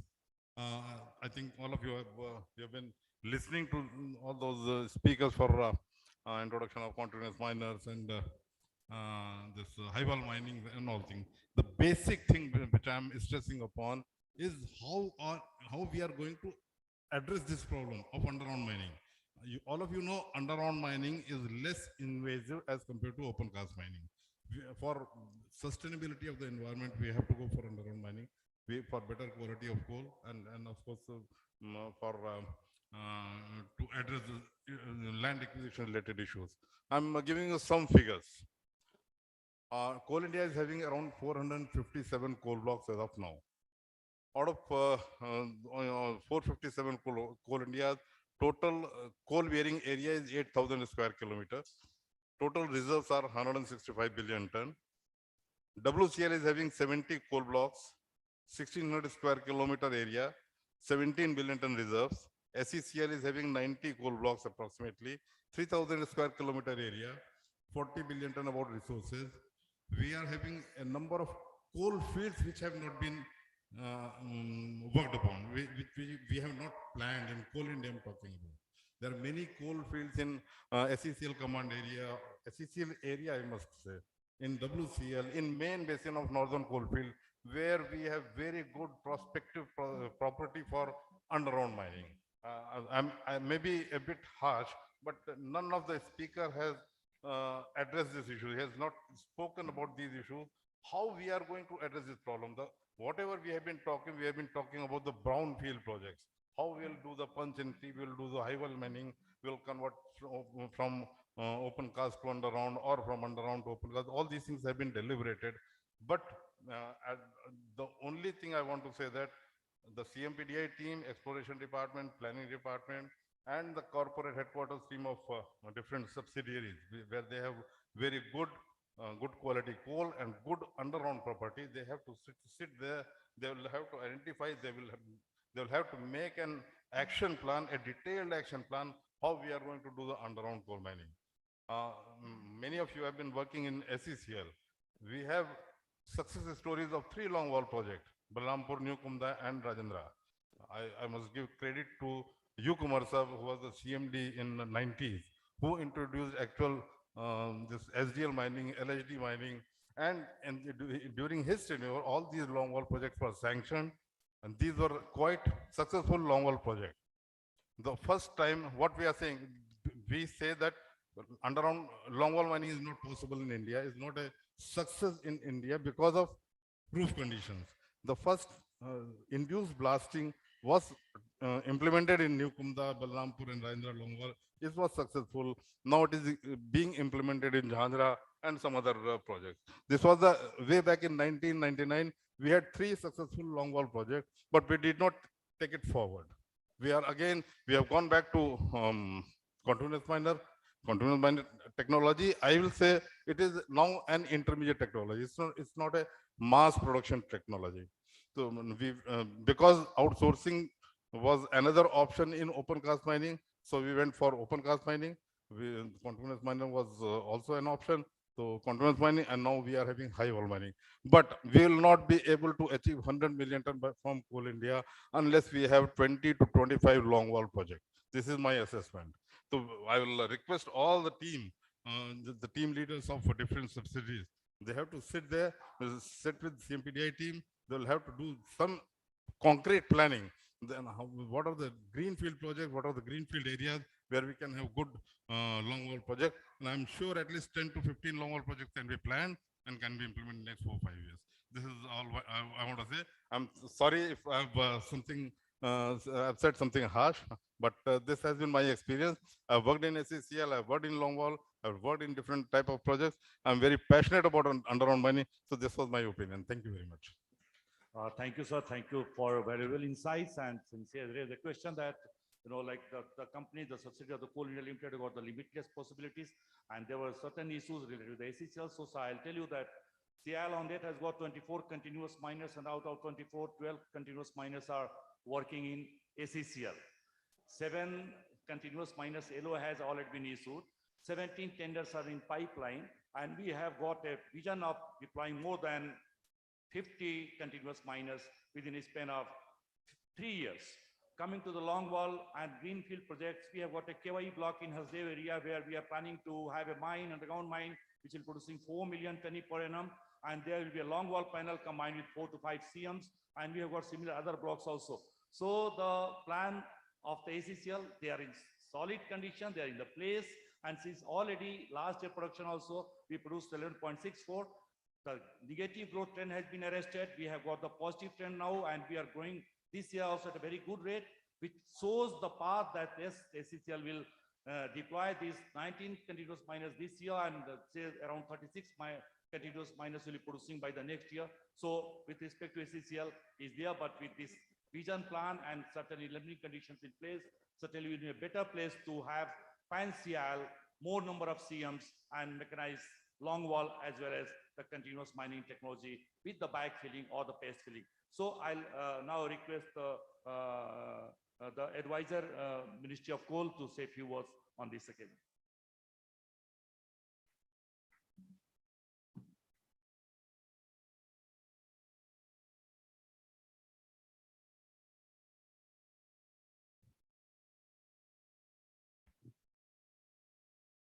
Very good afternoon.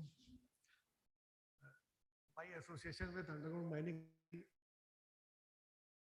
experience has been very varied.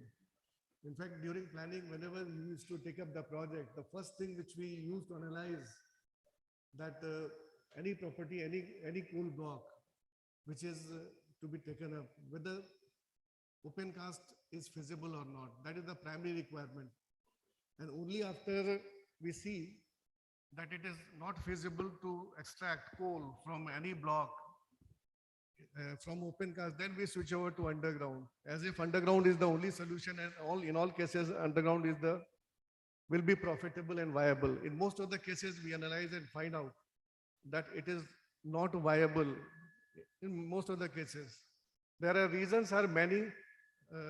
Some of the reasons I would like to highlight.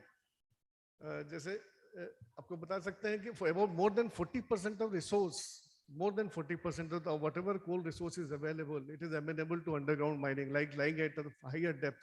Even at shallower depth, seam thickness at having less than 2 to 3 meter, 4 to 5 meter, are not amenable for open casting. So these resources, even within 300 meter, are amenable for underground mining as well. So considering all such resources, the potentiality of underground mining becomes immense. In any case, if it is not open castable, it has to be extracted by underground. In underground, the primary challenge is, technically speaking, the challenge is basically manifold. If thickness is very high, probably we do not have any adequate system or method to address those. If the gradient is steeper than 1 in 6 or 1 in 7, we don't have any technology where we can go in for mechanization. If the gradient is much steeper, we don't have any mechanized method to deal with such problems. And the resource which is contained in such deposits is enormous. There are several other challenges as well, with regard to the geological disturbances, geological placements, which we need to address. One of the key requirement for financial viability of underground mining is the price support. The price which we are getting, at the notified price, most of the underground mines, operating underground mines, are not viable. And even project, we are not able to take up such projects because the price which we are getting is not in line with the prices which we are fetching in the market. So first thing which we need to do is to go for a auction rather the price to be discovered through auction, which is coming from underground mines, so that we get sufficient margin to operate underground mines.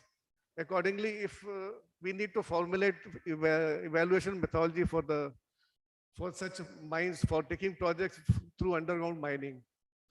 There are other challenges as well.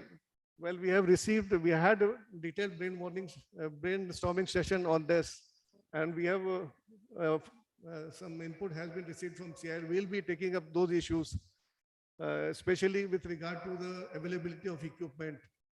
And R&D is also required in such mines where we address specific technical challenges which we are facing in underground mines. That needs to be addressed. Unless we address those, and unless there is a drive to move towards it, because primarily the focus is all there for open cast mining, and we are achieving that the requisite production level. So the drive has to be there.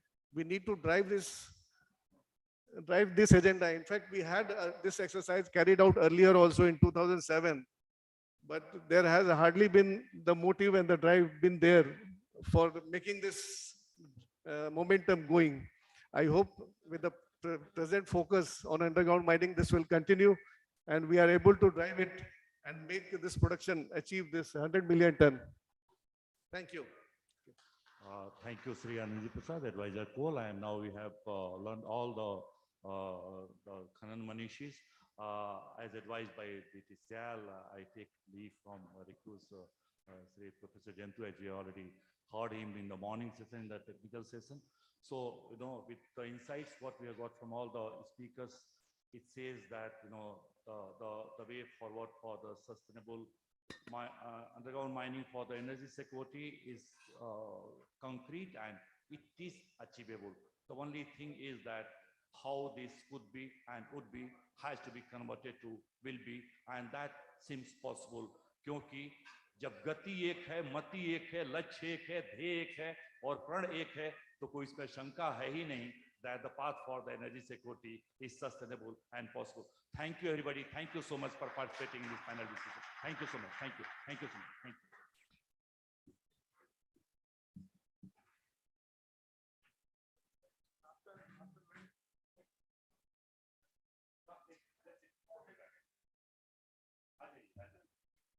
Now we would like to felicitate our panelists.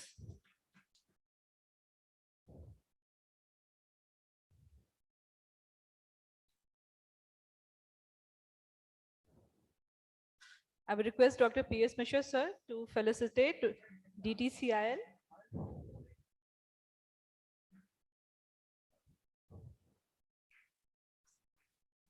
Shri Manoj Kumar, CMD WCL.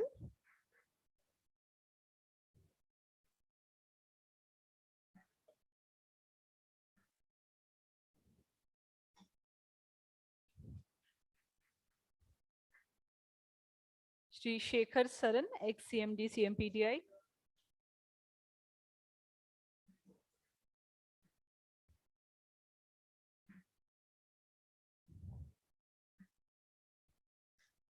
Professor S. Jayantu.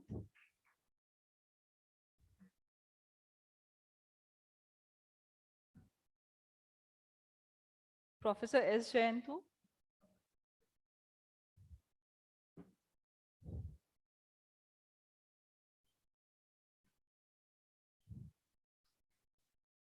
Shri Anandi Prasad.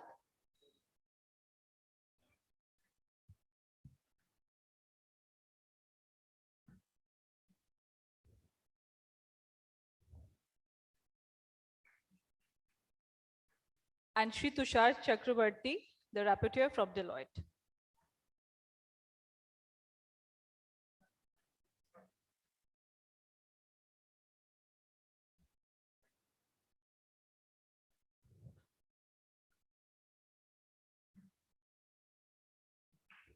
Now I would request TTCL to kindly felicitate Dr. P.S. Mishra, CMD SECL.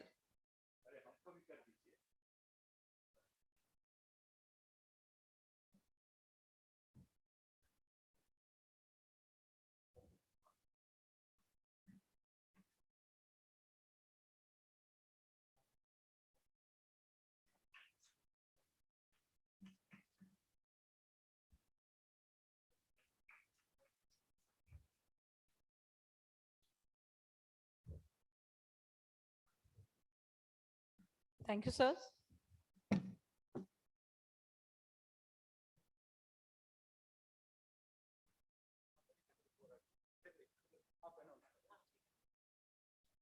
Ladies and gentlemen, with this, we have come to the valedictory function of today's conference on the underground coal mining way forward for sustainable energy security. The objective of the event was to focus on indigenous technology towards an Atmanirbhar Bharat and coal sector for sustainable coal production. We really had very informative and knowledgeable sessions.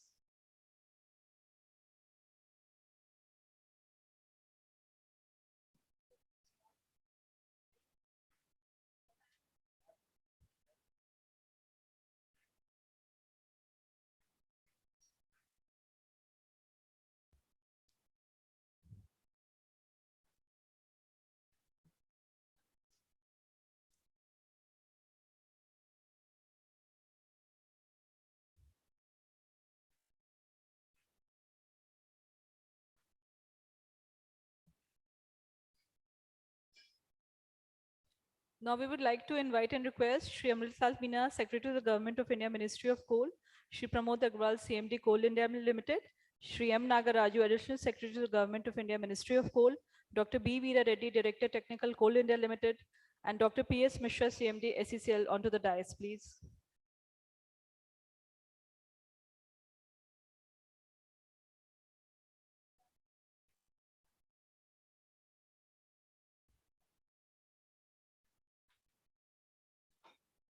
Once again, I would request Chairman CL Shri Pramod Agrawal, sir, for his address.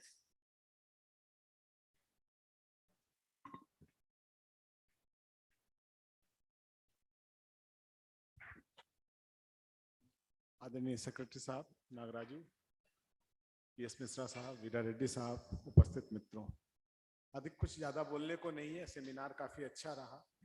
इसमें से जो बातें उभर कर आई हैं उन पर निश्चय ही सीआईएल और सरकार कुछ काम करेंगी, जिससे कि अंडरग्राउंड माइनिंग को प्रोत्साहन मिल सके।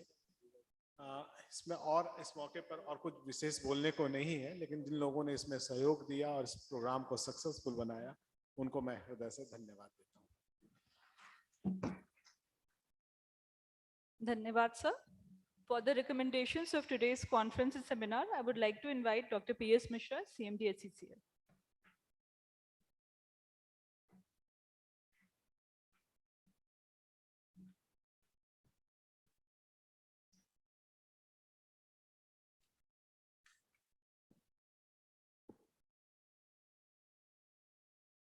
Respected dignitaries on the dais and the learned wisdom under the roof, Puna Pranam and a very good afternoon once again. Well, since morning, Honorable Minister, sir, respected Secretary, sir, respected Chairman, sir, respected Additional Secretary, sir, distinguished speakers during the technical session as well as in the panel discussions, so many things have been talked, several insights have been put in, and summarizing them all, if we can come with certain solutions or the talking points which need to be put as really way forward, it emerges as that first is that the recategorization as category B2 project for EC, as there are minimal environmental issues associated with mining operations. Right now we go certainly as per the area either for A or B or B1, but if this B2 concept is taken into consideration, so that will facilitate a lot for the future underground mining. The second key recommendation comes into picture that grant a permission for UG development after stage 1 in principle, approval as in case of linear projects. So that will also facilitate some early start of the underground coal mining, and that will pave the path for the sustainable development. The third major recommendations comes in the form of that reimbursement of backfilling costs for UG mines with backfilling or stowing, because earlier backfilling cost was reimbursed under CCTA through stowing case. Now it has been withdrawn, but it can be put because the conditions stipulated in the rules are enormous, and that can be easily put in place. The next one comes that PLIs and tax relief, as what you're talking about, like the environmental, social, and governance issues. If this governance issue is taken into consideration, that PLI and tax reliefs for indigenous manufacture of huge machinery under the Make in India initiative, as imported machineries for underground mines are costly and spares availability is a big problem and a challenge. So that will also put a sort of enabling conditions for a better underground mine vision. The next recommendation is that support for coal price of UG mines through suitable policy framework to obviate viability issues of underground mines through total e-auction or segment pricing for coal produced from UG mines. Already, you know, if you go for the underground mining, so the import of coal through the NRS, that will be reduced. And if at the same time, this facility is also given that we can go for NRS sector or some more e-auction with respect to underground coal mining, then the affordability issue, what the three different challenges we are talking in the beginning, so that affordability issue, the underground mining will certainly become affordable for Coal India Limited as well as for the coal sector in our country too. Then the CIL should be given flexibility to sell underground coal to the non-regulated sector in the open market, and rebate of 50% in revenue share bid price for UG mine to promote large-scale underground mining. This is for the commercial mining. Then the next recommendation is the introduction of the mass production technologies such as continuous miner and high wall miners for enhancing production from underground mines. The next recommendation is high walls to be planned simultaneously with open cast mines to win coal blocked under benches near boundaries and other similar difficult to mine areas, like there where there's habitations or some reserved things are there. So that will also facilitate a better underground mine vision. The next recommendation is that the identification of deeper and less geologically disturbed seams for suitable underground mining methods. The further recommendation comes in the form of that identification of seams below decooled areas for application of longwall. Next is implementation and commencing operations of underground mines with large capacity of 2 MTPA and above. The same may be implemented preferably through longwall wherever feasible. As I told you, the case of KY block in Hasdev area, where we are planning for 4 million tonne, that will have the longwall technology in combination with the 4 to 5 CMs, which will produce more than 5 MT per annum. Then the next recommendation comes that introduction of auger mining in areas like Northeastern Coalfields Limited. What DTCL told in the beginning, that there is the potential and possibility of introduction of auger mining in combination with other continuous mining technology also. So the NEC which have high quality coal but are sealed in steep seams and located on hilly terrain with thick forest cover. The next recommendation is that access to higher grades of coal with the aid of UG coal mining also translates of lowering of imports by the non-regulated sector NRS, thereby lowering the import bill for the nation. This is in juxtaposition, placed side by side with the concept that the CIL should be given this power and the authority to sell the coal to the NRS sector or through the e-auction in the open market. The next recommendation is that introduction of paste fill technology or any backfill technology on priority to get multi-pronged advantages of recovering good quality coal without disturbing surface features and addressing the issue of disposal of fly ash from power plants. And the last recommendation comes in the form of that growth of UG mining shall be conducive to the development of equipment manufacturers, services providers, research organizations, and other stakeholders in line with vision of Make in India. Thank you everybody. Thank you so much. Thank you so much. Thank you so much, sir. Now I'd like to invite Shri M. Nagaraju, Additional Secretary of the Government of India, Ministry of Coal, for sharing his thoughts with us and to present his address. Good afternoon, respected Secretary Coal, Sri Amritlal Menaji, Sri Pramod Agarwal, Chairman CIL, Dr. P.S. Mishraji, CMD CCL, Dr. Veera Reddy, Director Technical CIL, CMDs and officers of Coal India Ministry, officers and friends. I think today is a very important day for the coal industry, especially for on chalking out roadmap for underground mining. Morning we have spoke, some of us spoke here, and there is a technical session. And I think if I saw when I saw the recommendations, I think some of them we have been contemplating, thinking about that. And I'm sure morning we are discussing, we will actually come out with a UG policy for the country as a whole, including Coal India. What should be the roadmap? What kind of incentives we can think of? What kind of framework we need to build to promote UG mining in the country, so that the easiest way of mining, that is open cast, is reduced, and environmentally sustainable mining is conducted in the country for the benefit of population, and also to meet the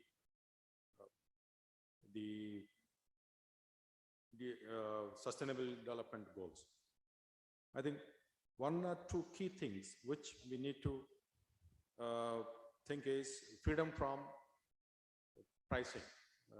In fact, with respect of the subsidy company, we need to free coal produced from underground mine from the notified prices, that the market may discover the prices, and then actually most of the projects will become viable.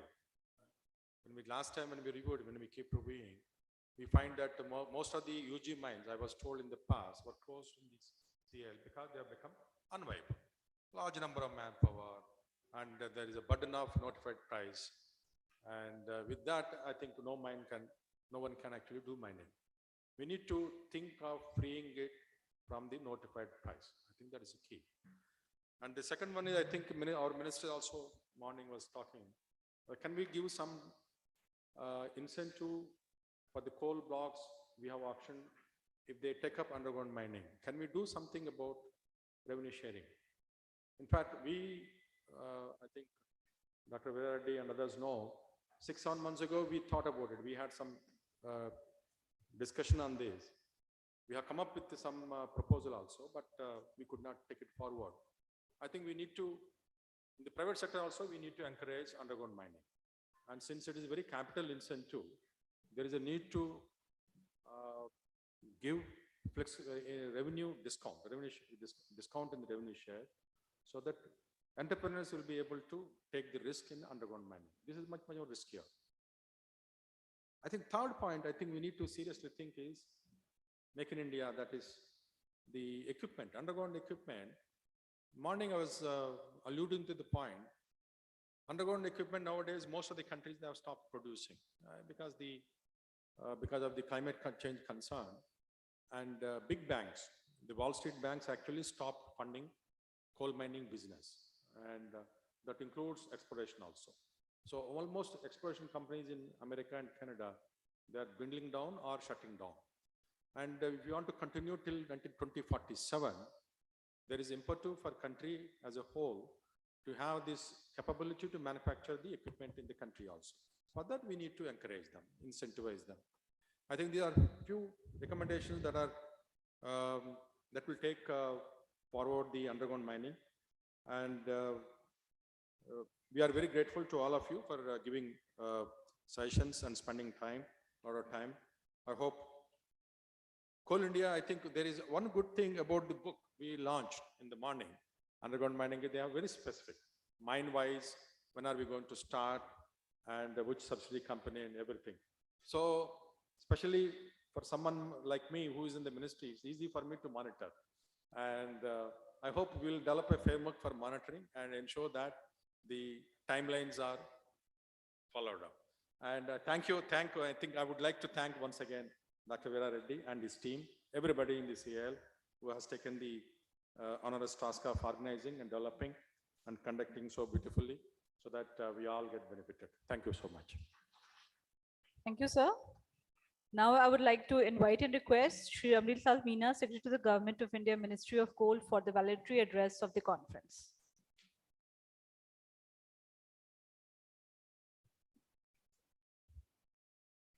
Pramod Agrawal ji, Chairman CIL, Nagaraju ji, PS Misra Sahab, Bira Reddy ji, and all esteemed participants. I am very happy to look at the recommendations of the technical session and the deliberations. I've gone through them. Many of the recommendations pertain to the domain of the Ministry of Coal only. Very few require assistance from other ministries, particularly Environment and Forest and maybe Department of Land Resources. But large number of recommendations pertains to the action agenda at the level of our ministry. So I request that after your report is finalized, let CIL send a formal proposal point-wise as to these are the recommendations on which we will try to have appropriate policy guidelines issued at the earliest, because many of them are doable.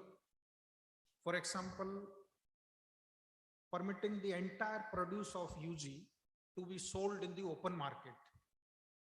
There is no harm now when we have adequate coal from open cast to meet our power requirement, to bring in sustainability, and I think there is no harm. Similarly, this identification of deeper and less geologically disturbed seams, identification of seams below decoaled areas, these are all doable, needs only monitoring and focused action. Now, on three important things. One is need for land acquisition and R&R for those areas where we want to take up UG. CIL, probably the same norms are being followed for UG as that of open cast. We were trying to find out the legal provision as to why the surface right is being acquired when only the coal is planned to be taken out. So I think this is required to be looked into as to under what provision we have been practicing acquisition of the land when the land is not actually being acquired except for that small 5 hectare, 10 hectare area for the structure purpose. So that needs to be looked into. If we are actually not acquiring the land, should we insist on acquisition of land and R&R? Because if some mechanism can be worked out by which this burden can be reduced, then I think things can become much faster, both for CIL mines and also for the private sector. Second is the recategorization of the mining activity at par with the linear projects and need for FC and of course EC would be required, but FC and before stage 1 development, permission of the development after stage 1. These are issues which, if logically we discuss with the Ministry of Environment and Forest and other stakeholders, probably can find certain favorable considerations. So we'll take all of them up, and today's this release of document, deliberations and this recommendation has paved the way forward to promote underground coal mining. I'm sure with today's deliberations and the recommendations, this 100 million ton by 27-28 is definitely a reality, and let us work together to ensure that it picks up the momentum. So I thank all the participants to have contributed and wish CIL all the good luck for going further new heights in the UG production also. Thank you very much. Thank you so much, sir. It is said that the best and beautiful things in the world cannot be seen or even touched. They must be felt by heart. Thank you is one such prayer among them. We really appreciate and thank Secretary Cole, sir, for taking out time from his busy schedule and blessing us with his team presence. I would request Chairman CIL to present memento to Secretary, sir, as a token of our gratitude.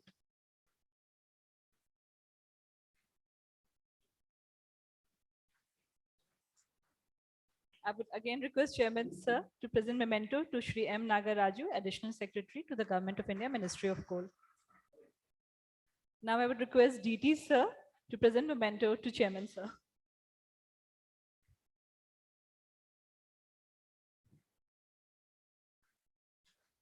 Once again, I would request DT Sir to present a memento to CMD SECL, Dr. P.S. Mishra.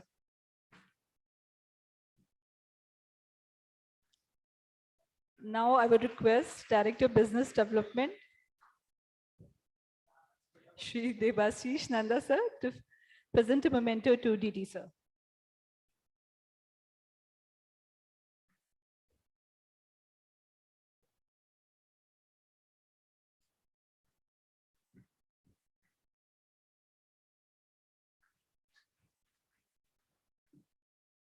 Now I would like to request and invite Dr. B. Veera Reddy, Director Technical CIL, to propose the vote of thanks.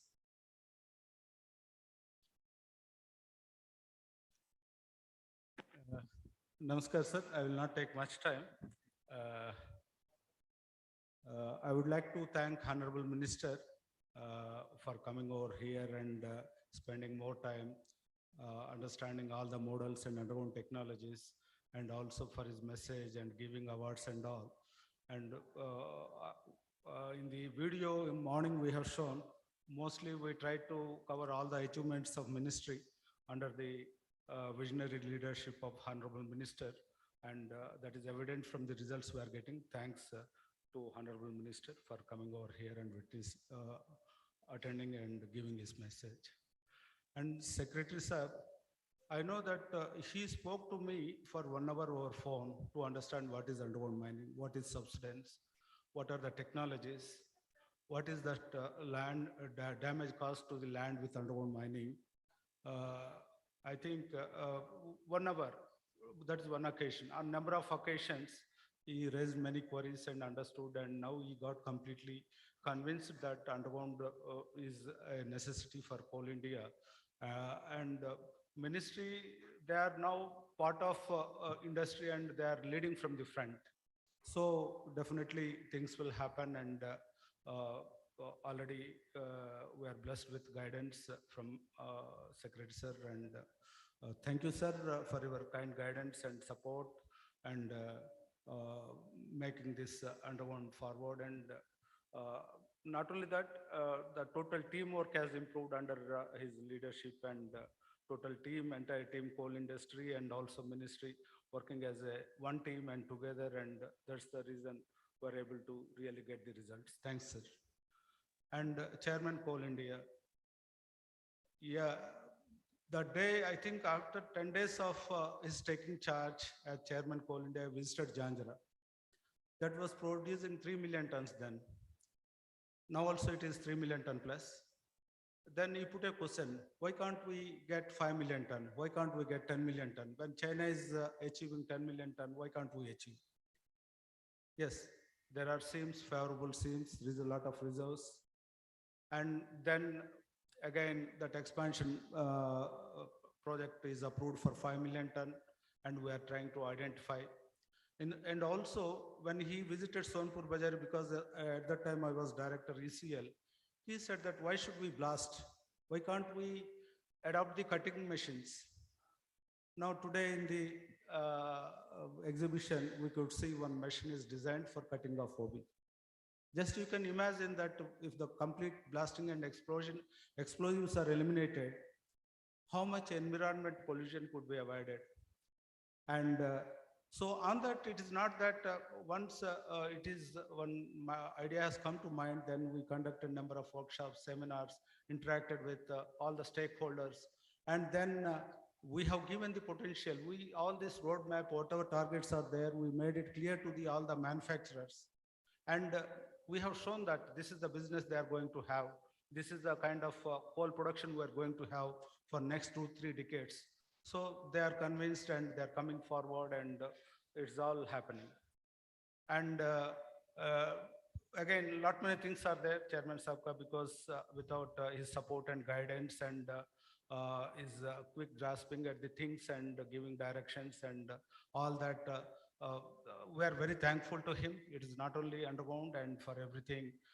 total Coal India should be thankful to him. And I think this is the golden period in the history of Coal India that a lot of transformation we could see, and in decision making and working and systemic improvements and lot many things. Thank you, sir. We are very fortunate that we got some time to spend with you. That 3.5 years total Coal Indians. Thank you very much, sir, for your guidance and support. And Nagaraj sir, actually, lot many things. Again, he interacts very frequently for everything. He calls and takes the things, and that way he works. Very proactive man, very supportive, and very guiding. And particularly underground, I used to explain him, and then we conducted, I think, 4 to 5 conferences or interactive sessions and workshops, and manufacturers. Even on the advice of Secretary Paul, we conducted even one meeting with all associations, ASOCHAM, CII, and all of them. They have given some inputs also. So Nagaraj Sab also, he has gone into that, and 50% enhancement EC capacity ministry and his follow-up, and then revenue sharing model is follow-up and all that. Now we identified 37 mines, 10 mines are awarded, 27 mines are in pipeline, and particularly is so interested in underground mining. So things are happening. So again, we're fortunate that the elders or seniors who can understand the field problems and guide us properly, they are there. Thank you very much, sir, for your support and all that. And Dr. P.S. Mishra, we know that today he participated in panel discussion. Time could not be given, but he is highly knowledgeable, and he got experience in everything. He can speak on everything. Very knowledgeable, and particularly SCCL role is very major role in underground, because 30 million ton plus they only have to produce. So now I think Dr. Mishra Saab is taking lead, and probably he will lead the Coal India in underground production. Thank you, sir, for participating and being the part of it.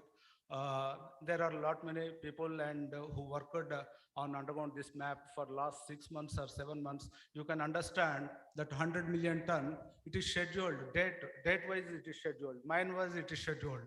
And before selecting a mine, how much work they must have put in, you must realize that how to select a technology in particular mine. So our team particularly, they have done good job.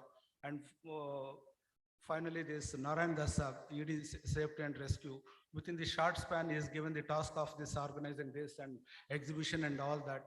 I would like to thank him and his team for putting up excellent show, and without compromising anything, and they could show everything and conducted very nicely. Thank you, Dasa, and also all CMDs. They are the leaders. They have to take it forward, and they are all present here, and they are all supporting, and they are owning it. And probably this underground 100 million ton is not at all a problem, and we will increase it further, and with their able leadership and all.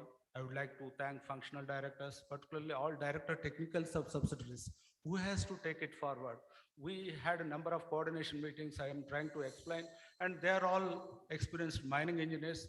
Hope that they will take it forward. I would like to thank everyone, and I would like to congratulate all awardees, and thank you very much. Thank you, sir. Thank you.